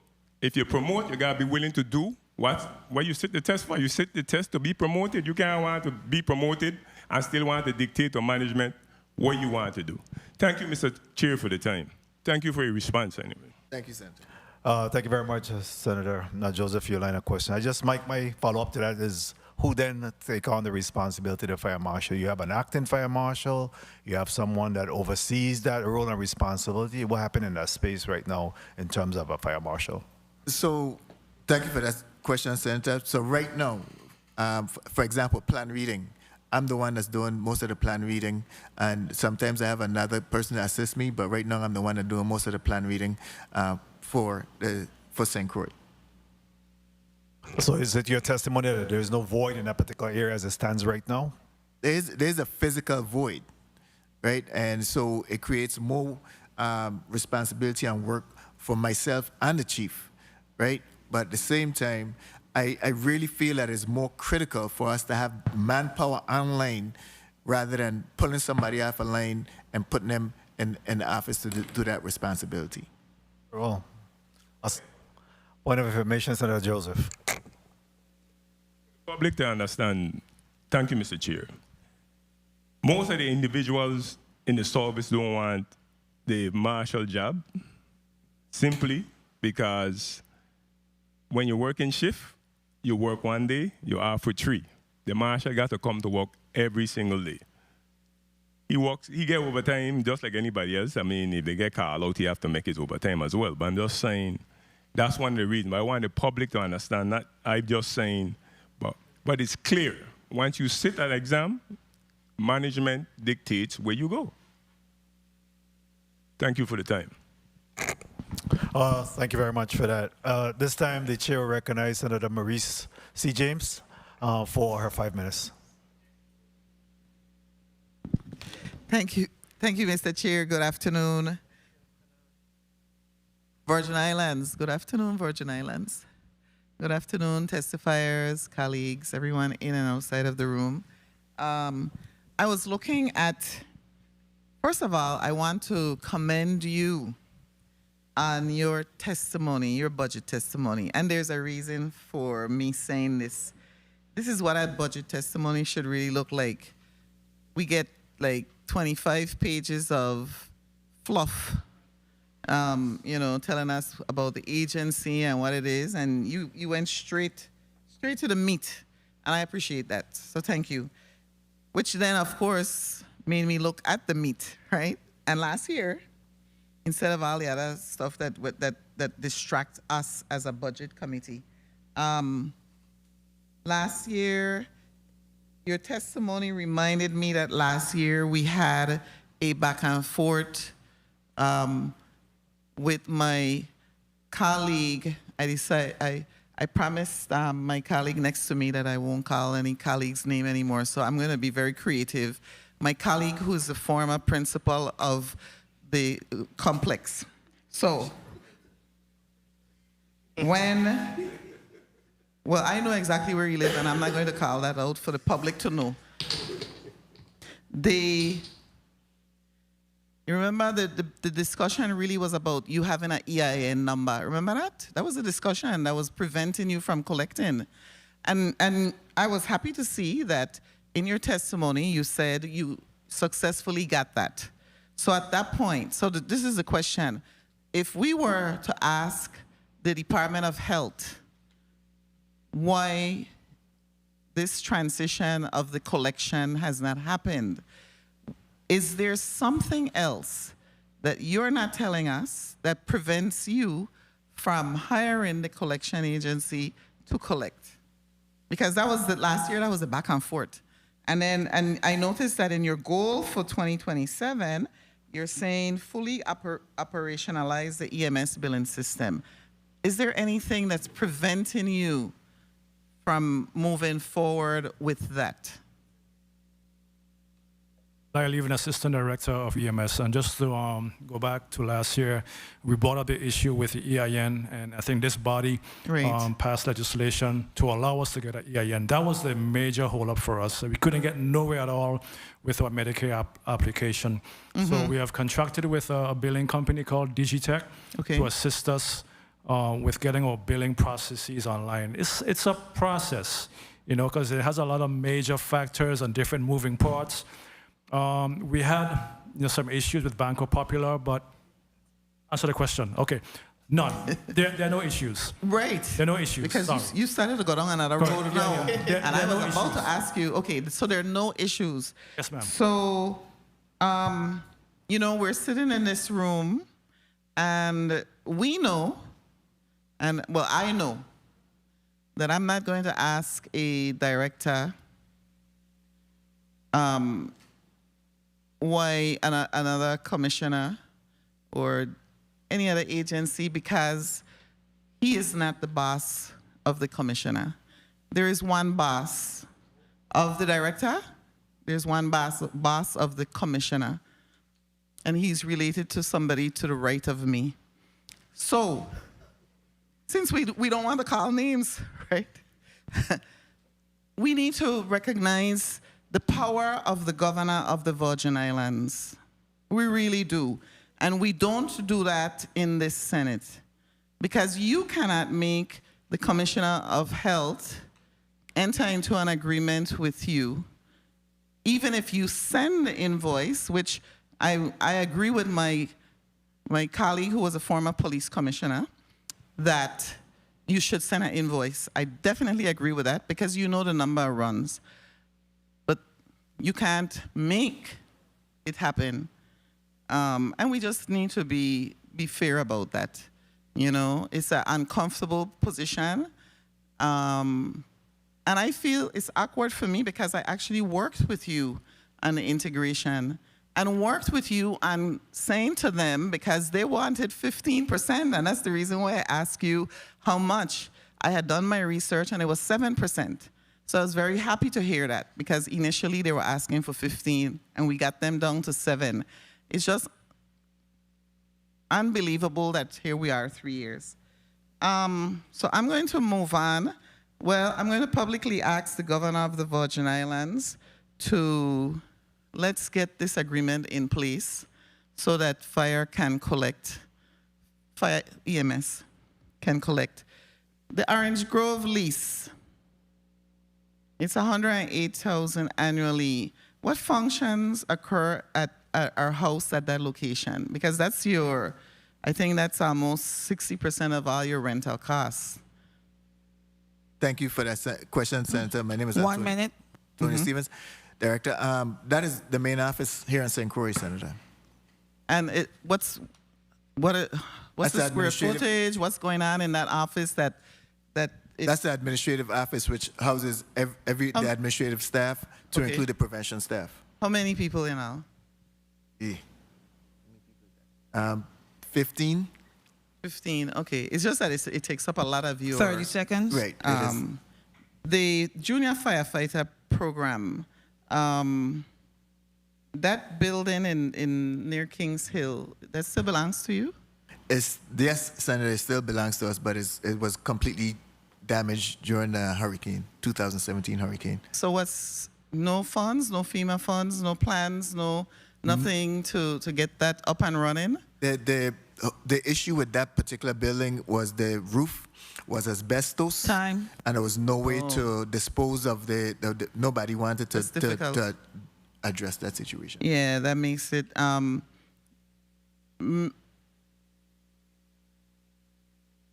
sir, Mr. Chair, can I just, okay, thank you. So is the junior firefighter program active? Can you tell me a little bit about that? The junior firefighter program in the St. Thomas St. John district is very active. As a matter of fact, I shouldn't say St. Thomas St. John district, because the one in St. Thomas is very active. We've just started a new junior firefighter program. It's in its infancy stage on St. John. The one here in St. Croix is not currently active. Is there a reason why? Part of it is participants. We are trying to get it going again. So the biggest challenge is participants. Individuals coming in to do. Meaning that you let them know and no one enrolls? Right. Not enough to really keep it going.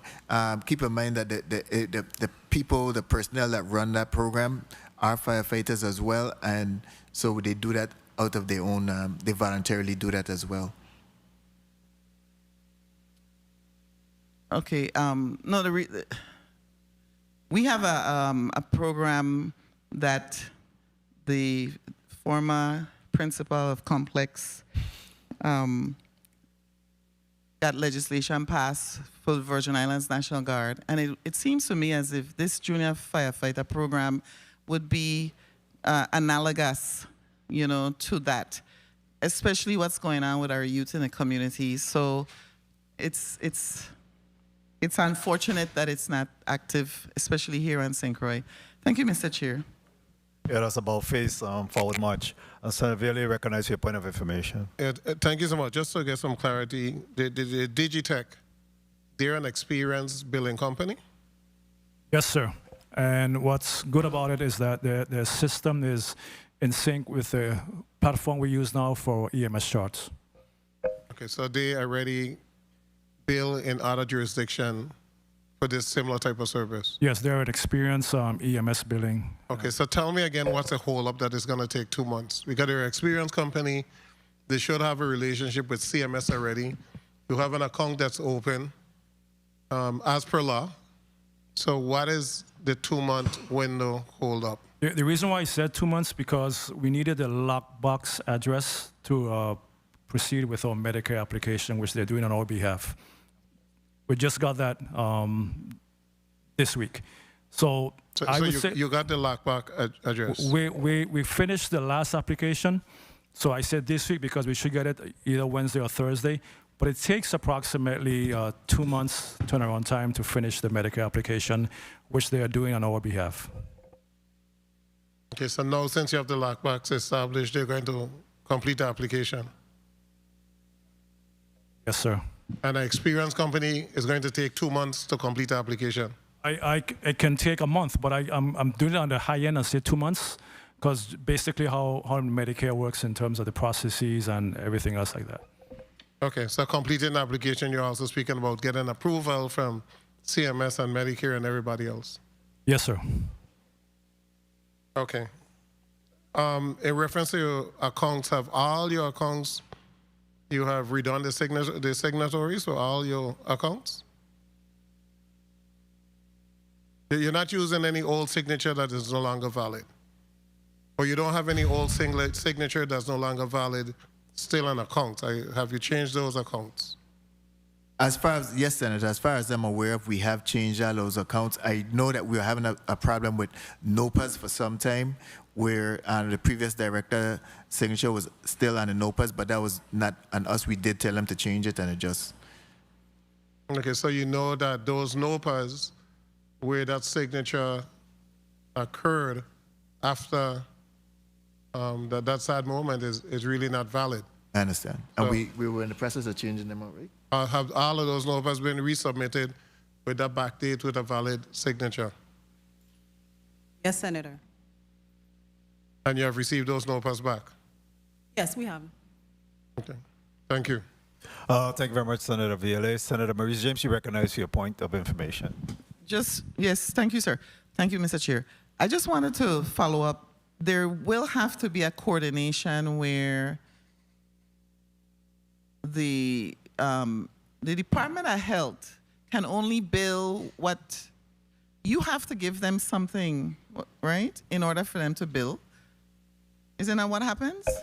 Oh. You have to give them, when you do a run, I don't know the terminology, but don't you have to give them a report? I'll call it a report. We don't give them a report. They have access to our billing system, so they can go in automatically and do billing on our behalf. Okay, I don't understand that. Can you just, from my education, you do an ambulance run, you go into the system and you put what you did, the codes and all of that, correct? Yes. We do a ambulance electronic chart. Yes, we do. And they have access to that system as well. So they bill from there. From that system, they then bill the patient and collect. Yes, Senator. So at some point, they're going to be disconnected from entering your system. That is correct. And we have meetings every Tuesday with Digitech, and we are looking at doing a cutoff date once we get all approved from the Medicare perspective. Yeah. And you have authority to disconnect them? To disconnect health? Yes. You do? Yeah. Yes, we do. Okay. That's what I wanted to find out. Thank you. Senator Frederick, you got a point of information? Thank you very much, Mr. Chair. Director Stephen, question. Can you tell me what is the 3 highest paid non-management staff you have in the department? Three highest non-management paid staff. Firefighter, EMS, and paramedic, including overtime. So you talking about like from the fire marshal position, for example? No, down. Non-management. From the captain them down? The fire marshal is a captain though. So from the fire. Okay, non-management. But he's not in management. Okay. Staff, line. I don't understand your question, Senator. Where are you? Give me your highest paid firefighter, EMS. And So your you highest. So you talking about firefighter, overtime. a no-rank firefighter? That's fine. EMT? That's Ms. Brown, can you? I don't understand your question, sure. Can you clarify exactly what you need? This can't be one at a time, please. I don't understand. One at a time. This cannot be this difficult. Tell me what is the highest paid employee in the fire service that is not in management, that is a firefighter, EMS, or a paramedic? Is that information available or not? I can provide you the base salaries for the. Yeah, we have that. For me to give you. I want the overtime portion attached to it. That's the key. Okay, so you're asking the overtime, the total overtime payment for the highest employee that has been paid overtime? That's what you want? I'll take that too. Okay, well, we get back to you. Senator, if you don't mind, through the chair, I'd like to respond to you in writing with that information, because I don't have that information readily available. So let's be clear with what you're asking for, Senator. There is a post-audit report that clearly indicates the base salary of each and every one of the firefighters, EMTs, both rank and file individuals. You're asking for... But I don't want the base salary. You don't want a base salary. You want the overtime amount. Yeah, so we could find out how much overtime they're getting paid. The average firefighter or the average paramedic. That's all. The 3 highest ranking, you said? Yeah, the 3 is high. Non-supervisory personnel. So, through the chair, can I get you? Yes, return? Okay, thank you. We'll have that information. Senator Clifford Joseph, you had a point of information? Let's go to Senator Blyden. You're recognized for your 5 minutes. Thank you so much, Mr. Chair, and good afternoon to FAMS, the director, and your supporting management team there with you, and thank you so much for your testimony. Thank you, Director Stevens. Let me ask you first, let me go to the postal report on page 7. Under automotive repair and maintenance, you do not have anything for 2027. And I know it's very important in terms of working equipment. We have all new vehicles, all vehicles that are in excellent condition, and all contracts in place. Why you don't have any funding for repairs of when it comes to the maintenance on the vehicles? Speak to me, please. Chairman Akers Hewlett, that is the budget that's there is the general fund budget. All our repairs and maintenance of automotive is in our fire emergency or other emergency funds. Okay, very well. And how much do you have for that in that category? Well, we have 7. We have all the total of the emergency funds available to use for that we can break down into the different line items that we request. Okay, very well. Thank you for the explanation. In your testimony, Director Stevens, you spoke to your 2026 accomplishments, which are plenty impressive. But let me go to your goals for 27. I'm going to focus on that since the 27 budget. Under personnel and staffing, how much vacancies did you say you have at this time? 13, Senator. 13. So, and how much in terms of the staff? One of your goals is to recruit and retain additional paramedics and firefighters, EMTs. In the interim, how often do you do training for those that you have right now on your team? Thank you for that question, Senator. Director Stevens, we do training on a regular basis. For example, we just finished a electrical vehicle training that's wrapped up here in St. Croix. It started last week, Friday. We just wrapped up the last one yesterday. We're moving that training currently to the St. Thomas, St. John district, and they will be doing that electric vehicle training for the rest of this week. So training is continuous throughout, depending on what it is. And when it comes to your recruited methods, what kind of a relationship do you have with the skills center with the principal, Mr. Francis? Because I know many individuals go there for the EMT classes, and how have that relationship been moving forward in terms of helping you to fill the gap at the department? So, Senator, for the firefighter EMT portion, we are doing our own in-house training, not using the skills center currently. Repeat that? We're doing for the firefighter EMT training. Whenever we have a recruit class, we're doing that training in-house. We have our own instructors that are certified, and we use it that way rather than spending money outside the agency to get that training done.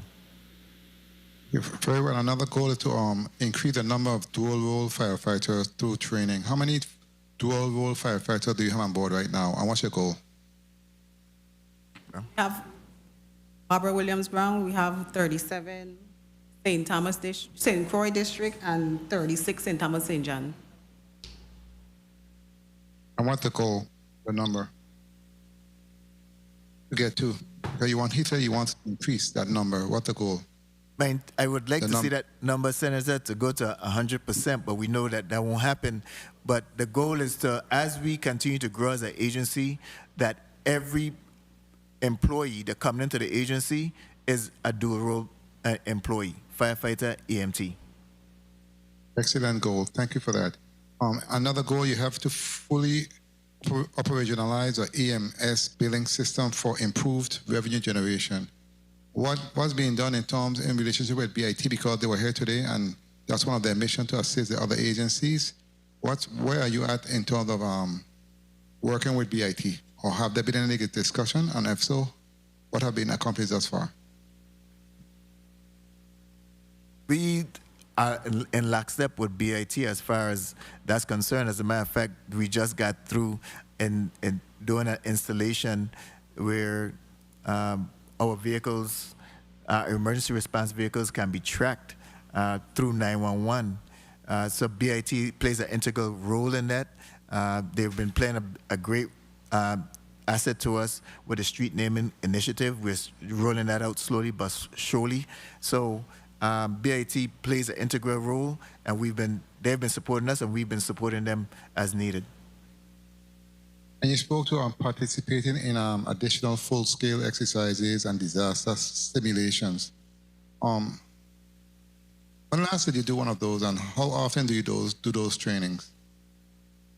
Senator, usually those trainings are through the VITEMA. We just finished a mass casualty exercise last month where we think that was successful, and we also did the all hazards where we assumed that the training was set up as if it was a hurricane that occurred on the island of St. John, which was successful. We identified a number of gaps. One of the things that I would like to do in the future, though, is do a exercise where we move a fire apparatus to Water Island to assist in firefighting. Again, that's something that we've not done. It would take some logistical support, and I would like to actually exercise that in the future. And you also spoke to pursuing additional grant funding and strategic partnerships. Who applies for your grants at the department? Or do you have another agency assisting you like OMB or whatever? No, Senator. That is done in-house by our CFO, Ms. Charmaine Akers-Hewlett. Okay, and finally, you spoke to expanding EMS quality assurance and continuing education. How do you plan to go about doing that, that goal? Lyle Levin, Assistant Director of EMS. So every 2 weeks, we have an EMS operations meeting where we hear from the various EMS chiefs regarding any issues regarding EMS patient care. And we have a medical director who's intimately involved in reviewing our charting to make sure that our patient care is on point and based upon best practices. So that occurs on a monthly basis. Okay, very well. Again, thank you for what you do, and thank you for your responses, Mr. Chair. Thank you so much for the time. Thank you very much, Senator Blyden. Before we go on to the next senator, which will be Senator Avery Lewis, I remember there was an initiative to be able to increase the number of paramedics that we're having, and I think one individual is in training. What is the status of that person, or where are we at with that? With increasing our numbers of paramedics. There was some type of initiative where someone had gone off to training and was supposed to come back. What transpired there? Yes, so like an Assistant Director of EMS, we still have a standing agreement with Howard County in Maryland where they would offer us 2 slots for free. As we mentioned last year, we had 2 graduates from their program who was successful on the National Registry.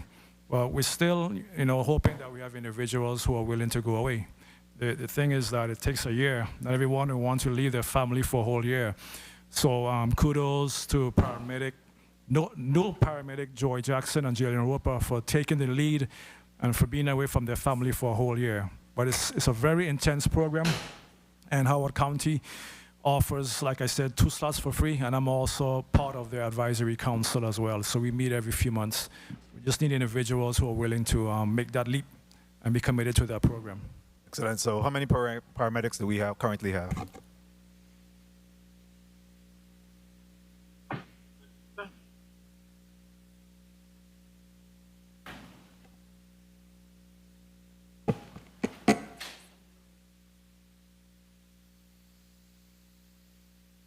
We'll get back to you, Senator. Actually, Chief Adams. Chief Adams, go ahead. Victor Adams, EMS Chief, St. Thomas, St. John. In the St. Thomas, St. John district, we have 7, and that includes the 3 members of management. Say that again, please. You have 7? 7, including management. The supervisor, the coordinator. And the St. Croix district, Chief? Brian?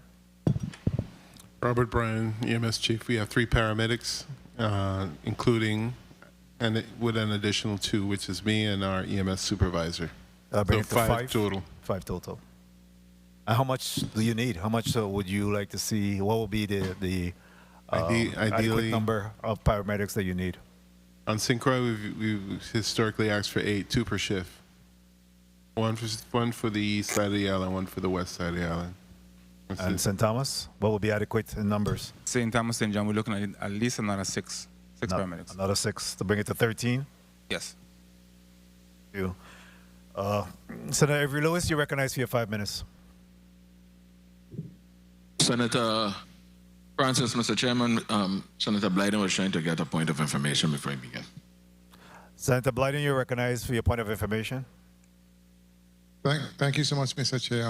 Director Stevens, I forgot to ask this question. The last time I passed through the 22 fire station, they had a ladder truck there, and I believe the ladder was damaged or something, and it's damaged. And as you know, we have buildings like Macon Junction and others that's coming online. So what the plan in terms of assuring that we have at least a ladder truck that's working or something that can work in its place if there is a fire that needs that type of response. What can be done to assure that we have those machineries, trucks working at all times? And that was my point of information. Thank you so much, Mr. Chair. Thank you, Senators. Chief Grant will answer that question for us. This is Eustace Grant Jr., St. Thomas St. John Fire Chief. Currently, we're just waiting on some seals for our ladder truck for it to be fully operational, and we'll be good to go.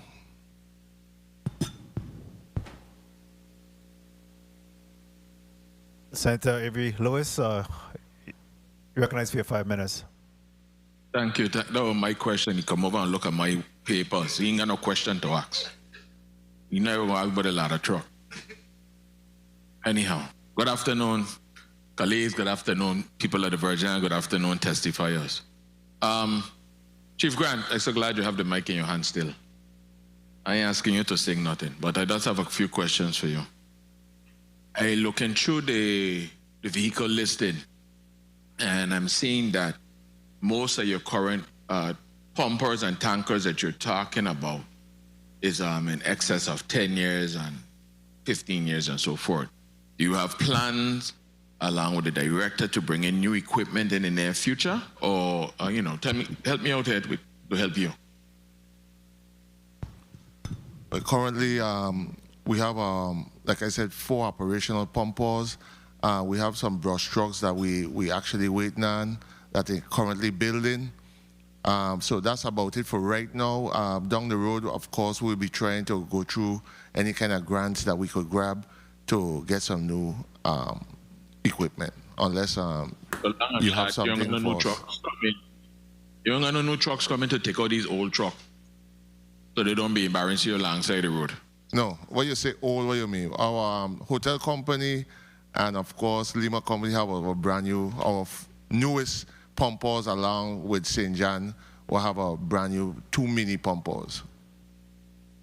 Well, give me a year, because I'm looking through the book and I really just, on a serious note, I ain't seen nothing beyond 2020. The last 2 we had from St. John, that's our most brand new trucks. I don't have the years with me, but I know that we have those trucks maybe 2 years. Zulu is St. John? Yeah, Zulu and Romeo. Okay, 2022, 2023. Okay. When we had not the last fire, but the big, huge fire at the landfill, we were having some issues with some of your portable pumps. You ever replace those? Portable pumps? We didn't use again, the pumps that I think could have sucked from the CO, something like that. You're talking about floatable pumps. We didn't use any floatable pumps. No, you can't use them because they won't work in. No, we had no way to put them. You're talking about something was going to float in the water, and we weren't close to a body of water. No, Chief Grant, don't mess with me today. You'll say we could have sucked from the ocean and get the water there, but there would have been a length of hose to come up. But at the same token, it wasn't working. I'm just making sure you have new ones and standby, or we have to allocate to help you buy some more. That's what I'm trying to get at. Senator, the pumps that we use wouldn't have been sufficient for that kind of job. That's all I'm saying. Okay, the pump that you use working? Yes, we have our portable pumps that works. But the kind of pumps that would have been needed for the operation, we don't have. Say no more. I'll leave that one alone. Ms. Brown, good afternoon. Good afternoon, Senator. you had some promotions not too long ago in the fire department. Are all those individuals compensated? They have their new NOPOs and receiving their new salary adjustments? Correct. Good. I'm afraid to go back to he. Chief Grant. Go ahead. I didn't hear your question. I didn't ask it yet. Oh, okay. Go ahead. But on a serious note, I know we do. Years ago, we used to do a lot of in-school prevention, and I think that would fall under your arson prevention unit and so forth, your investigation unit, where they go into the schools and do different things, trying to reach the children. It was a twofold thing. We practice in safety and maybe trying to get them in the fold. Have we started back any of those initiatives yet, especially in the elementary age, in the elementary schools? Yes, we continue to go into our schools, and what we try to do, even have the schools use it as a field trip, and they come to visit our stations. Currently, right now, for the summer program, we have at least 4 to 5 camps lined up to visit and do that initiative. And most of my colleagues ask a lot of the questions. Director, good afternoon.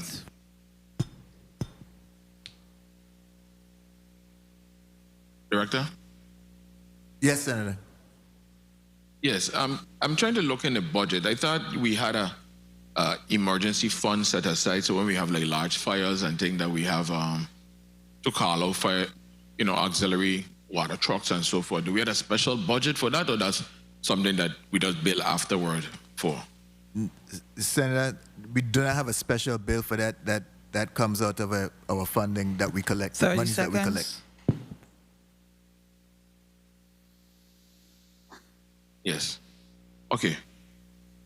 Oh, and backing up to what I just asked the chief, when we go into the schools, is that associated costs with it, or did the fire department just take it out there, funding, and just provide those different things with it? No, that's part of our job. It's not, or whatever. It's not an additional cost, no. Good. All right, I think, wait, before I go, I must say this here. I hear a lot of people querying and, it is budget, then we really delving in. But I must pause and say, the fire EMS module is really working out there. Our response times is a lot different. Between life and death, I really commend you guys for what you're doing. I've been traversing and I see the fire trucks passing, I see the ambulance passing, all going to medical issues. I mean, those guys are working.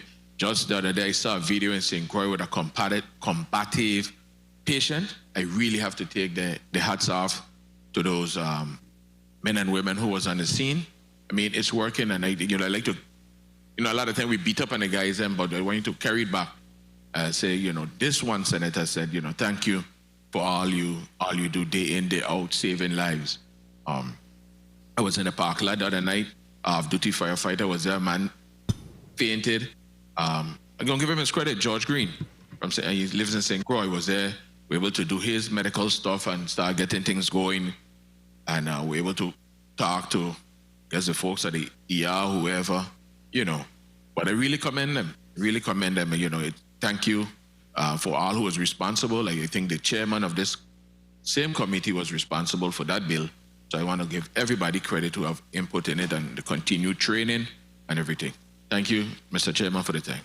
Thank you very much, Senator Lewis. Without a doubt, we see that the merger is in fact working. I don't think that there's any question in respect to that. We just want to make sure that we're completing the execution and implementation, which is to really ensure that the fire department continue to get the support that they're required to have, so that they could be extremely effective and efficient at the task at hand. So there's definitely no question in terms of the impact and productivity of the firefighters and their ability to respond in a timely fashion.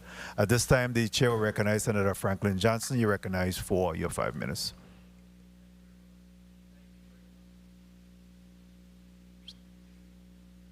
Thank you very much, Mr. Chair. Good afternoon to my colleagues. Good afternoon to the testifiers, view and listening audience. Director, I sit here and I feel it for you. I feel it because when you're going to be doing all of this work and can't collect the money, it's very difficult. And it looks so simple, and we spoke about the overtime, and you try to say, how do you curtail your overtime? But when you go on an ambulance run, those who on the run can't stop to say, well, my shift or my tour is up. They got complete.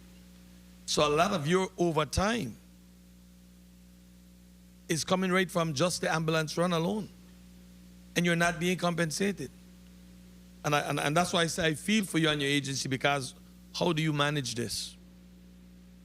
But we have somebody who's going to help you, so hopefully you'll get some help at the very short end and getting this thing relieved and taken care of, because it cannot continue, because the fire service is not going to be able to manage and sustain your tires, your gas, maintaining the ambulance, and get zero. It can't work. That's not a partnership. That's not a partnership. I see you have some contracts for professional services expiring in 2025. Are you guys having conversation with these folks? Both of them expired in 2025. 2026, Senator, or 2025? In the postal report here, it's 2025. On page 8, you have the Virgin Islands Cleaning Service Enterprise and Oliver Exterminating. Chairman Akers-Hewlett, that was renewed. We have not gotten the contract yet. It was approved through PNP already, but we have not gotten the new contract yet. Okay. But you already had it approved? Yes, PNP Okay, already good. approved it. Now, Director, I see that you're still renting in Grove. Do you have any information on the status of that fire station? This thing been on hold for quite some time. I know it's not your job, but do you have any information whatsoever on the status on that fire station? Yes, Senator. So, Director Stevens, so as we know, there was a stop construction for 15 months. We didn't expect it to take that long, though, so it was a 15 months. If we didn't have that stop, we'd have been finished by September of this year. So we're about 15 months behind. We won't be moving into that building probably until the same time next year, September next year. But the work haven't started yet? Yes, the work has started back 2 months ago. 2 months ago? Yes, Senator. And you expected? To be in next year this time. All right. Now, one of my colleagues spoke about your truck, and I was going through it, and all of your tankers, except for one, I count 1, 2, 3, 4, 5, 6 of them are in fair condition. Only one is in excellent.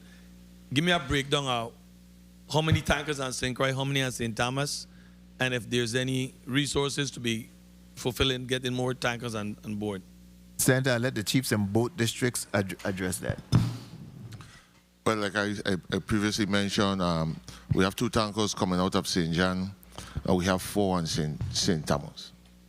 And out of your 4, how much of them is, because I saw a lot of 2006, 2010. You say you got one, so our 2023? Our newest out of Lima Company and, of course, Hotel Company.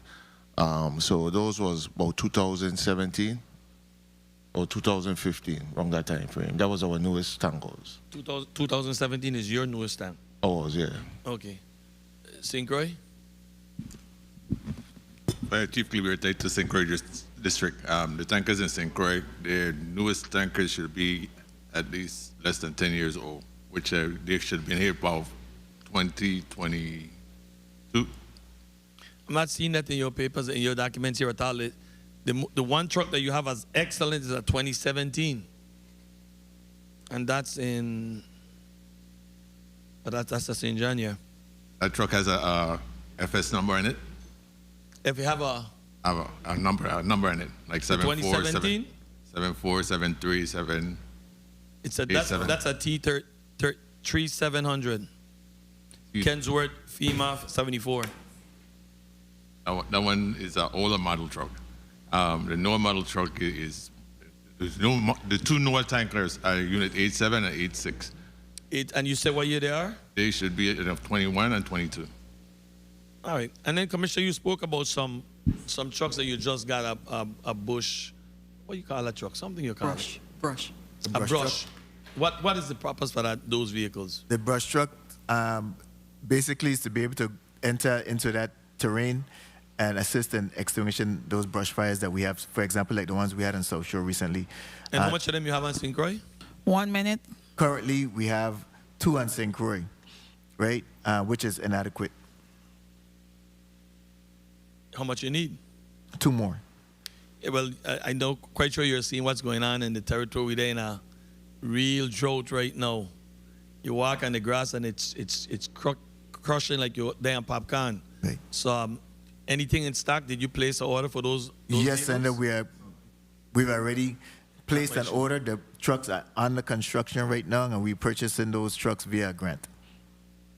And then again, in my line of question, one of my colleagues' line of question about the marshal duties, you're saying that you're fulfilling those duties? I'm fulfilling. 30 seconds. Between myself and the chief in the St. Croix district, we are fulfilling most of those duties, yes, sir. So then who is doing yours? But I have assistant directors that support me and take care of my gaps. All right. You know, I appreciate all what you guys are doing, the service that you're rendering to the people of the territory, but that situation is a dire situation, and I am not a part of this committee, but I've been here and continuously hearing about the work that you guys are doing in the hospital, collecting all the money. That can't continue. You're going to fail. You or whoever take your seat is going to fail down the road, because that service is not going to get less. It's going to continue increasing, and the cost is going to continue increasing. Cost of gas going up. Everything is going up, and if you continue doing these runs and not being compensated, your agency going to fail. And we don't want to see that at all. I appreciate all what you guys do, and thank you guys for your service. Thank you very much, Mr. Chair. Thank you very much, Senator Johnson. Before we go to Senator VLA for his point, how is morale at the fire department, fire EMS department? Senator, Director Stevens, I really and truly, I don't like when that question is asked, because to me, and I've said it before, you could give each individual $100,000 and that doesn't improve the morale not one bit. What I will say, my morale is high, because we're talking about your morale. Well, let me. One second. I'm gonna do the talking. We're talking about the morale of the rank and file individuals that you manage. And I'm going to get there. My morale is high because I know what's to come. I know that my employees are struggling right now with the infrastructure that they have to deal with, right? They've been waiting for years for the improvements that we keep promising them, right? I am in this position as a director. I'm able to see work being done that they can't see. So I'm looking at the future. They can't see it because they are unaware of everything that we are doing as management to get to where we need to get to. We are working on making sure that they're paid daily. We're making sure that they're comfortable. I just can't speak for the morale of individuals who may have different objectives and different ideas of what their life should be in the fire service. I can only continue as a director and as a management team, continue to push and try to get life to where they're comfortable coming into work and doing the work that we expect them to do as an emergency fire service. So what are the challenges that they're presenting to you? I heard you talk about infrastructure as one. What are the challenges that they're discussing with you and the chiefs in regards to some of the hardship that may present some morale issues? Senator, the biggest problem right now is the infrastructure.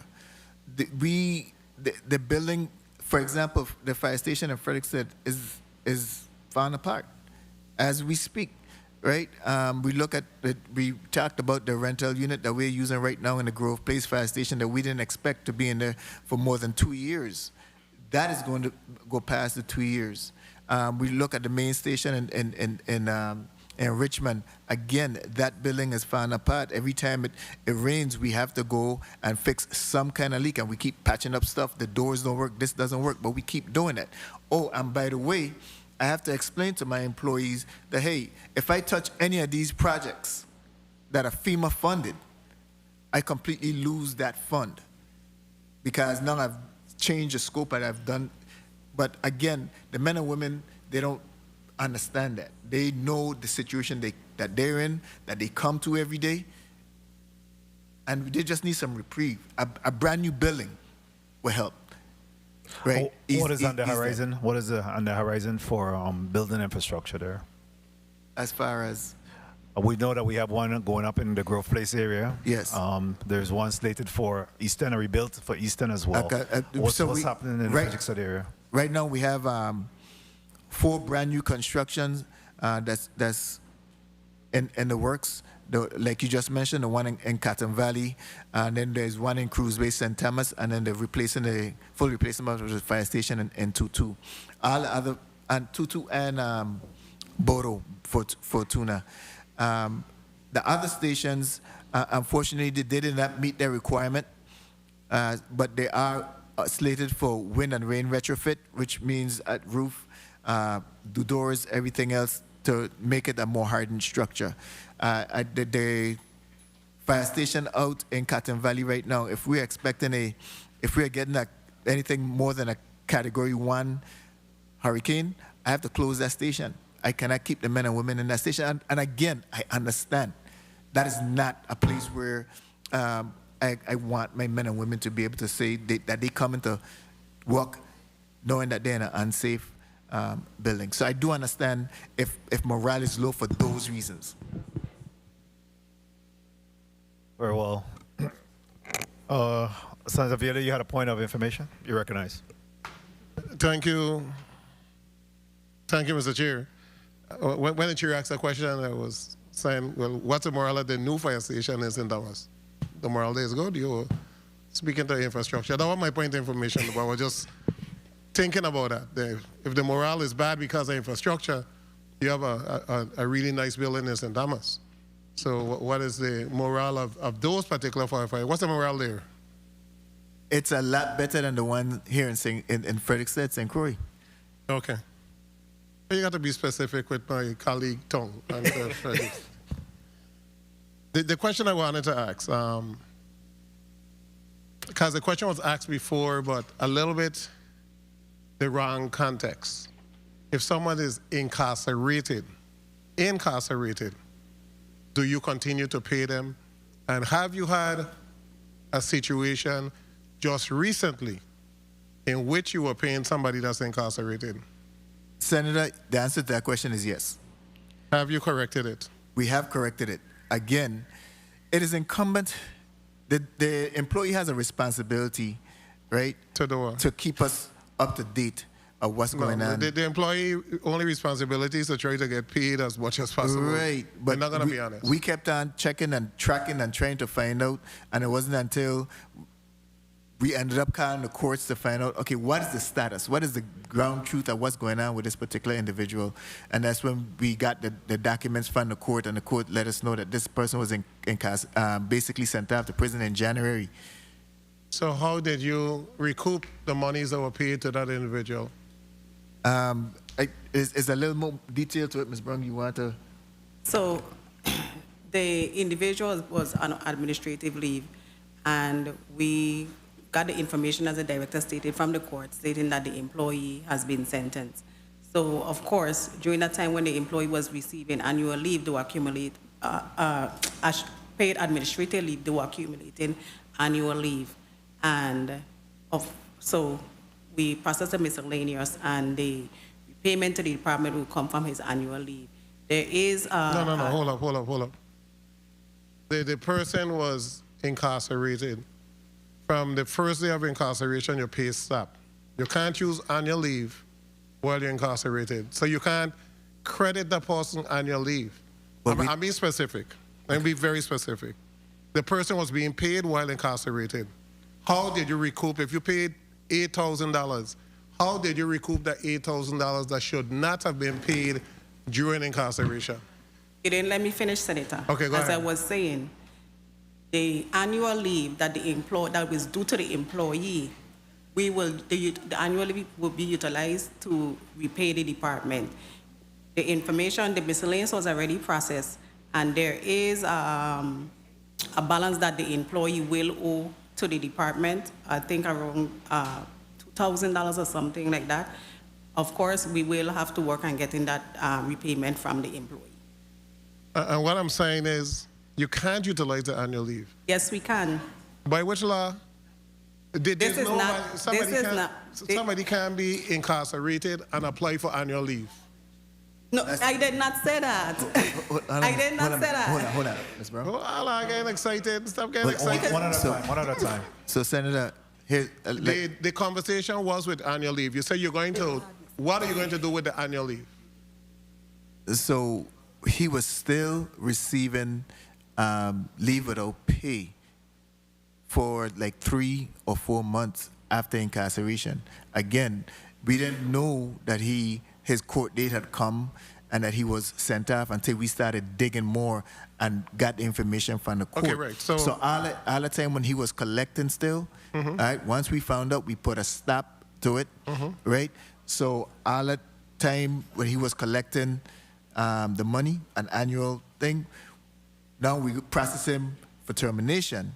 Remember, at the end of that, you're supposed to get whatever, a lump sum. A lump sum. So the annual leave payout, that's what's going to be We're going to deducted. take that money out from of the lump annual sum. leave payout. Right. Okay. Ms. Brown, why you get so upset? Because you keep interrupting me. You didn't let me finish. You got to learn to be patient when you come before this body. No, and but hold up. See, we're going to do it again. You be patient, and we might redirect a question, and you just explain. You said annual leave, but you didn't say annual leave payout. You didn't say termination. So I didn't even know if the employee is being terminated. So my thing is that if the employee is still working, you say annual leave, then that's okay. But just be patient. You get a little excited. Thank you. Thank you very much, Senator Viale. I'm glad that's clarified. Senator Kenneth L. Gittins, you're recognized for your 5 minutes. Talking about in the line of fire. Good afternoon, everyone. We good? Good show. I know how frustrating and tense it could be. Let me first thank you all for the services that you're providing to the territory. I must tip my hat off to your fire EMS personnel that I looked at a live video the other day. Someone went live here on St. Croix, and the patience that I saw with your personnel, and they stuck it out because this individual was visibly injured and could have died on the spot, actually. Your personnel stuck through it. I am pretty sure you could see the comments in the live. My son, I would drive off and leave you right there. Rum is boss. Everything under the sun to leave his behind right there. But your staff stuck it out and administered the assistance that he needed. So thank you. And I hope that you and your chiefs take notice of this, because you see how quick it is when somebody do wrong that we throw the dart at you. So when they do good, let's throw a good dart in their direction as well. So thank you for that. Now, I don't even know what to start, because everybody done ask you about staffing, integration, EMS billing, grant, everything. So even the one question that I wanted to go to with regards to the Cotton Valley, Cruise Bay, and Tutu stations and whatnot, I think the chair just kind of hit it.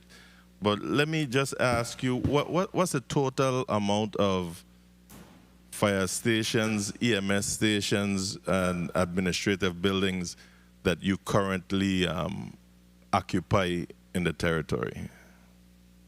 Good afternoon, Senator. We occupy 11 stations currently throughout the territory. And how many administrative offices? 2 administrative offices, well, 2.5 because we do have the station out at Cottage, which we use as an EMS administrative area as well. But it's also a responding area. So besides the 11, you're adding 2, you're saying? No, sir. How many administrative We have buildings? 2 administrative offices, one in St. Croix and one in St. Thomas. So of the 11 firehouses, we're adding those 2, right? Senator, your initial question was how many do we have? I gave you a total of everything that we currently have, to include the administrative buildings. So again, I need the breakdown from firehouses to administrative offices to any possibility of there even being an outfit for EMS. So the 11 that you initially told me about, I understood that number to be 11 firehouses. No, it's not. So tell me the breakdown. So we have in the St. Thomas St. John district, we have 6, 2 responding. Don't just tell me 6 and 2. That's what we just went wrong. 6 what? I'm going to explain. 6 what? I'm going to explain. In the St. Thomas St. John district, we have 6, 2 fire stations, and the St. John, 4 fire stations. Slow down for me, because when you tell me the number, tell me what it is. What a firehouse? 2 fire stations on St. John. 2 fire stations, St. John. 4 fire stations on St. Thomas. However, the main fire station on St. Thomas, which is hotel company, is also an administrative building. Right. No. So if you occupying it for multi-use is fine. I just want to know about the individual ones. Right. Okay. On the St. Croix district, we have 4 fire stations. 1 administrative building. And 1 EMS responding station.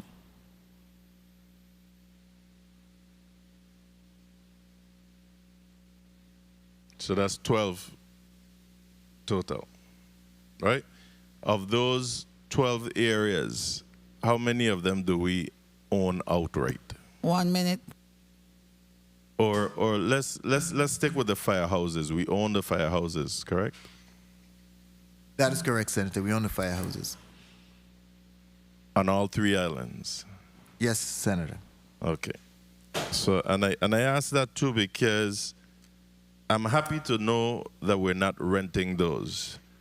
However, we have a responsibility to take care of our own. Because when we renting and paying this exorbitant amount of monies, we'll be fixing other people's place while ours leaving on the wayside. You want to say something? Yeah, I just want to be clear. We are currently leasing in the Grove Place because that's a temporary station for us. Temporary. Right. Okay. So, because of our dependence on marine tourism and cruise ship and those things, beyond the Star of Life ambulance boat that we have, what other marine rescue assets do you have, if any, at all? Especially the fact that we live in the Virgin Islands. We currently, Senator, have a fire boat, a fire vessel as well, which is stationed in the St. Thomas, on the island of St. Thomas. Okay, so you have that on St. Thomas, and then you have the Star of Life on St. John. All right. Mr. Chair,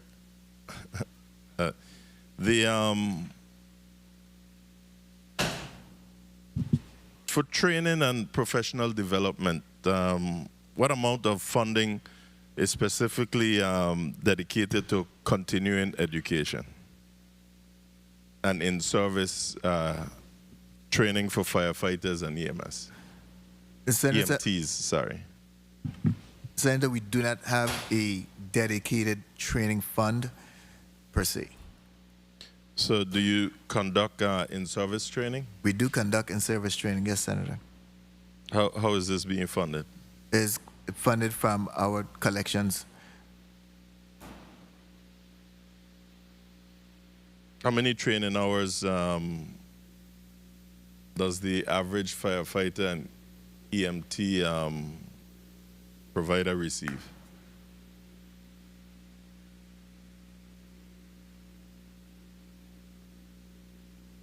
Daryl, you're an assistant director. For all EMS professionals, they need approximately 60 hours every 2 years. Part of their recertification requirements for National Registry. So outside of that, what about for in-service training? What are the requirements?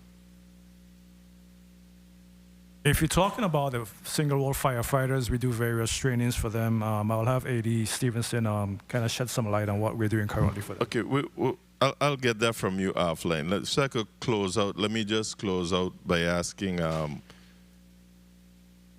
if there are any frontline firefighter EMS that's trained and certified in vehicle extrication. Yes, and we have a number of employees that are trained in vehicle extrication. How many are certified vehicle extrication? That number I don't have at the top of my head, but we do have. That is part of our inherited responsibility. Assistant Director? We have firefighter EMTs who are dual certified, and some of them are also trained in rescue as well. I understand the training in rescue or EMS. I want to know about vehicle extrication certification. Do you have a Jaws of Life within the VA Fire Service? Yes, sir. We have in both districts. We have, on our 3 islands, we do have Jaws of Life on our 3 islands. How many? One on each island: St. Croix, St. Thomas, and St. John. Okay, so I'm hopeful that you could tell me how many of your personnel are trained and certified in the use of those, because I have seen where we have to call rescue for this purpose, but I just want to make sure that we have the equipment and we have trained and certified individuals. Good afternoon, Senator. Clarence Stevenson, Assistant Director of Fire. So what we do territory-wide, all the captains and corporals and sergeants, we train on our equipment. So we certified like nationally, but we have a few that are certified, right? But all of our captains and supervisors train our people on our equipment. And DC Colleagues does the same as well.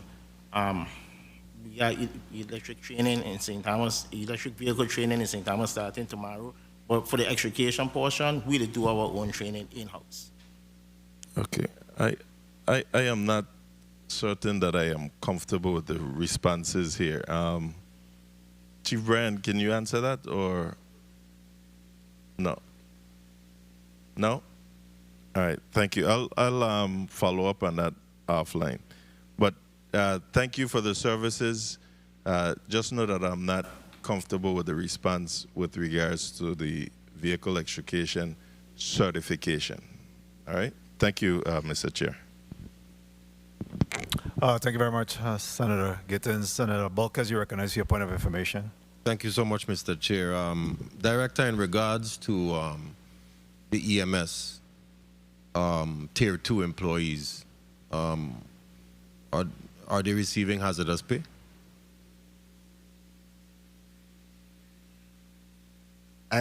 Senator, I would assume that they are receiving hazardous pay. They were the ones. You're talking about all our employees through this body was given the 15% hazardous duty pay. Okay, I'm getting information that that's not accurate. So, Senator, every employee through this body had a pay increase not 2 years ago for the 15% hazardous duty pay, and an additional 5% if you're a dual role employee, to bring it up to 20%. Did you want to mention something?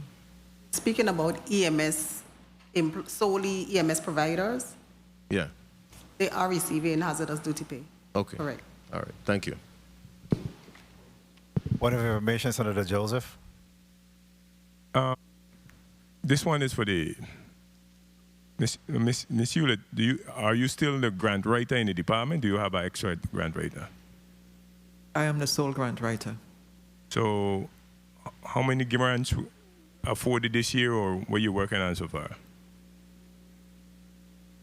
This year, I'm working on well, I worked on 3 separate grants, 2 that's completed and 1 that's in the work. Well, 4 grants.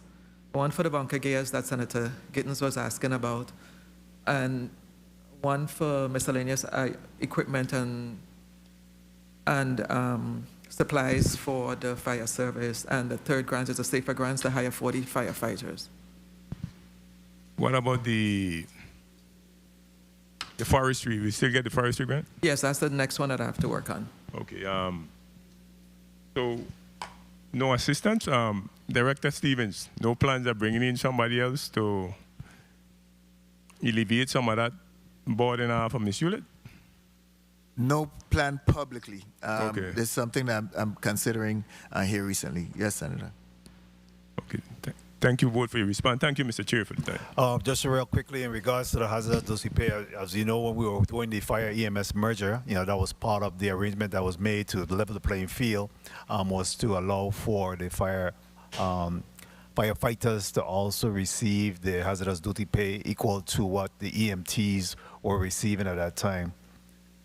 So that was definitely taken care of. And in regards to the certification of Jaws of Life, I think it's important that we ensure that those individuals are certified, receive their certification, whether it's annually or every 3 years or whatever, because of course, once you deploy the Jaws of Life, then there's culpability and responsibility associated with that. So we want to make sure that individuals are certified during that process. I know Senator Gittens haven't been recertified in many, many years. He want to go back to his old school days when he was able to use the Jaws of Life. But yeah, point of information, Senator Bulk, as you recognize. And my apologies, and thank you for your leniency. I appreciate it. So let me clarify what I was trying to ask. In relation to the same EMS employees tier 2, let's say, theoretically speaking, a employee makes $55,000 with hazardous pay, right? But their base salary is somewhere around $50,000 or something of that nature. But when they retire, GERS doesn't acknowledge the higher salary. What happens? Could someone clarify? If an EMS employee is retired, GERS presently does not recognize them as a hazardous duty employee. That's what you're okay, I think that is the crux of the issue that I'm trying to get at. So why is that? I guess that's a question for GERS. Right. Okay. And have you been receiving complaints about that specific issue, and for how long? Senator Director Stevens, that has been brought to my attention, I think, as early as January. One of my supervisors, my EMS supervisor, as a matter of fact, was one who brought that to my attention this year, which was a surprise to me. And so, again, that's a GERS concern, and we don't know how to fix it. I didn't ask a question to GERS. Okay. So. Yeah, that is a legislative concern. If there is some amendment that's required or edits, then that needs to be brought to our attention so they could be addressed. If they could be listed in terms of those hazardous duty employees, so that is a legislative responsibility. Okay. Thank you, Mr. Chair. Very well. Thank you. At this time, I'm gonna allow you to do a 30-second wrap up. Also, because we have the other by team waiting. They should have been on since 3 o'clock. So. We'll go on to that. But before I do that, I wanted to ask you, what keep you up at night regarding this assignment, where you're at? I know you talk about the infrastructure concerns you have, but what really keeps you up at night in regards to your budget presentation and your challenges?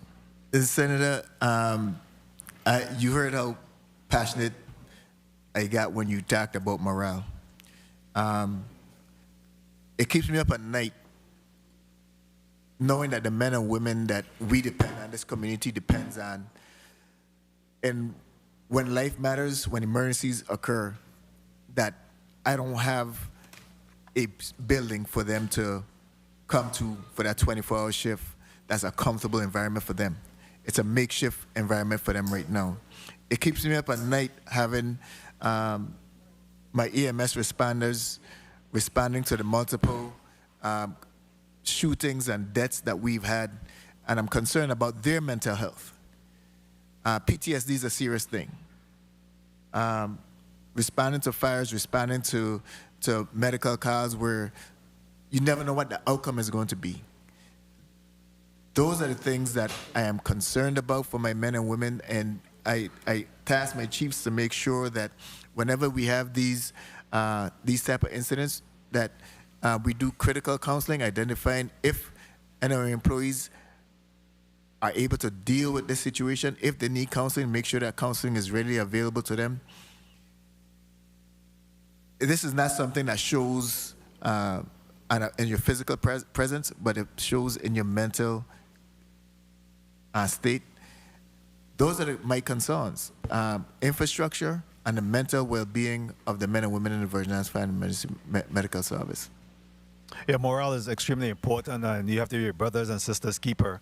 So it's important that we're able to recognize, those issues. We have the EAP program. One of the first hirees that I did when I was police commissioner was to hire psychologists on board. It's so important that we're able to take care of our mental health. These responsibilities are too awesome and burdensome if we're not taking care of our behavioral health situation. So we have to be able to monitor those employees. They have a lot going on. And if 911 taught us anything, is that we have to take care of those individuals that continue to put themselves in harm's way, during a state of emergencies and crisis. So we got to take care of them out there. All right. A quick point of information, Senator Gittens. Thank you, Mr. Chair. And you took the words out of my mouth because I was going to credit you with being one of the first commissioners that I know that brought on a full-time psychiatrist on board at the police department. And I was wondering, psychologist, and I was wondering, based on the director's statement, and I understand that stress for sure, especially now with firefighters responding as EMTs as well, and showing up on these scenes, which could be real gruesome. Mental health is important. I'm wondering if the fire department and the police department can put its head together so that you can definitely have a mental health professional on board to address any traumatic situation with our first responders. Can I get a commitment for you to have a conversation with your colleague, the police commissioner, and see if we could, see what it will cost and ensure that we have someone on board that can address these situations? Senator, you have my full commitment that we will have that conversation. Thank you. Thank you, Mr. Chair. Not just the firefighters, but also the EMS component as well, because the whole blood and gore that they're exposed to on a daily basis impact their psyche down the road. So it's important that you also include them in the discussion there. So I'll give you 30 seconds to wrap up at this time. Good afternoon, Senators. First of all, I want to thank this body for having us here today and hearing us out. To the men and women of the Virgin Islands Fire and Emergency Medical Service, I want you to understand that as your director, I am passionate about what you do, and I'm passionate in my responsibilities. This management team's responsibility and commitment to you is to take care of you on a day-to-day basis. To my management team, thank you for your continued support and everything that you do to keep us safe in these times. Again, thank you to this body. Thank you very much, and again, I join you in commending all of our VIFMs, employees, and they continue to put themselves in harm's way on the behalf of this committee. We truly appreciate the work that they do out there on this. The Committee of Budget, Appropriations, and Finance stands in recess for 3 minutes, at which time we'll return with the Virgin Islands Territorial Emergency Management Agencies. Stand in recess for 3 minutes. Thank you.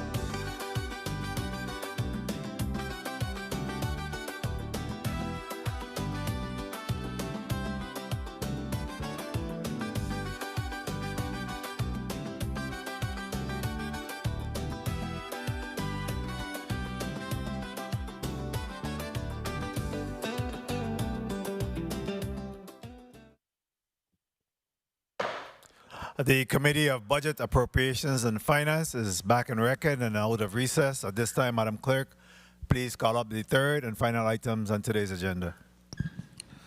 Block 3, Virgin Islands Territorial Emergency Management Agency. Invited testifier, Daryl D. Jaschen, Executive Director. This concludes the reading of today's agenda, Mr. Chair. Good afternoon, Director Jaschen. Welcome. Hey, good afternoon, Senator. Are you prepared to defend your budget? Yes, sir, we are. Very well. I'll give you an opportunity to do a mic check real quickly and introduce yourself, and then we'll come to the remainder of your staff and do the same. Yeah, I'll start off. Good afternoon, Director Jaschen for Vatima. Let's start over here. Good afternoon, Julissa Martinez, Public Information Officer. Good afternoon. Good afternoon, Deputy Director Kelly. Good afternoon. Let's get your full name, Bruce. Bruce Kelly. Good afternoon, Nadia Ferran, Deputy Director of Human Resources and Labor Relations. Very well. Good afternoon, J. Williams, Assistant Director, also Interim Grants Manager. Afternoon. Good afternoon, Joselita Daniel, Deputy Director of Admin and Finance. Yeah. Good afternoon, Asim Freck, Deputy Director of Logistics. Good afternoon. Good afternoon, Regina Brown, Deputy Director of Planning and Preparedness. All right. Good afternoon, Director. You're free to go ahead and put your testimony on record at this time. Senator Novelli Francis Jr., Chairman of the Committee on Finance, and other senators present, legislative staff, and those that are viewing and listening audience, good afternoon. I'm Daryl D. Jaschen, Director of the Virgin Islands Territorial Emergency Management Agency. Present with me today are Mr. Ovid J. Williams, our Assistant Director, Ms. Jolista M. Daniel, Deputy Director for Administration and Finance, Ms. Nadia Ferran, Deputy Director of Human Resources and Labor Relations, Mr. Bruce Kelly, Deputy Director of Operations, Mr. Asim Fret, Deputy Director of Logistics, Ms. Regina Brown, Deputy Director of Planning and Preparedness, and Ms. Julissa Martinez, my Public Information Officer. Please note that Assistant Director Williams also is performing the duties of Grant Manager due to the loss of staff at the end of 2025. Thank you for the opportunity to present Vitima's proposed fiscal year 2027 budget. All numerical data aligns with the GBI Office of Management and Budget. Vitima's mission is to save lives and to protect property through preparedness, exercises, prevention, and mitigation. The agency is comprised of 6 main divisions: Administration and Finance, Human Resources and Labor Relations, Public Information, Grants Management, Planning and Preparedness, Operations, and Logistics. 2 additional divisions: Hazard Mitigation and Public Assistance, which are officially part of Vitima but have duties carried out with assigned staff through the Office of Disaster Recovery since 2019 under Executive Order, are 100% federally funded and are not part of this budget testimony. In addition to these divisions, Vitima has oversight for the 911 Emergency Communications Center and the Virgin Islands Office of Homeland Security Fusion Center. The ECC is 100% GBI funded, while the Fusion Center is 100% federally funded. Vitima's daily operations include operating 2 911 emergency operations centers, 1 in each district, 3 emergency operations centers, 1 on St. Croix and downtown Christiansted, 1 island of St. Thomas just east of the Cyril E. King Airport runway, and 1 on St. John just across from the Myra Keating Smith Community Health Center, and 1 Homeland Security Fusion Center located on St. Thomas. A significant accomplishment is the U.S. Virgin Islands receiving full accreditation from the Emergency Management Accreditation Program known as EMAP in October 2024. This marks the first time that any U.S. territory has received this milestone. EMAP is an independent, nonprofit organization that accredits agencies to comply with the emergency management standards, which provide for management and coordination of prevention, mitigation, preparedness, response, and recovery activities for all hazards. The accreditation process is a rigorous program that includes a set of 66 standards by which Vitima was evaluated. Once accredited, requirements continue, and Vitima must demonstrate compliance with the standards through annual submissions to EMAP. For our fiscal year 2027 budget, the Virgin Islands Territorial Emergency Management Agency is expected to receive $5,911,126 from the general fund to carry out its operations. Personal services cover 58.377 positions at a cost of $3,282,464. This amount represents 55.53% of budgeted amount. As of February 2026, staffing reported a GBI funding consistent of 41.979 filled positions and 16.388 vacant positions, primarily in the 911 Emergency Communication Center. Fringe benefits total $1,647,143, which is 27.87% of the total. To cover the several types of supplies needed for the agency, $83,056 is budgeted, which is 1.41% of the overall budget. Other services and charges is budgeted at $605,206, which represents 10.24% of the budget, and includes a $250,000 in miscellaneous items for disaster recovery, contingency of $175,000, and generator emergency agreement of $75,000 for repairs and maintenance. In fiscal year 2027, rent for Vitima office in downtown Christiansted remains the same at $14,243 per month, with the contract expiring September 30th, 2027, with a one-year renewal option at a monthly rate of $14,670. Other budgeted rented is from the St. Croix 911 ECC space. It remains the same for fiscal year 2027 at $1,925 per month, with the contract expiring on November 30th, 2027. Our utility services, electricity and water, are budgeted at $293,275 and is paid through the Department of Finance single payer. This amount represents 4.96% of the total. Funding for volunteer rescue organizations on St. Thomas, St. Croix, St. John, and Water Island are budgeted with OMB and is released based upon successful submission to Vitima of the annual requirement reflecting the organization's good standing. The amounts budgeted for 2027 fiscal year total $430,000, with $175,000 for St. Thomas Rescue, $175,000 for St. Croix Rescue, $65,000 for St. John Rescue, $15,000 for Water Island Rescue. To note, over the past 4 years, the St. Thomas Rescue has not received any funding. Our Financial Administration Division. Administration and Finance Division is responsible for managing the financial resources of the agency. As such, the division supports all other divisions through general fund appropriation. Administrative and Finance inputs requisitions and payments into the Government Financial System, ERP, on behalf of these divisions. As of June 1st, 2026, Vitima utilizes GVI BUY, the official system of record for all GVI acquisitions, contract management, and vendor relations. As part of the process, requisitions and payments are approved along with adjustment vouchers.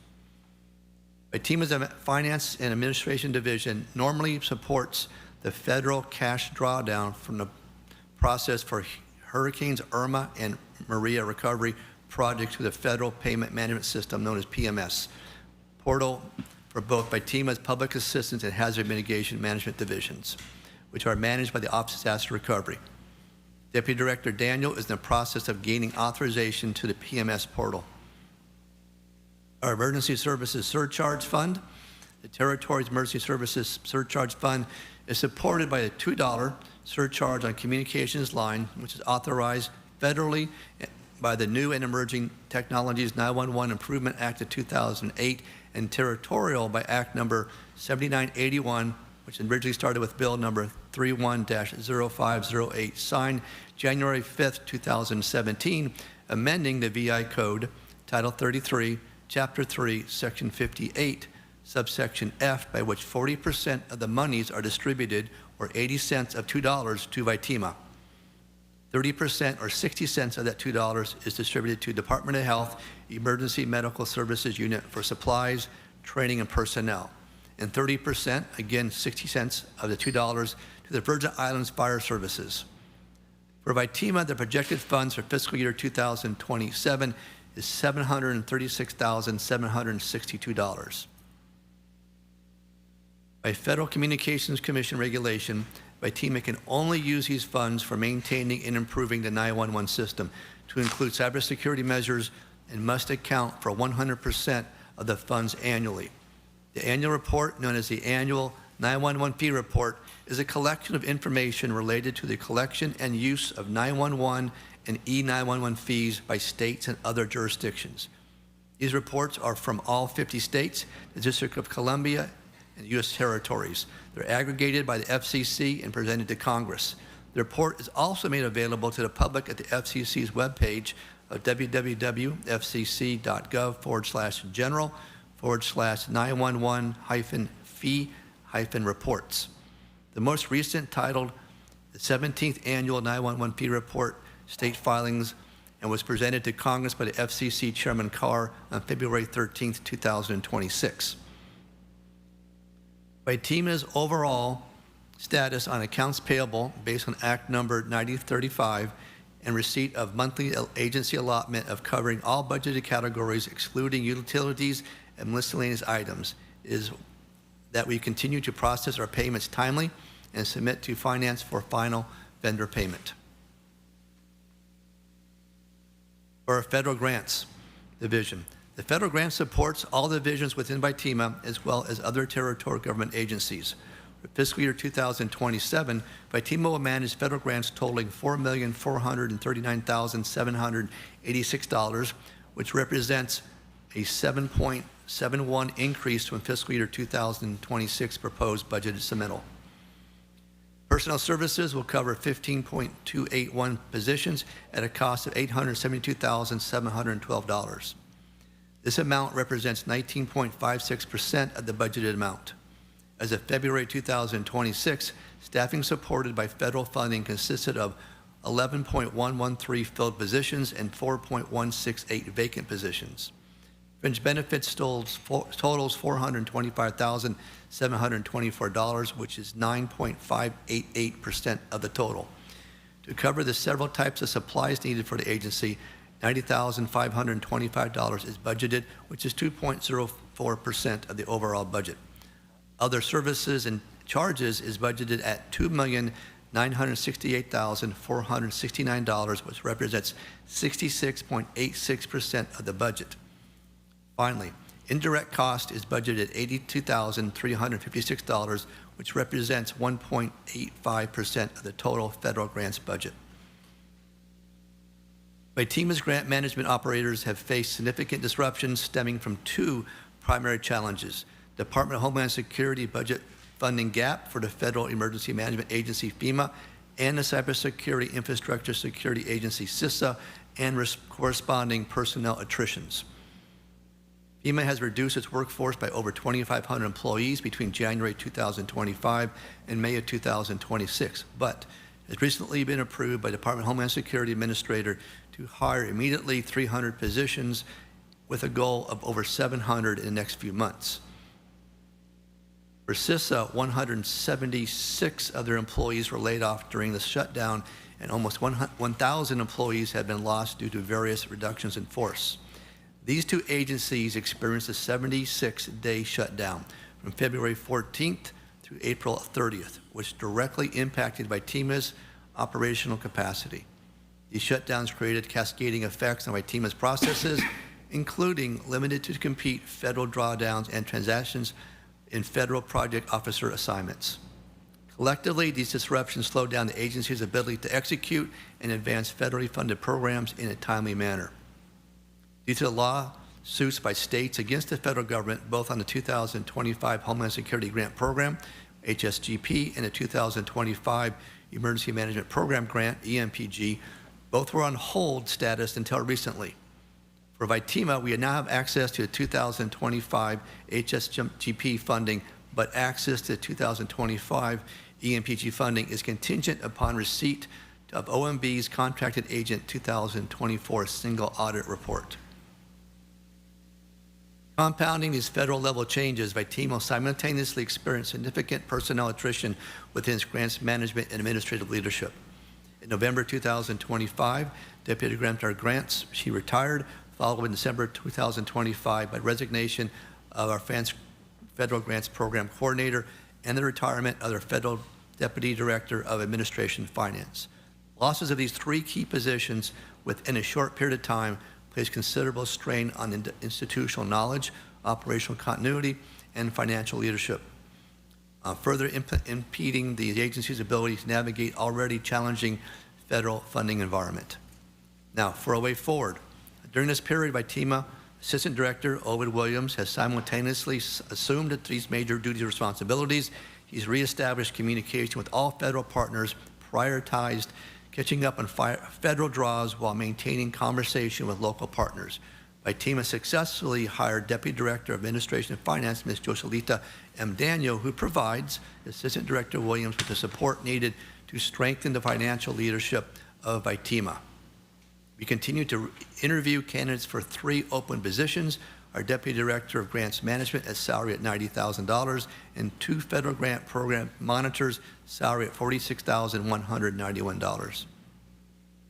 Our Human Resources and Labor Relations Division, for fiscal year 2026, our Deputy Director of Human Resources and Labor Relations focused on reestablishing key human resources functions that have been delayed or inactive, including review of reimbursement of expired personnel requisition forms, or PRFs, the recruitment and selection process for critical vacancies, and the onboarding of new employees across multiple divisions. Emphasis was placed on addressing staffing shortages within the Emergency Communications Center, the ECC 911, one of the agency's most critical operational areas. Throughout fiscal year 2026, Human Resources and Labor Relations provided comprehensive support in employee relations, workplace investigations, disciplinary actions, grievance administration, policy compliance, performance management, and workforce planning. The division also played a central role in implementing the newly ratified United Steelworkers Collective Bargaining Agreement, processing related personnel actions, and supporting agency leadership through budgeted planning and organizational development efforts. Additional accomplishments including supporting the Department of Finance in implementing the government of the U.S. Virgin Islands time and attendance system, and collaborating with the Division of Personnel to review, update, and implement a revised testing process for the Emergency Communications Center positions. Since January 2026, the agency has conducted 2 recruitment campaigns for these critical positions, utilizing the new testing standards, thereby strengthening the selection process and helping identify qualified candidates for one of the Vitima's most essential operational functions. Plans for the balance of the fiscal current year into the new year include expanding employee communications and engagement initiatives, strengthening leadership and supervisor development programs, and advancing employee retention strategies focused on recognition, professional development, and workplace culture. We feel these efforts will help the agency to better recruit, retain, and support the workforce necessary to fulfill Vitima's mission of protecting the residents of the visitors of the U.S. Virgin Islands. We've had 6 new hires, 1 Deputy Director of Administration and Finance, and 5 911 operators, 4 on St. Thomas and 1 on St. Croix. We have additional 4 operators that are coming on pending by August 2026. On departures, we had 1 transfer back to a previous division. We've had 4 resignations, and we have 2 retirements. For our operations division, we've incorporated text to 911. In April 2025, Vitima's 911 Emergency Communications Center unveiled text to 911, one of the next generation 911 features. This enables individuals to communicate with 911 centers in the U.S. Virgin Islands via text. This capability is extremely critical in times when an individual cannot place a voice call to 911 center because of safety concerns, connectivity issues, or a member of the deaf and hard of hearing or speech impaired community. Vitima has continued to educate residents on and how to use the text to 911. On March 2026, Vitima successfully conducted public training sessions specifically for deaf and hard of hearing communities on St. Thomas and St. Croix. The costs to implement the text to 911 were borne by the telecommunication providers, namely Liberty, One Communications, and T-Mobile, and by Vitima through its emergency service fund fees. Our language line. Vitima successfully implemented and continues to utilize a language line translator system within 911 emergency communication centers. This system provides operator access on an average of 6 seconds to more than 16,000 trained interpreters in over 240 languages. The primary languages utilized are Spanish, Haitian Creole, Patois, and French. Current costs are approximately 60 cents per minute for Spanish and 66 cents per minute for French Creole. From May 1st, 2025 to May 1st, 2026, Language Line supported 395 calls totaling 2,469 minutes at a total cost of $1,616. We've added new furniture to St. Thomas 911 8 operator workstations and chairs were replaced within the St. Thomas 911 Center after 17 years of service. February 2026, at a cost of $209,618 funded, with $37,942 in GBI funding and $172,576 in EMPG funding, which comes at a cost of $26,202 per dispatcher workstation. The St. Croix 911 8 operator stations and chairs are scheduled to be replaced upon completion of the new Vitima building on St. Croix. The new building will co-locate with the now separate St. Croix 911 ECC. The Vitima's 911 dispatchers and operators continue to demonstrate the highest level of professionalism, dedication, and commitment to duty. This was reflected in Vitima's 2026 Employee of the Year selection, with both honorees coming from the 911 Emergency Communication Center in the respective districts. Ms. Dari Lee Jacobs of St. Croix and Ms. Noelle Taylor for St. Thomas. Congratulations to both individuals. Our EOC support, St. Vitima's Emergency Operations Center serve as a central coordination locations for emergency management activities, response operations, resource requests, trainings, exercises, and meetings. Vitima's EOCs on St. Thomas, St. Croix, and St. John are also made available to partner agencies at no cost. Over the last 12 months, between May 1st of 2025 and May 1st of 2026, Vitima conducted or hosted 190 events, real-world or exercise activations, meetings for partner agencies, and training events. 61 at the St. Thomas EOC, 78 at the St. Croix EOC, and 51 at St. John EOC.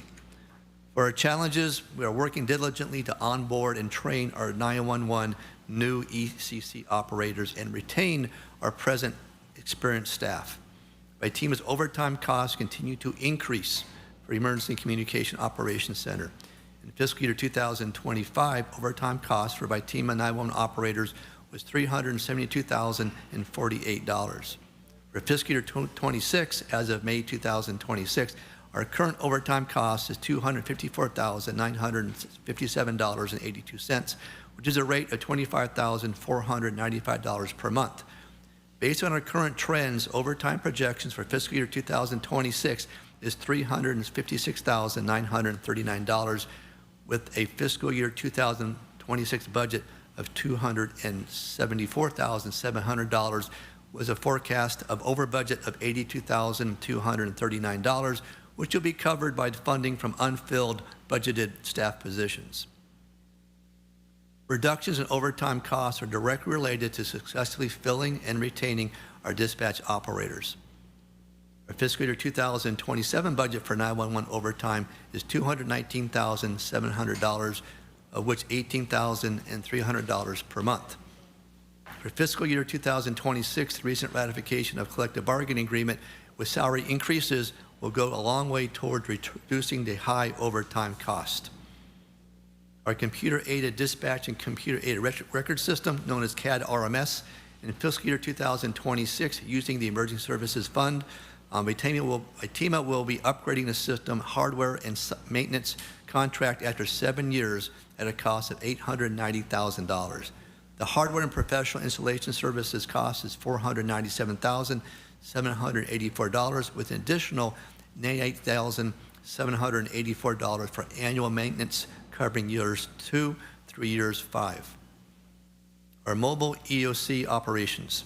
In December 2024, Vitima decommissioned its 2 mobile EOCs after 21 years of service. In 2026, the projected cost to replace these 2 mobile EOCs was $1.3 million total.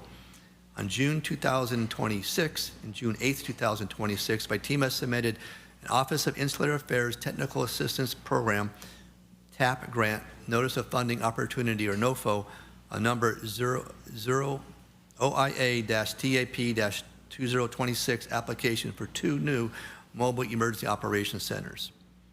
Our Planning and Preparedness Division. Our accomplishments: Vitima EMAP accreditation is currently in the year 2 of the 4-year continuous administrative compliance process cycle, with 18 standards under active review. The work sustains Vitima's position as a first and only fully EMAP accredited emergency management agency in U.S. territories. There There is an ongoing fee of $5,000 for program support and software access. FITEMA achieved and maintains its accreditation with no additional staffing. FITEMA hosts its 4th annual Partners in Preparedness event at the 2026 Agricultural Fair, the division's largest community outreach activity with partnership from O'Neill's Transport, Crowley, Cost You Less, and Home Depot.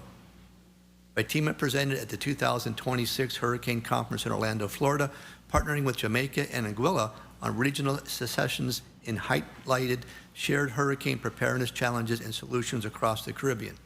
The FEMA EMPG grant provided funding for 2 individuals with conference registration, travel, and lodging. Approximately 31 representatives from the government of the U.S. Virgin Islands attended in person, funded through their own agencies. FITEMA successfully completed the Capstone 2026, a full-scale functional exercise held June 1 to June 5, 2026, simulating a Category 3 hurricane across all 3 islands. The exercise tested all the emergency support functions, produced a complete instant action report plan, and included an EMAC, or state-to-state resource documentation, and senior leadership briefings.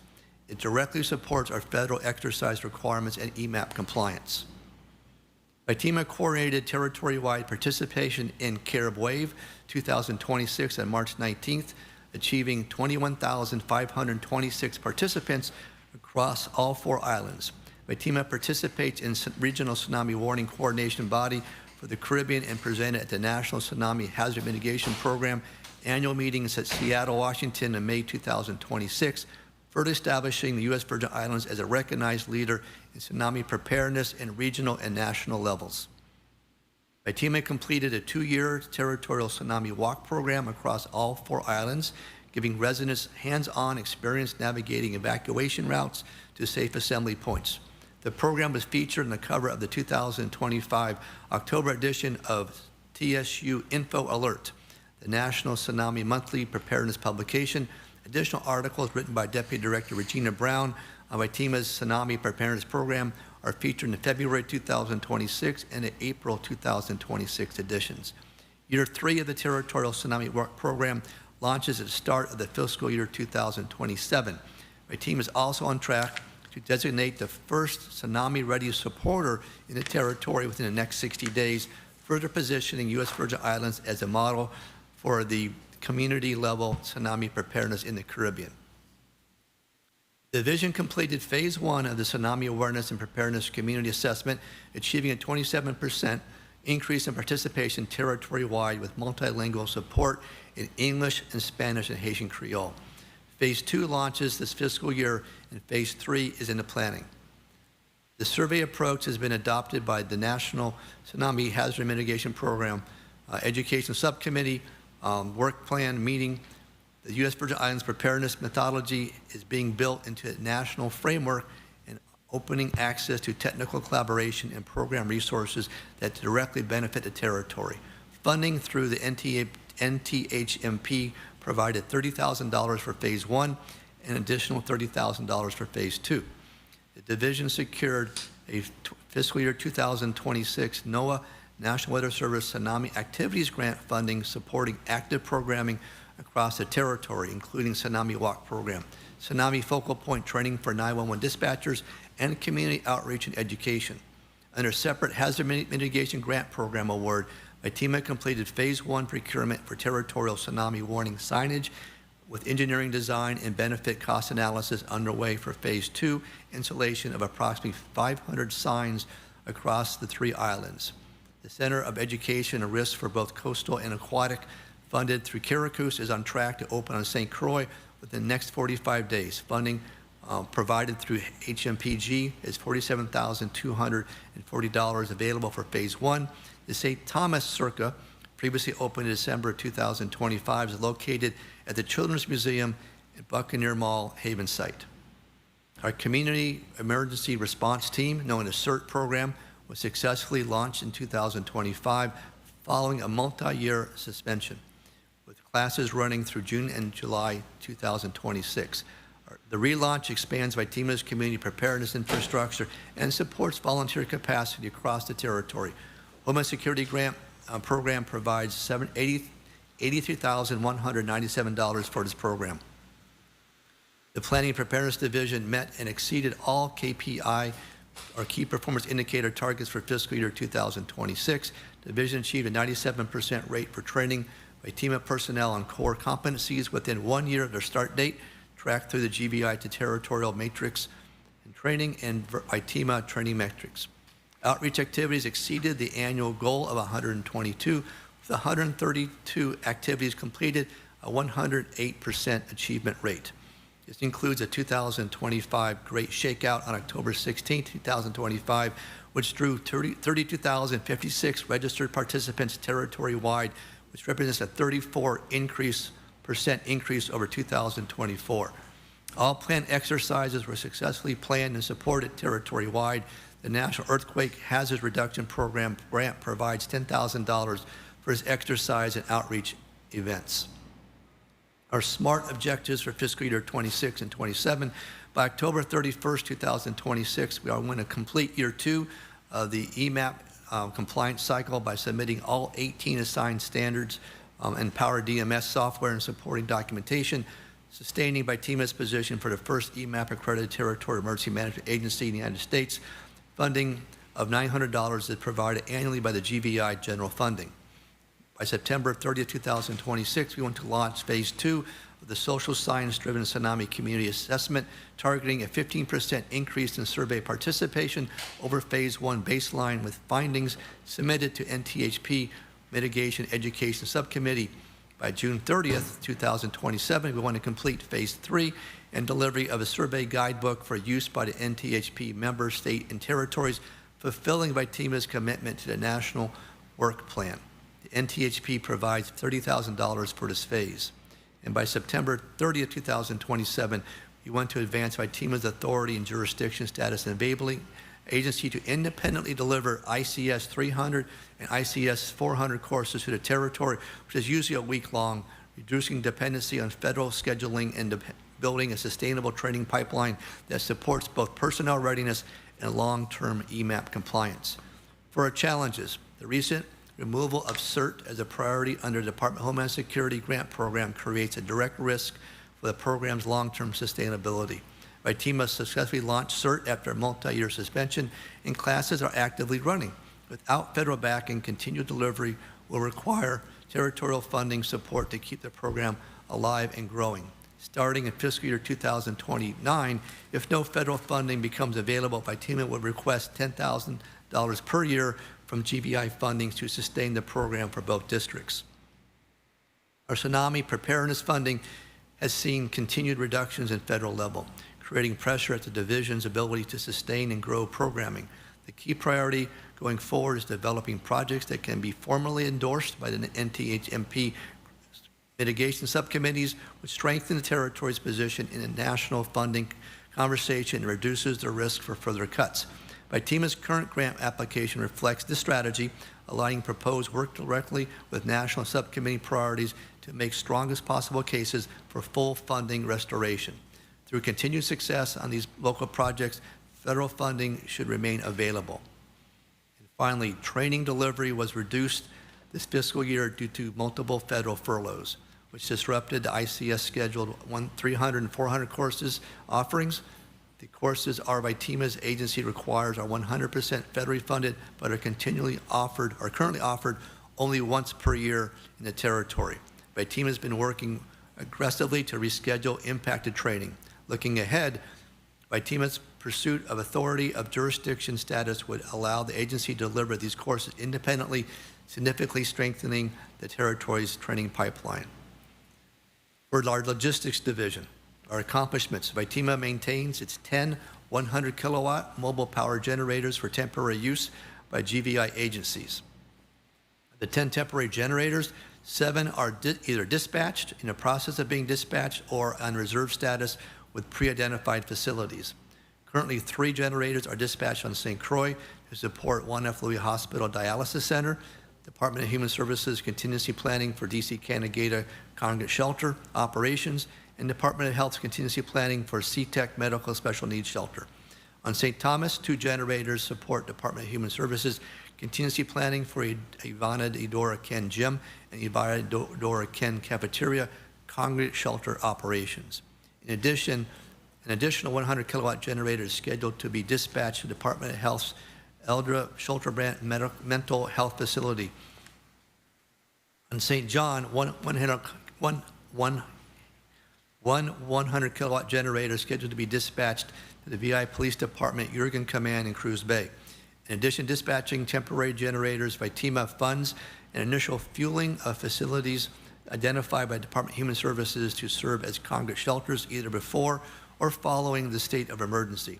2 facilities with new generators, the Julius E. Sprouse School on St. John and BC Bisholtu School on St. Thomas, are allotted $33,000 to total to support the initial diesel fuel supply.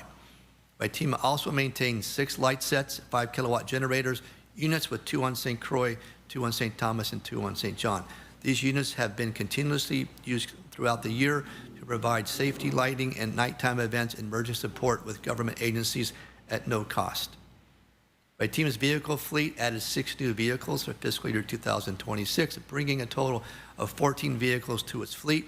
7 of those total fleet vehicles are assigned to the Office of Disaster Recovery and Public Assistance.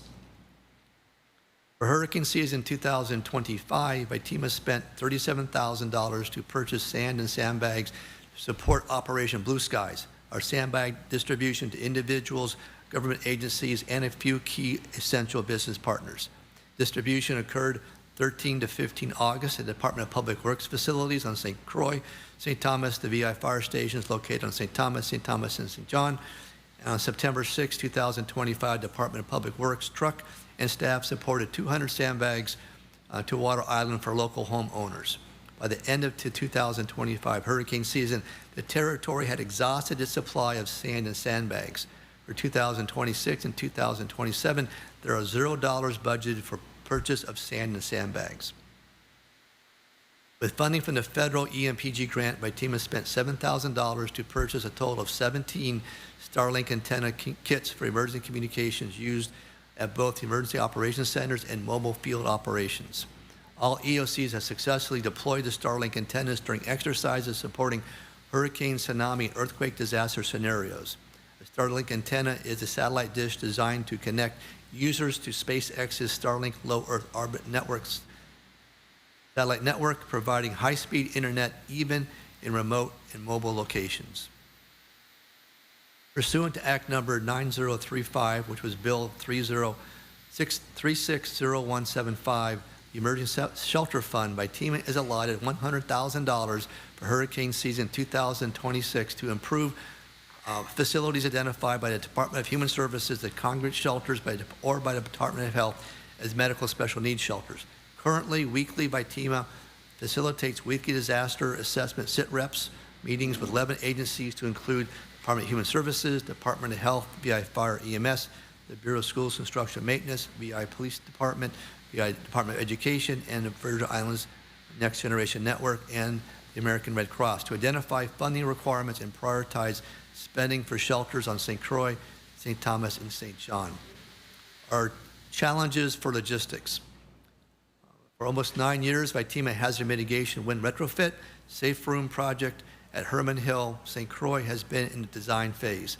TEMA successfully completed the required federal consistency determination hearing on the project CZM-0020-24 TEMA EOC Estate Herman Hill St. Croix Demolition and Reconstruction Project on May 20th, 2025.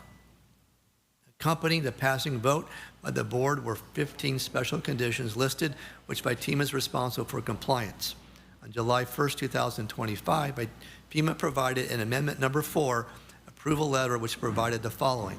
The project total funded remains at $22,509,692.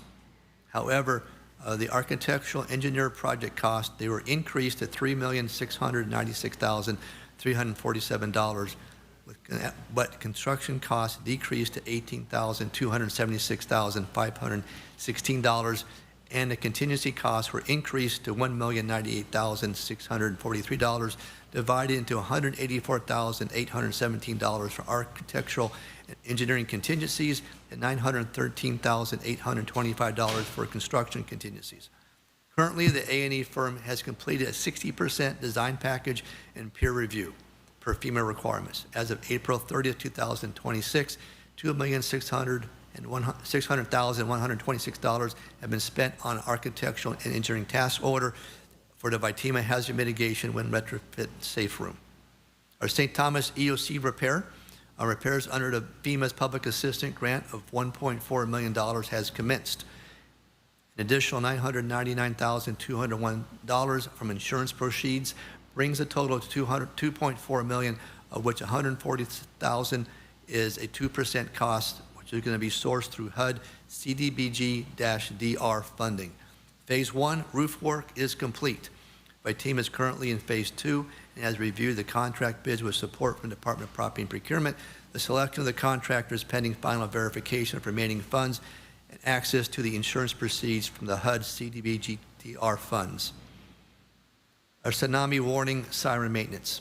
Currently, a large percent of tsunami warning sirens are failing, primarily due to batteries, which were installed in 2022. The Vitima EMPG grant funded $90,316 in fiscal year 2026 for maintenance of all 44 sirens, 19 on St. Thomas, 1 on Water Island, 7 on St. John, and 17 on St. Croix. The contract has been awarded, and the vendor, American Signal Corporation, who installed the first sirens, began work on June 8th, starting on St. Thomas. Once St. Thomas is complete, American Signal Corporation will go to St. John and then finish up on St. Croix. The current project is complete. The current project timeline is to complete all test sirens on St. Thomas, St. John, and Water Island no later than June 26th and finish up by July 10th on St. Croix. Finally, I want to thank the hardworking staff of Vitima, the 911 Emergency Communications Center, and the Fusion Center. Thank you for your commitment and dedication to the agency, its mission, and the people of the U.S. Virgin Islands. Emergency management is tough work. Your jobs are not easy, but you show up every day to ensure the mandates of the agency are met. When disaster strikes, you respond. You're integral to the continued success of our agency with your leadership and knowledge of the incident command system. Again, thank you. On a somber note, I want to publicly acknowledge the ultimate, untimely, and sudden passing of one of our Vitima ODR hazard mitigation staff members on August 7th, 2025. Ms. Akima Henneman, at the young age of 44, she was the niece of Ms. Deborah Henneman Smith, who served Vitima as a Deputy Director of Finance Administration for many years, including through Hurricanes Irma and Maria, and retired in September 2020 after 20-plus years of service. Amika was a tremendous contributor to the agency and will be profoundly missed. Committee Chairman Senator Novell Francis, other committee members of this budget is adequate to address the immediate priorities of the administration for the upcoming fiscal year. If a need arises for additional resources, we will have a discussion with Governor Bryan and the Director of OMB. At this time, I'd like to present a short video showing Vitima and some of the fellow agencies partners in action over the past 12 months.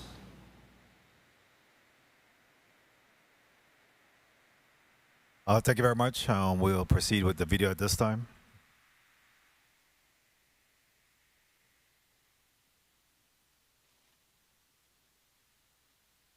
Any voice to it, or just... There's music to it. Music. Media? No music?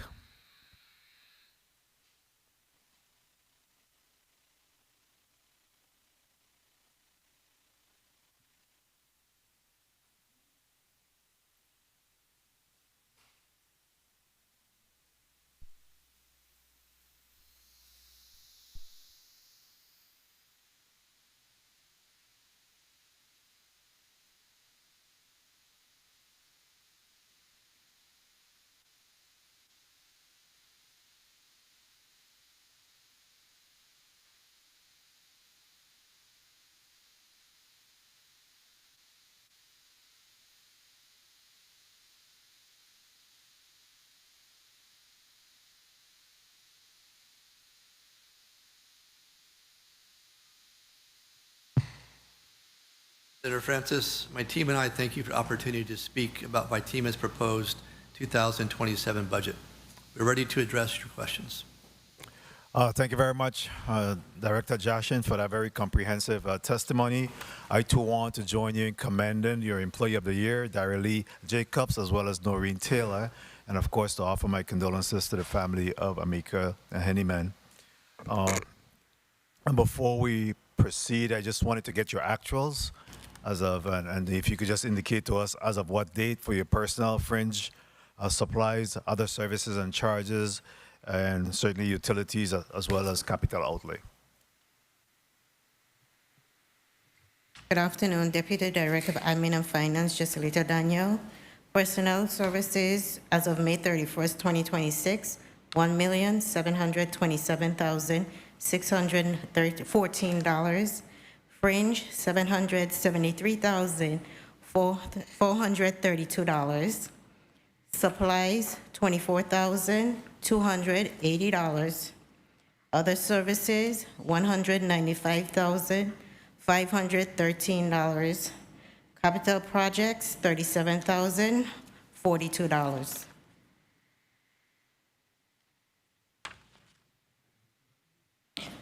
Utilities, $173,264. 173. $264. What else? Thank you. What do you owe in currently for outstanding vendors payment? Currently, only 2 vendors, and that is Centurion for $4,500, and import supply for $1,775. $1,775. How many vacancies do you have? Director Nadia Farron. If you could just put your name on the record. Sorry, Nadia Farron, Deputy Director of Human Resources and Labor Relations.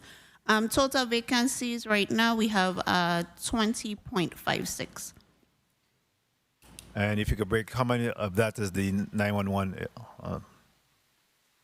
I have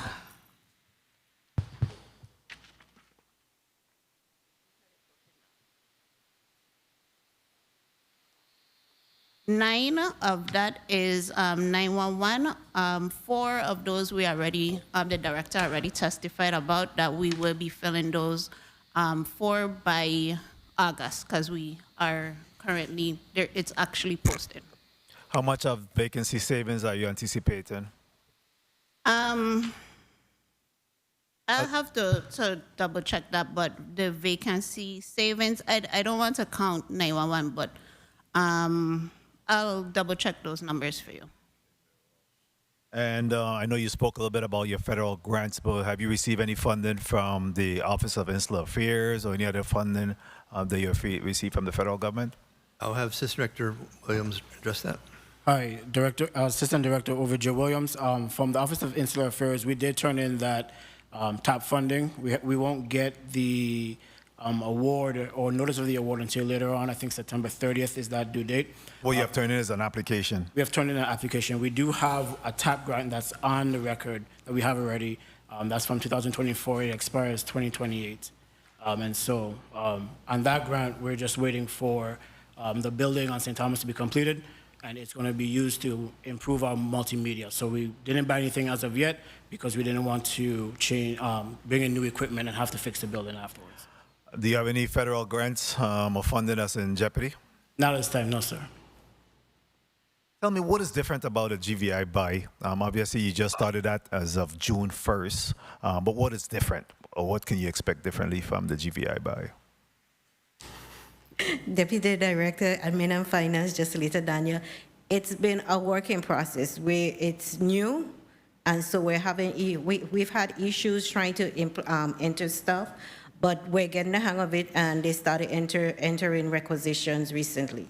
So, for the benefit of the public, what GVI buy, what does that represent? That's your procurement process, or can you just explain a little bit in terms of what's happening? I'm new to it. So, it's. How could I say? It's to enter requisitions, any requisitions entering. But the main thing is what's been some of our holdup is vendors are not registered in GVI BY. They have to register in GVI BY for us to be able to use them as a vendor.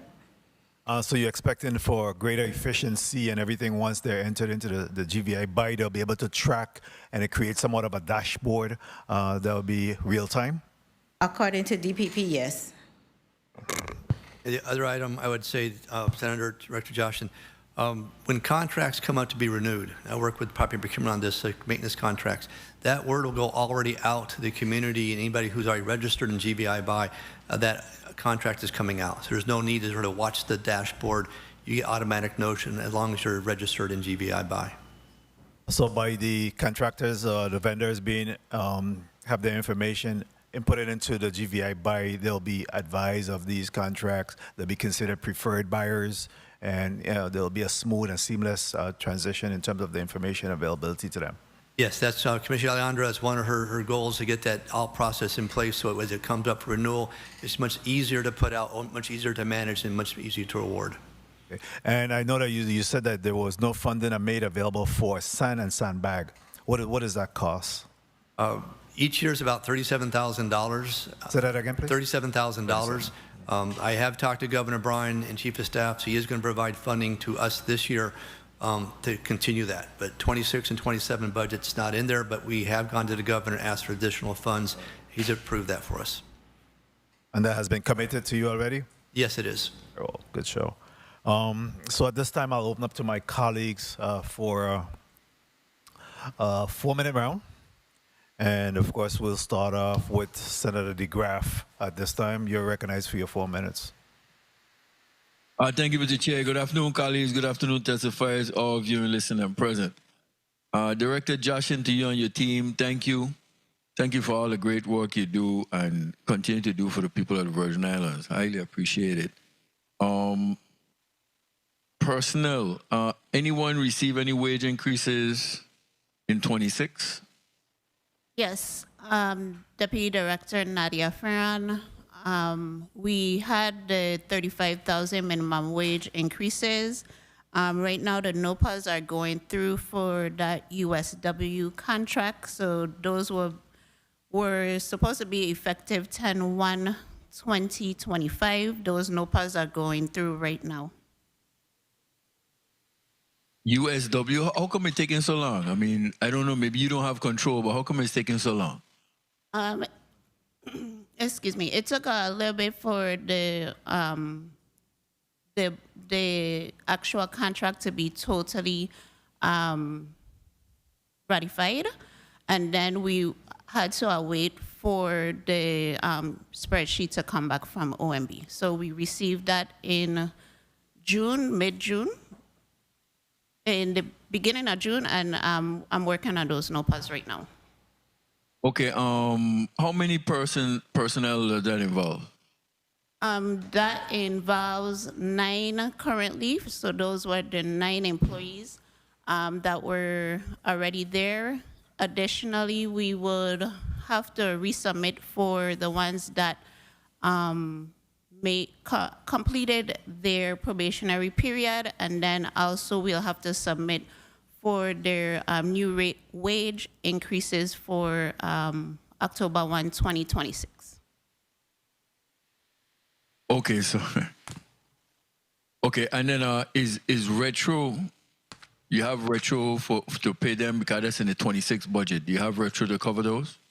Yes, we will have retro to cover those. Okay, so your acts in 27 is the same acts that you had in 26. Does those wage increases and things, are they covered in 27 additionally? That's a note that I have here, Senator, because in addition to the upcoming increases that they are scheduled to have for 10/1/26, that didn't come through on the OMB budget, and also with the new GS pay scale, although we budgeted for that for 10/1/26, the new pay scale is gonna be different, so it's gonna be a little higher for that. Okay, so right now we have those individuals who were under 35, they gone up to 35. Are they made whole? Have they been made whole? Are they covered? There's one that's still pending through DOP. There was an issue because she is a rehiring retiree. So I am working with DOP on that one. Okay, timeline for that one. The next 2 weeks? As long as DOP approved the NOPA, it should be less than 2 weeks. Okay, and then USW have 10 that are waiting from 10/1/25. 1 minute. Individuals who are on probation. The ones that's from 10/1/25 would be the current employees. The ones that's on probation, I think it's only 3 of those that would have to be resubmitted. Okay, so 3. Okay, so it's 9 from 10/1/25 plus the 3 who have to be resubmitted. 30 and then seconds. you said the GS employees. How much GS employees do you have? The last time I did those increases, I think it was about 10 employees. I know that we lost 2 for sure, so it should be about between 8 and 10 GS employees. Okay, so through the chair, could you submit what that would cost to put in the 27 budget, or is it covered based on what you already have since the act is the same? It's not covered because we recently received the updated GS plan from DOP last week. So I'll have to update that and resubmit. Okay, good. And just to wrap up, Mr. Chair, in regards to Director, I know the building down in the western part of the island, Vaitima's home base. I know over the years, at one point, there was a roof issue where the roof was leaking from the hurricanes. Has that been fixed? I ask every year, well, has that been fixed? Yes, Senator, it has. That was phase 1 of our repair project. It's been completed. Okay, and the facility overall for your employees on all islands, how are the facilities for your employees presently? I'll ask Assistant Director Ovid Williams to discuss the building over on St. Thomas. Hi, Assistant Director Ovid J. Williams. The building on St. Thomas has its challenges, as we know from the 2017 hurricanes. We are working to address the AC and refurbishing of the whole building. As of right now, all of the locations where the employees are the AC, and they're good. My office, unfortunately, is a hot one, so that's a daily reminder of my commitment to the team. But from the building on St. Thomas, we're working has its challenges. We're in the process of, as we said in the testimony, of working with property and procurement, moving that forward. That is the number one thing that I try to get done, especially going into hurricane season, making sure that EOC building, make sure that building is in great shape so that anytime that we need to activate, we don't have any issues at this point. Senator Jaschen, if I can add, the other buildings that we work with we're tenants to, we work with our landlords very much so to work on that. And my assistant director from logistics to some Fred stays on top of that to make sure we have support to include the generators. Okay, do you have federal funding to fix those buildings? Yes, so on St. Thomas, it's a public assistance funding that we're using, Senator. And for St. Croix, and then it's local funding on St. Croix. Okay, thank you. Thank you for the time, Mr. Chair. Thank you very much, Senator DeGraff. Before we go on to the next senator, which will be Senator VLA, I wanted to ask you if you could update us, Director, on the Disability Integration Unit as per Act 8686. Are you familiar with that? Yes, that act was, I believe, passed in 2019, 2020. That's an unfunded position right now, but we'd love to have individuals in that, and that be under Deputy Director Regina Brown, Planning Preparedness, but right now it's unfunded, Senator. Unfunded? Correct. Okay, very well. So we'll have the Senator make sure that he reach out to you to have that discussion about how we could be able to support that initiative. At this time, Senator Viola, you're recognized for your 4 minutes. Thank you. Thank you, Mr. Chair. What's the cost of funding that initiative? Senator, say that again, please. What's the cost of funding the initiative? You said it's unfunded. What's the cost? I think initially we were talking like $165,000. They had to do with two individuals, one in St. Croix, one in St. Thomas, a vehicle, some equipment. That was the initial discussion. But it never came through between the time it was acted and the time the funding was available. But originally there was funds available, correct? There was funds, but the act had not passed yet. Okay. Okay, I'll take a look at that. In reference to your actuals for personnel, which is the first 8 months, which you said was 1,727,614. Do you expect to have vacancy savings this fiscal year? Yes. What's the estimated amount of vacancy savings? I'll have to get back to you with that, Senator. Okay. And do you have a plan for the vacancy savings? Well, Senator, as I briefed, I think some of that's going to be paying our overtime for 911. We anticipate about $82,000 based on our current trend. So overall, 83,000? Yes, that's just for the overtime perspective, though, for 911. We have additional staff coming on based on the projections right now. Our current budget, it's about $83,000 over, and that savings we would use from our unfunded positions. Okay, you're going to have more vacancy savings than that 83,000.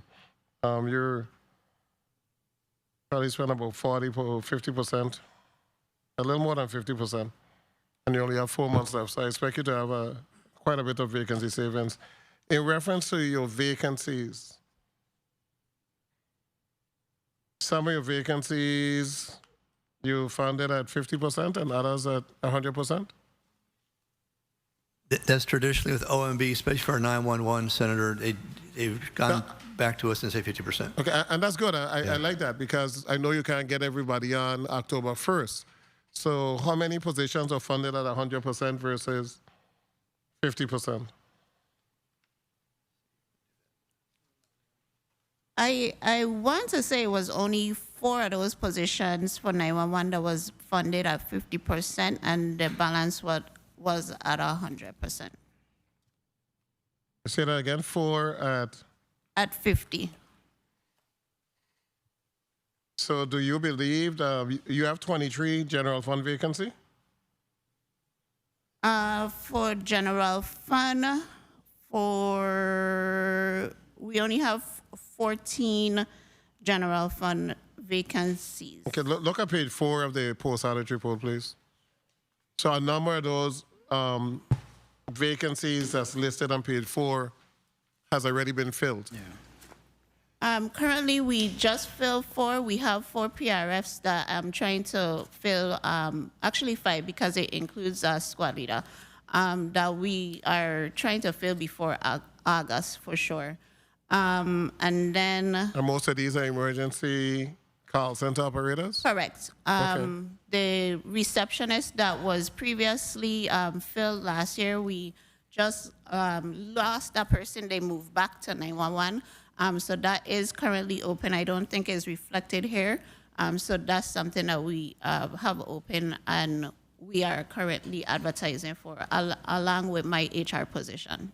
Okay, you also had 3 positions which are unfunded. What was the rationale there? After I reviewed this, I do believe that was the 3 positions that we were kind of forced to cut from the budget. 2 emergency operators and 1 squad leader. Okay, forced to cut from the budget by who? OMB? Just to meet our ceiling. Just to meet our ceiling. Okay. Was anything else cut to meet your ceiling? No, Senator. In reference to other services and charges, you went from 308,000 in 2025. You're now at 195,000 for 8 months, but you're proposing 605,000. I don't see you even getting close to that number. What new are you going to do? 30 seconds. What new are you going to do in that category? Because your revised budget for 26 is 575,000, but I don't see you expending 575,000 unless you have contracts or something. How are you going to expend that money? Okay, well, 250,000 of that belongs to the miscellaneous generator account. Okay, and are you utilizing, is that Yes. miscellaneous generator account being utilized? Yes, we And just that's had the funding released from, OMB released the funding last month, so we're in the process of gathering requisition quotes and stuff to prepare for the hurricanes. Okay, so that 250,000 will be exhausted. It's dependent upon storms and whether it's a contingency fund. It's like a contingency fund? Right. Some of that, like I mentioned, we will fill up some of the school generators that are identified to be shelters for us, but it's not used if we don't have the bad storms. But we want to have that budget in there. I can use it for other events also, but the key thing is for emergency conditions. Okay, and those generators at the school, I know some of the schools are designated as shelters, don't actually have a generator complex in some of those other areas. So you're using a portable generator, and these monies are going to be utilized for fuel, or is for everything? It's all together, because Vitima has 10 generators. Some of those actually go out to the schools during times of emergency response. When we do use the schools and their generators, then Vitima will refill those generators if they're used as shelter operations. Okay, and last question was that you're looking at your vacancy savings for this fiscal year and projecting out for 27 and your ability to get individuals on board. Do you believe you had to cut the 3 positions, or could those 3 positions have been funded at 50%? In reference to the savings, how many people you have? You said you have 14 now? After you have done the hiring for this year, you're going to have 14 at next year? All right. And 14, out of the 14, 10 or 100% funded? No. Remember we said 4 of those, I think, were funded at 50%. Okay, 14, that's what I said 10. If 4 is at 50, then 10 is at 100. Correct. Okay. So then you need to reduce how much at 100%? And fund the 3 of them. Because you're not going, you think you're going to find 10 people October 1st? It's not that I don't think that we could find the people. Is just like other agencies, it's a revolving door in 911 for so many different reasons. So I'm supporting what you're saying.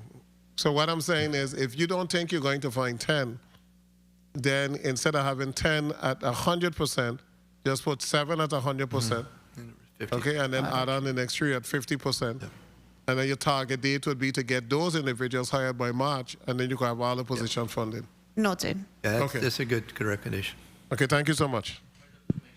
Thank you very much, Senator Villa. Point of information, Senator Johnson, you recognize. Thank you very much, Mr. Chair. Director, you keep speaking about these 10 generators. We in peak of the season already, just about. Are those 10 generators serviced and are ready to roll? Mr. Fred addressed that, sir. He's my expert on the 10 generators. Good afternoon, Senator. Asim Fred, Deputy Director, Logistics. Yes, they are maintained under current maintenance contracts. We have maintenance done monthly, and any additional parts of anything else that's required, we purchase those outside of the Main contract. thing is they're ready to go. They're ready to go. Thank you very much. Additionally, along that line, Director, in regards to, of course, if you could just inform us or update us in terms of the hurricane preparedness. We have contracts in place. We know that there were some concerns about FEMA moving forward. You know, if you could just update us on where we at with all hurricane preparedness. In a nutshell, Senator, and really for the group here, and Governor Bryan, we went through this with great capstone exercise, pre-capstone exercise involved FEMA. We are very strongly prepared as agencies in the territory. The equipment also very strong right now. Our schools are one of our weaknesses. So a committee I mentioned is coming together every week and talk about getting schools ready to come.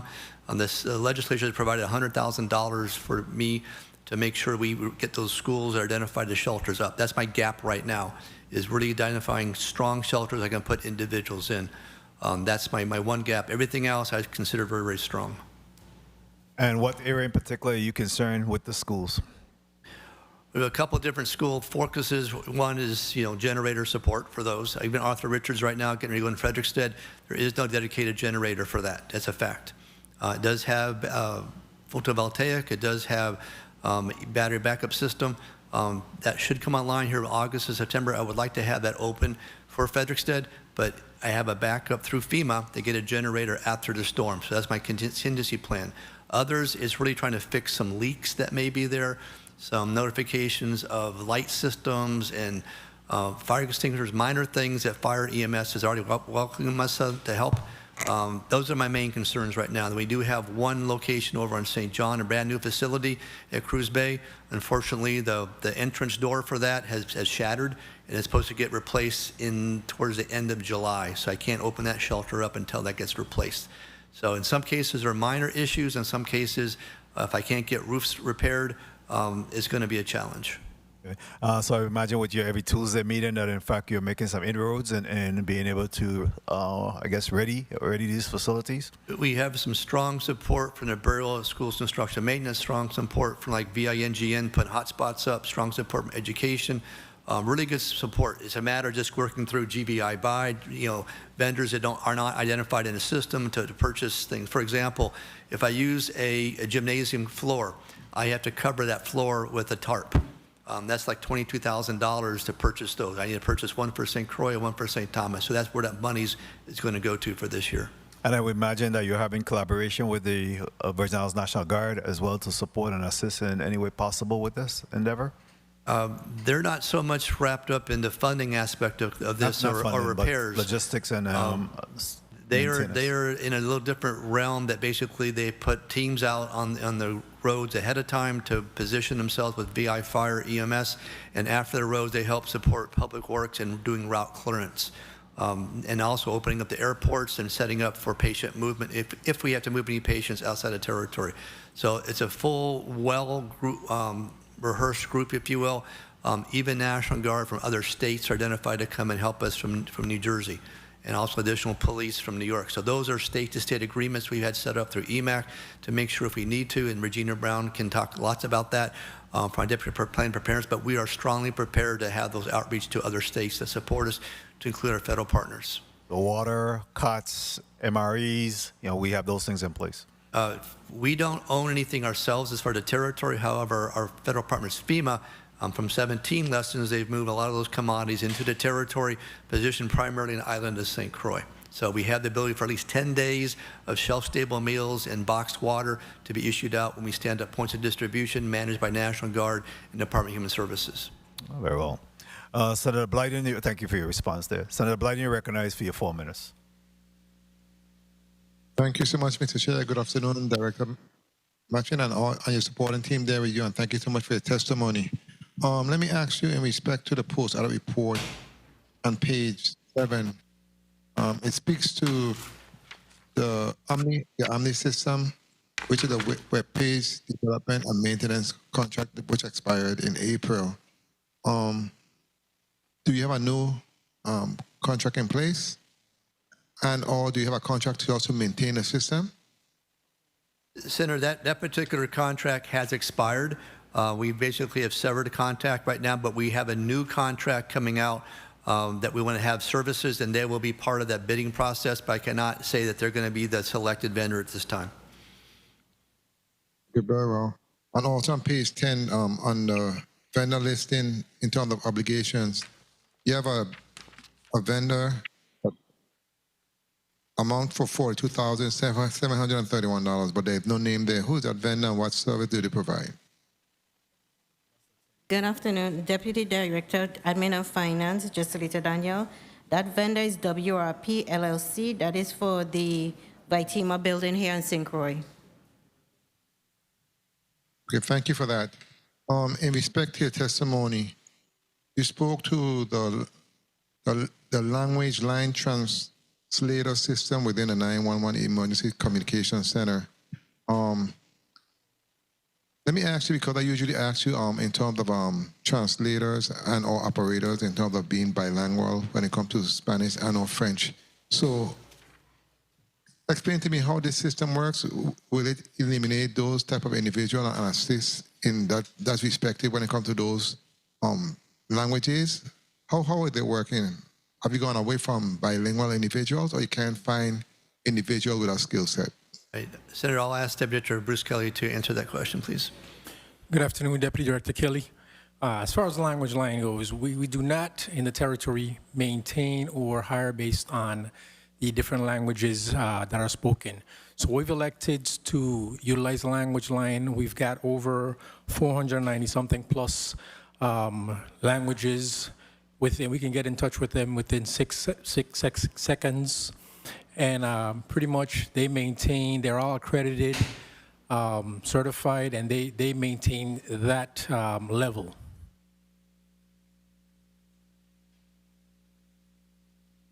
Okay, very well. Let me ask you in respect to the tsunami system, in your testimony you spoke to that being one of the challenges when it comes to the battery backup. So can you explain to me exactly what the challenge is or with the battery in terms of how long does the battery last, what the cost of the batteries, and how many batteries are we speaking to in terms of that challenge? Senator, I'll have Deputy Director Asim Fred. Good afternoon again. Asim Fred, Deputy Director by Team of Logistics. The challenge with those batteries have been the environment that we live in. I mean, we have a lot of salt air. We live in a hot environment. So just like a car battery, the batteries don't last but so long. What we would like to do is install a WAPA line to these tsunami sirens to maintain that charging so that we do not have to rely on the batteries at 100%. Have you communicated with WAPA in respect to that, accomplishing that goal? 1 minute. Have there been any conversations? Well, that's all tied to funding, Senator, so that is something that we plan to address moving forward. So do you have the funding in the budget to address that initiative? We do not. We feel that we possibly have some grant funding that we could utilize initially, but we haven't made that decision yet. Okay, so it's just a thought and you're going to follow through with it, basically? Correct. Okay, very well. Well, again, I want to thank you for all you do on behalf of the people of the Islands. And Mr. Chair, I want to thank you so much for the time. Thank you. Thank you very much, Senator Blyden. Before we go on to the next senator, which will be Senator Frederick, followed by Senator Clifford Joseph, in regards to the emergency, the mobile EOC that has been decommissioned, what is being done with that? Is it up for auction? Is it going to be repurposed? Or what happens to that? I'll have Mr. Asim Fred address that, please. Asim Fred, Deputy Director of Logistics. Those vehicles have been decommissioned. We've been actively trying to pursue funding to purchase new ones. Like what the Assistant Director alluded to earlier, we applied for some grant funding through the Office of Insular Affairs of the Governor's Office to try to see if we can... Yeah, my inquiry is what's going to happen to that particular one that has been decommissioned? Right now it's back off of our fleet, returned to property and procurement, and they will either do whatever, auction it off or repurpose it to another agency. Oh, well, thank you. Yes. Senator Frederick, you're recognized for your 4 minutes. Thank you very much, Mr. Chair. Pleasant good afternoon, listening and viewing audience, testifiers, my staff and central staff, a pleasant good day. Director Jaschen, thank you so much for the work you've done. I know you've done a lot looking at the last couple of years being here compared to where things were. You've made a lot of progress. I wanted to ask you some questions. You had 14 new vehicles added to the fleet as of last year, right? Total vehicles. Right? Six vehicles. 26? Six and what about the additional 7?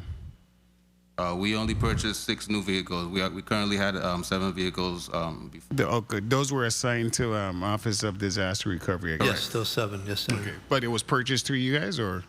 Yes, it was purchased probably back in 2022. But yes, those came down, but those are reserved for use by Office of Disaster Recovery, primarily Public Assistance and Hazard Mitigation Office. What type of vehicles are they, by the way? Just curious. Pickup trucks, SUVs. The reason why is kind of separate but the same agency. They do not have their individual or private tax, so they utilize VITEMA tax, although it's under Office of Disaster Recovery. Okay. And in terms of those vehicles, is this sufficient for what we need, though? For VITEMA, yes. I can't answer for ODR at this time. Okay. Starlink. I was happy to see that we finally purchased some and we're up and running, right? Is that, I think it was 17 you purchased, you mentioned in your testimony on page 17. That's going to give us the coverage we need at the hardened shelters? Senator Director Jaschen, those are primarily designed for our Emergency Operations Center and field operations, such as points of distribution. I work with VINGN right now to have them set up the hotspots, if you will, at our shelters. But working with Department of Human Services, who manages an application called Pulse, which is actually tracking it, we would have mobile Starlinks available for them to operate for that purpose. But not for the community, but for Department of Human Services. VINGN would have the access points for the community. So how do we get this signal out to people who don't have, if there's another unfortunate storm? But we've partnered with two different groups. We have, obviously, through our private sector, we work with One Communications. They have hotspots that they've set up, and they can set up additional hotspots. Also, VINGN has lots of open hotspots available currently today, and working with the Executive Director, Stefan, he's supporting us tremendously. So some of this will be assessments after the event, but we can set those up very quickly.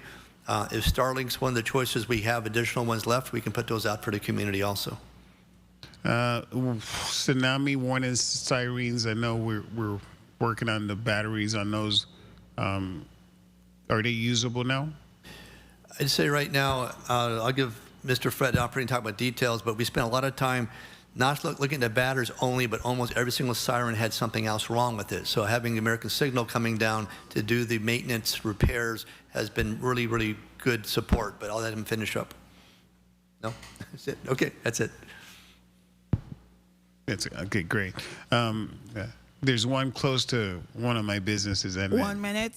It used to go off frequently. Now I don't hear it at all. So. And a good point. So the third Thursday of every month is when we test our sirens, and I want to put individuals out to observe those tests or to get calls back in or tests back in that we have received that, you know, siren went off and went off well. It should be a tone, and it should be also some words that come out in English and Spanish and French. So that's part of every third Thursday of the month, and our public information officer puts out alert messages as a heads up in the morning, so it's no surprises. Okay, so we're actually in hurricane season now. How would you grade your preparation, A, B, or C? I grade our preparation at A+. You know, tremendous, tremendous. And that's not saying we don't have gaps, but we know our gaps. That's the whole thing.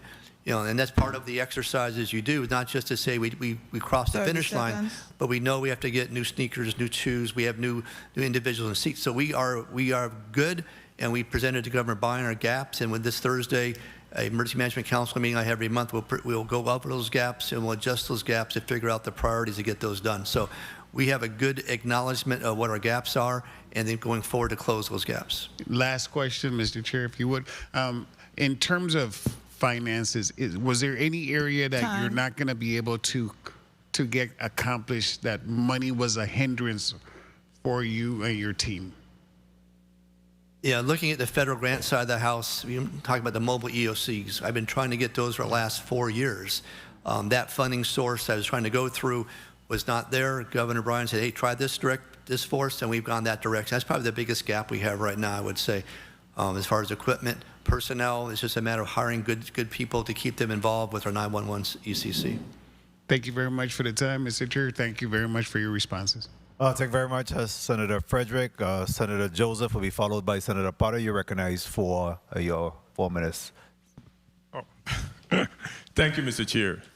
Good afternoon to the BITEMA team, and good afternoon, Director Jaschen.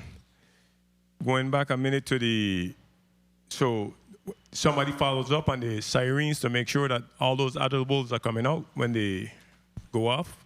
I'm smiling because I have my staff very much involved with this every single month, Senator. Now we have every 2 weeks we meet as a team, and we have a tsunami working group. We look at the gaps on those and what we're going to do to fix those, and that's very important to us. Okay. On page 7, you mentioned of the post-audit report, a contract for Omni Systems is listed for a web page, development and maintenance. Is this a service that BIT could have provided? At the time, Senator, yes, and part of when the contract had ended, We've migrated that website services over to BIT, and they're hosting it today. However, there's other services, and Ms. Martinez can talk more detail about it if you want to, that we can go back out for a bid that may include Omni services. So we have made the migration over to BIT. Oh, you have? Yes, sir. Wonderful. What's your thoughts about having the emergency call center move back underneath the BIP or another first responder agency? Senator, it's a challenge to manage and maintain these, but this is a right place for the call center to remain. We watch it very closely. We have the independence on that because there's a lot of folks that come in and want things that are sort of biased against, and I want to make sure we keep that independence. That's why I wanted to hear your part of it. I mean, I listened to everybody else. I needed to hear yours because it's under you right now. So thanks for that response. And can you provide, through the chair, can you provide a list of what makes up your 605-206 in the other services and charges? Is that a reference to a funding amount? Yeah, to this 600,00206. Okay, the details of that total, yes, we will do that. You could submit it to the chair. You don't have to. Thank you for your response. Thank you, Mr. Chair. Thank you very much, Senator Joseph. Senator Potter, you recognize for your 4 minutes. Thank you very much. Good afternoon, colleagues. Special good afternoon to Director Jaschen and your executive team at Vitima. Director, I wanted to first of all congratulate you. Based on your testimony, Vitima has received national recognition as the very first U.S. territory to achieve EMAP accreditation. So congratulations to you on that. What operational changes have resulted from accreditation, and how has this translated into improved emergency readiness for the U.S. Virgin Islands? Now, thank you for the question, Senator. I'm going to ask Deputy Director Regina Brown to elaborate on that, but Regina, only a couple minutes. I'm Regina Brown, Deputy Director of Planning and Preparedness. I think one core thing we took from EMAP is we had plans, but we didn't have procedures and processes identified, and EMAP is very big on how you do it, not just having a plan written. So that's something that we took into consideration and applied it to every key territorial plan, because it's not just Vitima, it's the USVI that gained accreditation. Excellent. Thank you for that. Thank you for your response. Approximately 50% of Vitima's FY 2026 appropriation remain unallotted as of June 2026. How has delayed allotment impacted operations and project implementation? Deputy Director, Admin and Finance, Justilita Daniel. It holds up because certain vendors, for instance, our rent end up being paid late until that appropriation is released. Okay.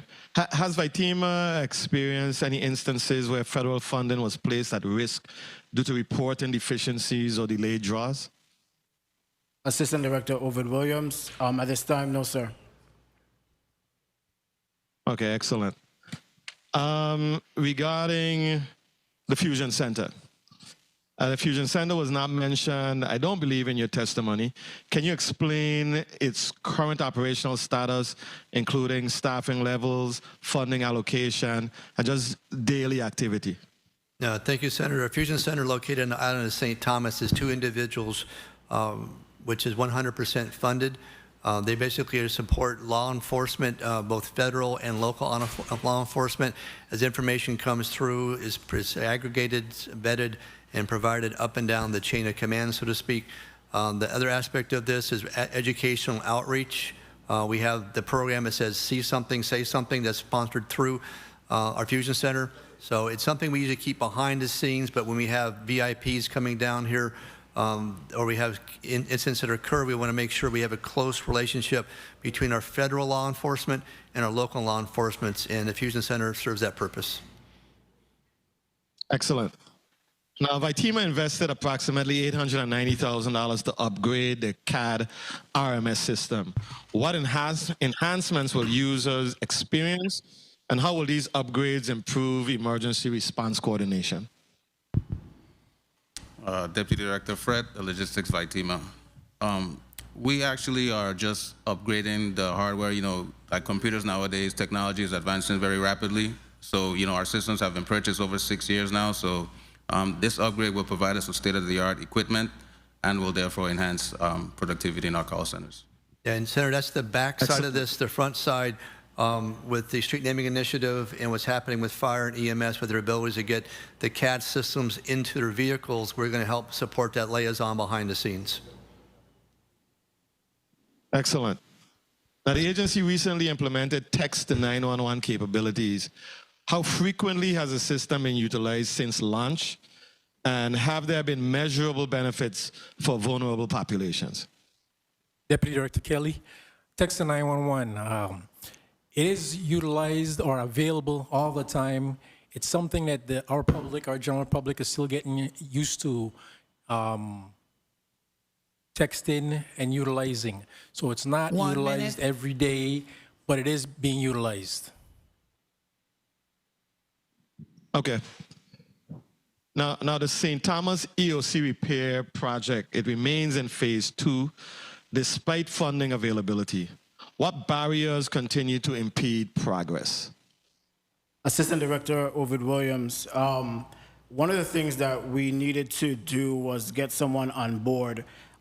When I came on, it was one of the first things I was assigned to as extra work. And so it's been where I needed to follow up, pick up the process, understand the process. Took me some time to understand PA, figure out what needed to get 30 done. seconds. Once I got that done, we moved it forward. Now, as our testimony has stated, we are now in the procurement end, and we're now going to move forward into contracting, then moving forward hopefully in a few weeks to a start of that refurbishment. Excellent. Vitima administers several cybersecurity grants, but has expended only a small fraction of available funding. What cybersecurity vulnerabilities remain unaddressed today? Time. This Director Jaschen, so there's a council, Senator, that basically is responsible for managing those funds right now, and then we meet hopefully more frequently. We've been meeting. Director Ross from BIT leads that. You know, he did a presentation today also, but the goal is right now we are spending those funds in preventive measures as well as ability to change on the risk for the territory. It's not designed for post-event to give someone monies to repair their cybersecurity. So it's a very much, legislature's involved with this, UBI is involved with this, many agencies are involved with this overall for the funds, but we do have a path going forward right now, about $410,000 on the strategy behind this to get spent by the end of the time frame, which is going to be November 30th, 2026. Okay. Thank you for your response, Director Jaschen and your team. Thank you very much, Mr. Chair, for your time. Thank you very much, Senator Potter. Before we go to the next senator, which will be Senator Maurice James, I know Deputy Director Ferron, you spoke about 911 being a revolving door. What have you gleaned in terms of exit interviews or discussion that's causing that revolving door? What is employees, or why are they leaving? Deputy Director Nadia Ferran, salaries definitely is one that comes up often. Childcare, I mentioned before, that's one that comes up, especially when we are on 12-hour shifts, so they have to do the mandatory overtime. Mental health. I talk to the employees all the time about using the EAP system. However, it plays a great deal on their mental health and just different interpersonal dynamics. When you're working with somebody for 12, 16 hours, stuck in a room, 3, 4 of them at a time, it could be a little difficult. I did want to bring up, we were in conversation because during our postings, we got a lot of candidates that are interested in part-time employment. We were in conversation with DOP about the possibility, but what the roadblock we reach right now, they're telling us that we possibly might need to do legislation in order to do the part-time because they're gonna have to do like a dual employee number in order to do it, similar to auxiliaries for PD. So any thoughts in terms of how do we stop the bleeding, and what is the discussion about, recognizing the nuances of the situation, and how do we stop the bleeding? I think one of the things that's going to really help right now is that we got that contract that was being negotiated for quite some time that became ratified in 2025. So once they are on track and receive their increases as in the contract, I think there should be good in terms of that. There's not much that the agency could do in terms of childcare assistance, mental health. Like I mentioned, I propose all the time. Deputy Director Kelly could, every time they call me about something, I am quick to be like, call the EAP. I am the one who suggests making it mandatory for certain situations. Let's put some thought into the child care. I think that seems to be a challenge in a lot of agencies. I know even when we were creating this building, we thought about having a safe room that employees under circumstances will be able to have their child brought here, place them in a room, that they could have a TV, a computer, maybe some sitting area or whatever. And I think it'll be present an opportunity for them to be a lot more not unconcerned, but at least the child will be here with them, and we could meet them halfway on those particular issues. So perhaps you could have some discussion about trying to meet them halfway on that. If you see that as a real barrier, we need to look at that as a possible area that we could fix. Noted. Thank you. Senator Maurice James, you recognize for your 4 minutes.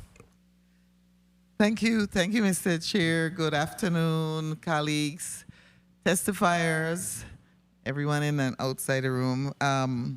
First of all, Director Jaschen, I'm going to see you on June 30th for hurricane preparedness. Yes, Senator, all day. But when you're like almost at the end and everybody asks all the questions, but I personally want to thank you for your service to the Virgin Islands government, because I know how it all started. Yes, you did. And I'm glad it worked out, though, and that, you came to the Virgin Islands and you served in the Virgin Islands National Guard, and then, you got the call and you said, sure, you would serve in the Virgin Islands government. And so I want to thank you personally for your service to the Guard and to the government. With that, I was looking at there was only one concern that I had really. I was looking at the post-audit report where they talked about compliance, oversight, and corrective action. And I just wanted to get first of all, your response really to what was noted on concern in internal controls, and ask you what has been your response to this or corrective action since reading this. Yeah, thank you for the question, Senator. This is something, like I mentioned, the agencies that VITEMA make the division. This is part of hazard mitigation public assistance. This is really on their public assistance side. It has all that money they're spending from hurricanes Irma, Maria. So they're aware of this. The discussions go back and forth, but VITEMA is the one that's been providing the information back and forth for the compliance. But we definitely take this very seriously. So does the Office of Disaster Recovery, so does public assistance, and we are full support to provide those adjustments as needed. Yeah, thank you for that. The last sentence talked about the Deputy Director of Grants Management. Do you have someone now in that position?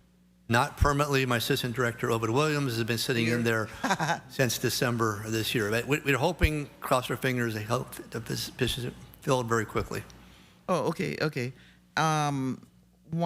So there are two positions. Are the federal positions all 100% funded, or do you have that same situation like the guard where it's like 75-25? Do you have? We have split. You do have splits. Yes. Okay, and do you have any? Some of their issue was being paid, getting the match in order to make sure that the federal share is actually reimbursed. Do you have that issue? Not like the National Guard does, but we still have a requirement to basically do that drawdown, get over to OMB to make sure that payback is done. So we can pay, then reimburse. And you don't have that issue? Not in the level, but we did have a concern back when FEMA had been shut down without their funding. Some access to some of the federal money was identified. So we did work with OMB and Office of the Governor and Finance to have that coverage locally until we can reestablish the federal drawdown for that. That was the one hiccup that came out, and we took that on very, very early. Yeah. Both A.D. Williams, Deputy Director Farron, to make sure we had full coverage and support from Government House for that. So that was an anomaly, but normally it goes very, very smoothly.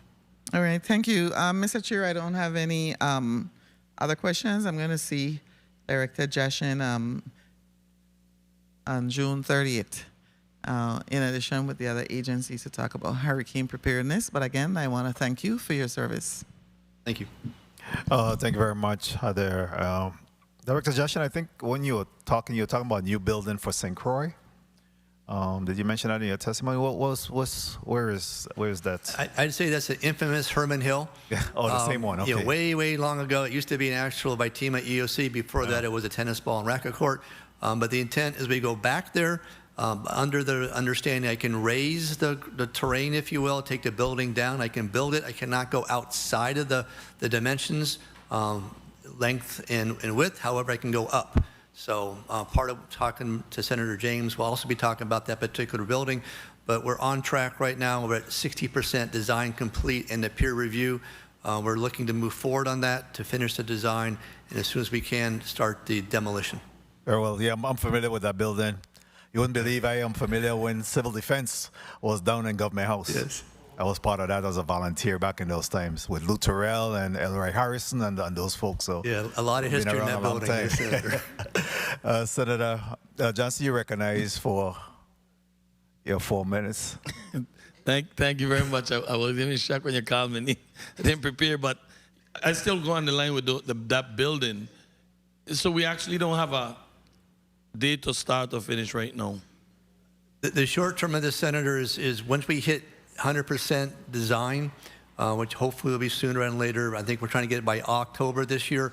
We present that to FEMA. They go through their review process, and they give us sort of the estimated dates and time frames. We already had one estimate that came back in 2021. I'll present that with Senator James. But we're looking at probably 25 months once we get the go-ahead to start the construction and demolition. What was the total funding from FEMA? Initially, it was $22 million. And what it's up to now? It's down to $18 million. Oh. That's for the construction for the building. Some of that got redirected into the design piece. We're going to spend close to $3 million in the design overall for that building. It's also a safe room for 200 people. It's basically 3 stories on one side, 4 stories on the other side. It's going to have a lot of space to put first responders, federal partners in case we have to, plus education, training opportunities. 911 will be in there, as well as media rooms, as office spaces. For functional disability, it would be good to have them in there also. Right. From time to time, I reach out to you about these sirens because the one in the WIM area, I don't think I've ever been walking, and from time to time. But my question is, what's the lifespan and the batteries in these? In a nutshell, Senator, those batteries are supposed to be charged through solar. Okay, like Mr. Fritz said, our desire is to move away from that and go more to the WAPA with direct connection. We designed these, they put them initially, did not have a WAPA connection, but they take 2 batteries per siren site. They last, again, to the harsh conditions. They're probably good designed to go 3 or 4 years. We put them in 2022. So basically, talking to American Signal, they're like, we sort of know what your problems are, but we're finding out that's just one problem. So there's other things that this harsh environment on this equipment has caused it to get some more maintenance on it. So we have 44 sirens with 2 batteries each. Now, I've been watching the numbers, right? I see St. Thomas 19, St. Croix 17, St. John 7. And I always thought that St. Croix had more flat land that would have been at risk. Help me with the placing of the siren and why there's only 19 on the island of St. Croix. No, it's a great question. I think, again, these were initially designed under phase ABC. The first phases were done in 2017, right before the storms came. The storms came and went, and we basically rebuilt to how we are. There is a separate application through hazard mitigation that has additional phase for this for St. Croix, St. Thomas, and St. John. A lot more coming on St. Croix. So in the future, Senator, if we can get through that application with hazard mitigation, Assistant Director Obed Williams has been working on that also, but we identified the siren sites. It's a matter of just making sure we get the funding that goes forward with that. And my concern, like we talked about, is I don't want to put more sirens in an environment where they've already have like a 26% pass rate. I want to have more sirens that have a 100% pass rate. So like Mr. Fritz said, if I can put the power in, I can get a better signal in there, we have better 100% support for everybody in the community. All right, then I was watching your budget, and for 2027, the 911 overtime budget is at only at $219,000, and 25 and 26 you use up to 350.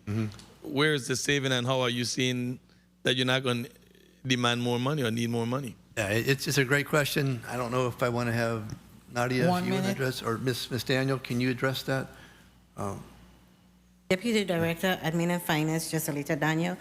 Right now we have savings in vacancies, and that's what we're using, but that's what we're going to use to cover most of that overtime. How much vacancy you have? You said it earlier, I kind of... Yeah, but 10? Total vacancies for the agencies is 20.56.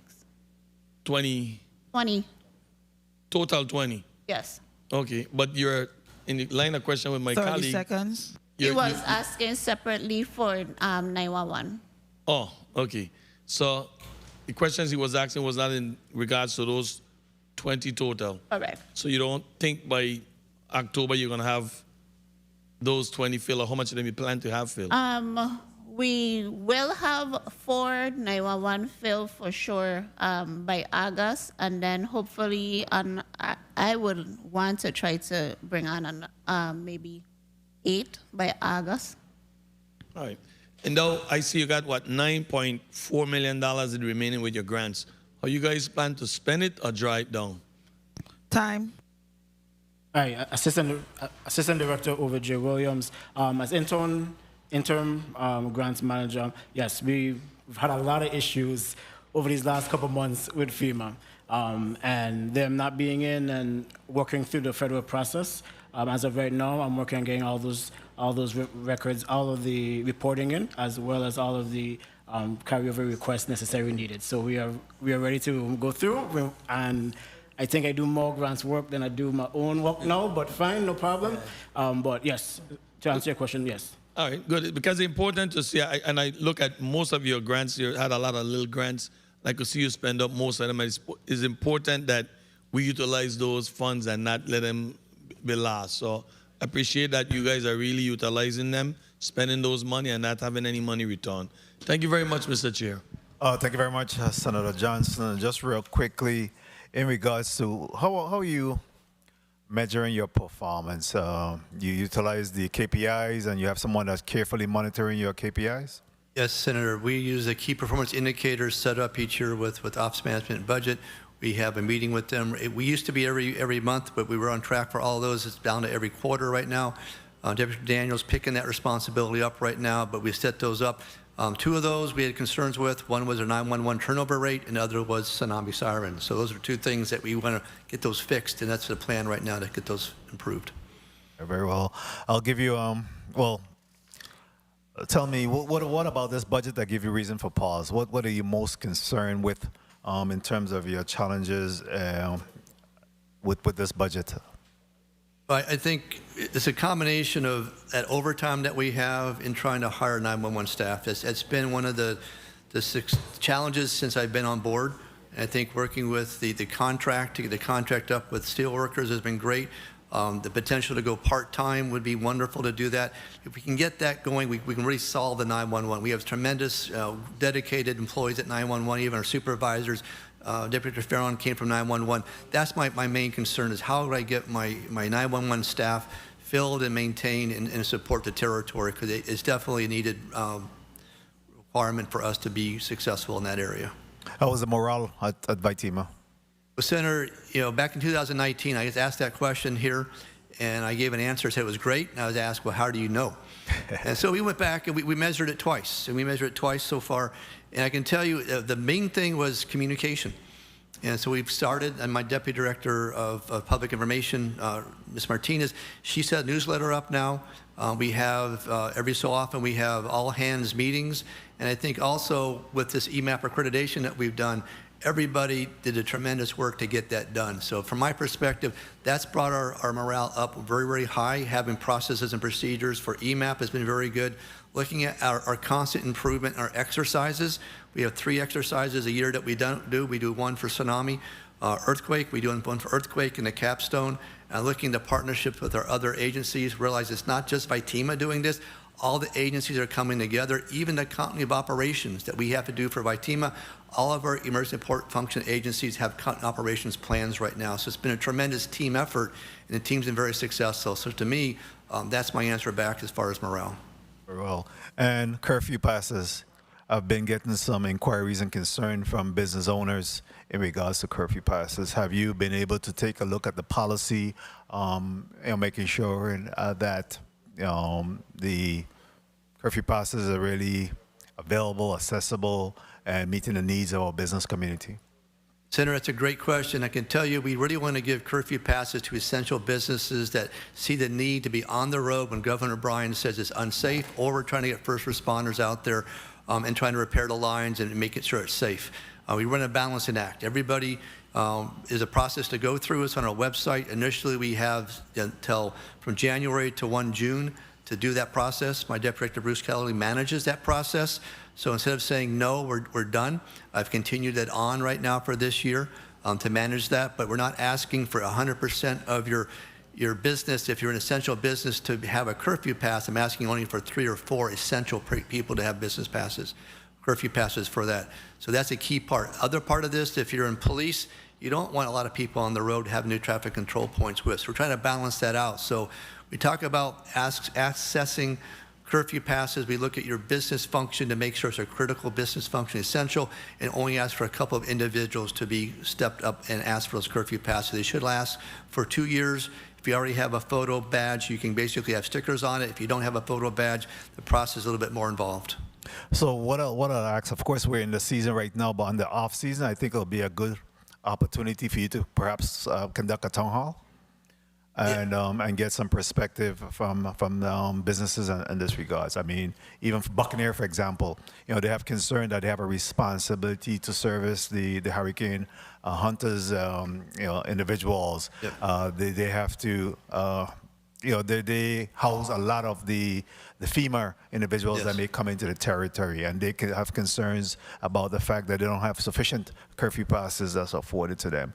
So I believe that in fairness to the processes, if you could have a town hall and just be able to hear from them and be able to provide some feedback as to the rationale and the reason behind your decisions, one way or the other, and see if in fact there is a happy medium that you could arrive at, because of course we want our businesses to continue to thrive, but at the same time we want people to be off the street as well, so that they don't complicate the safety situation of being able to keep people safe or allowing for cleanup to occur immediately after a storm. So it's really a balancing act, but I truly believe if you give them a seat at the table, we could reach a happy medium in respect to it. And Senator, we do have a Business Emergency Operations Center called a BEOC. So that's where a private sector comes together, and that's the conduit I will work with to get the feedback from those businesses, and look forward to that discussion. Daryl, I'll give you 30 seconds to wrap up.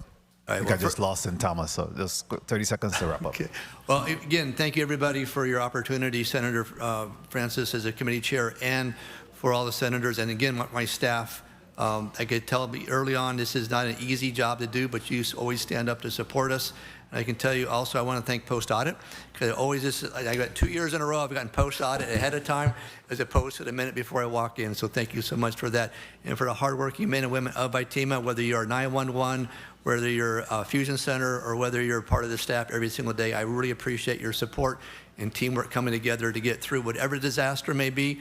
Of course, we're in hurricane season now, but we're going to get through this together, so thank you all. Absolutely, and thank you certainly to the team VITEMA for all the work that you continue to do there out there. Tomorrow we'll be in the St. Thomas District, where we have the Division of Personnel, Department of Labor, as well as Office of Collective Bargaining. I want to take this opportunity to thank my colleagues, of course, thank to Central staff, Post Audit, my staff, and everyone that assisted media and public affairs.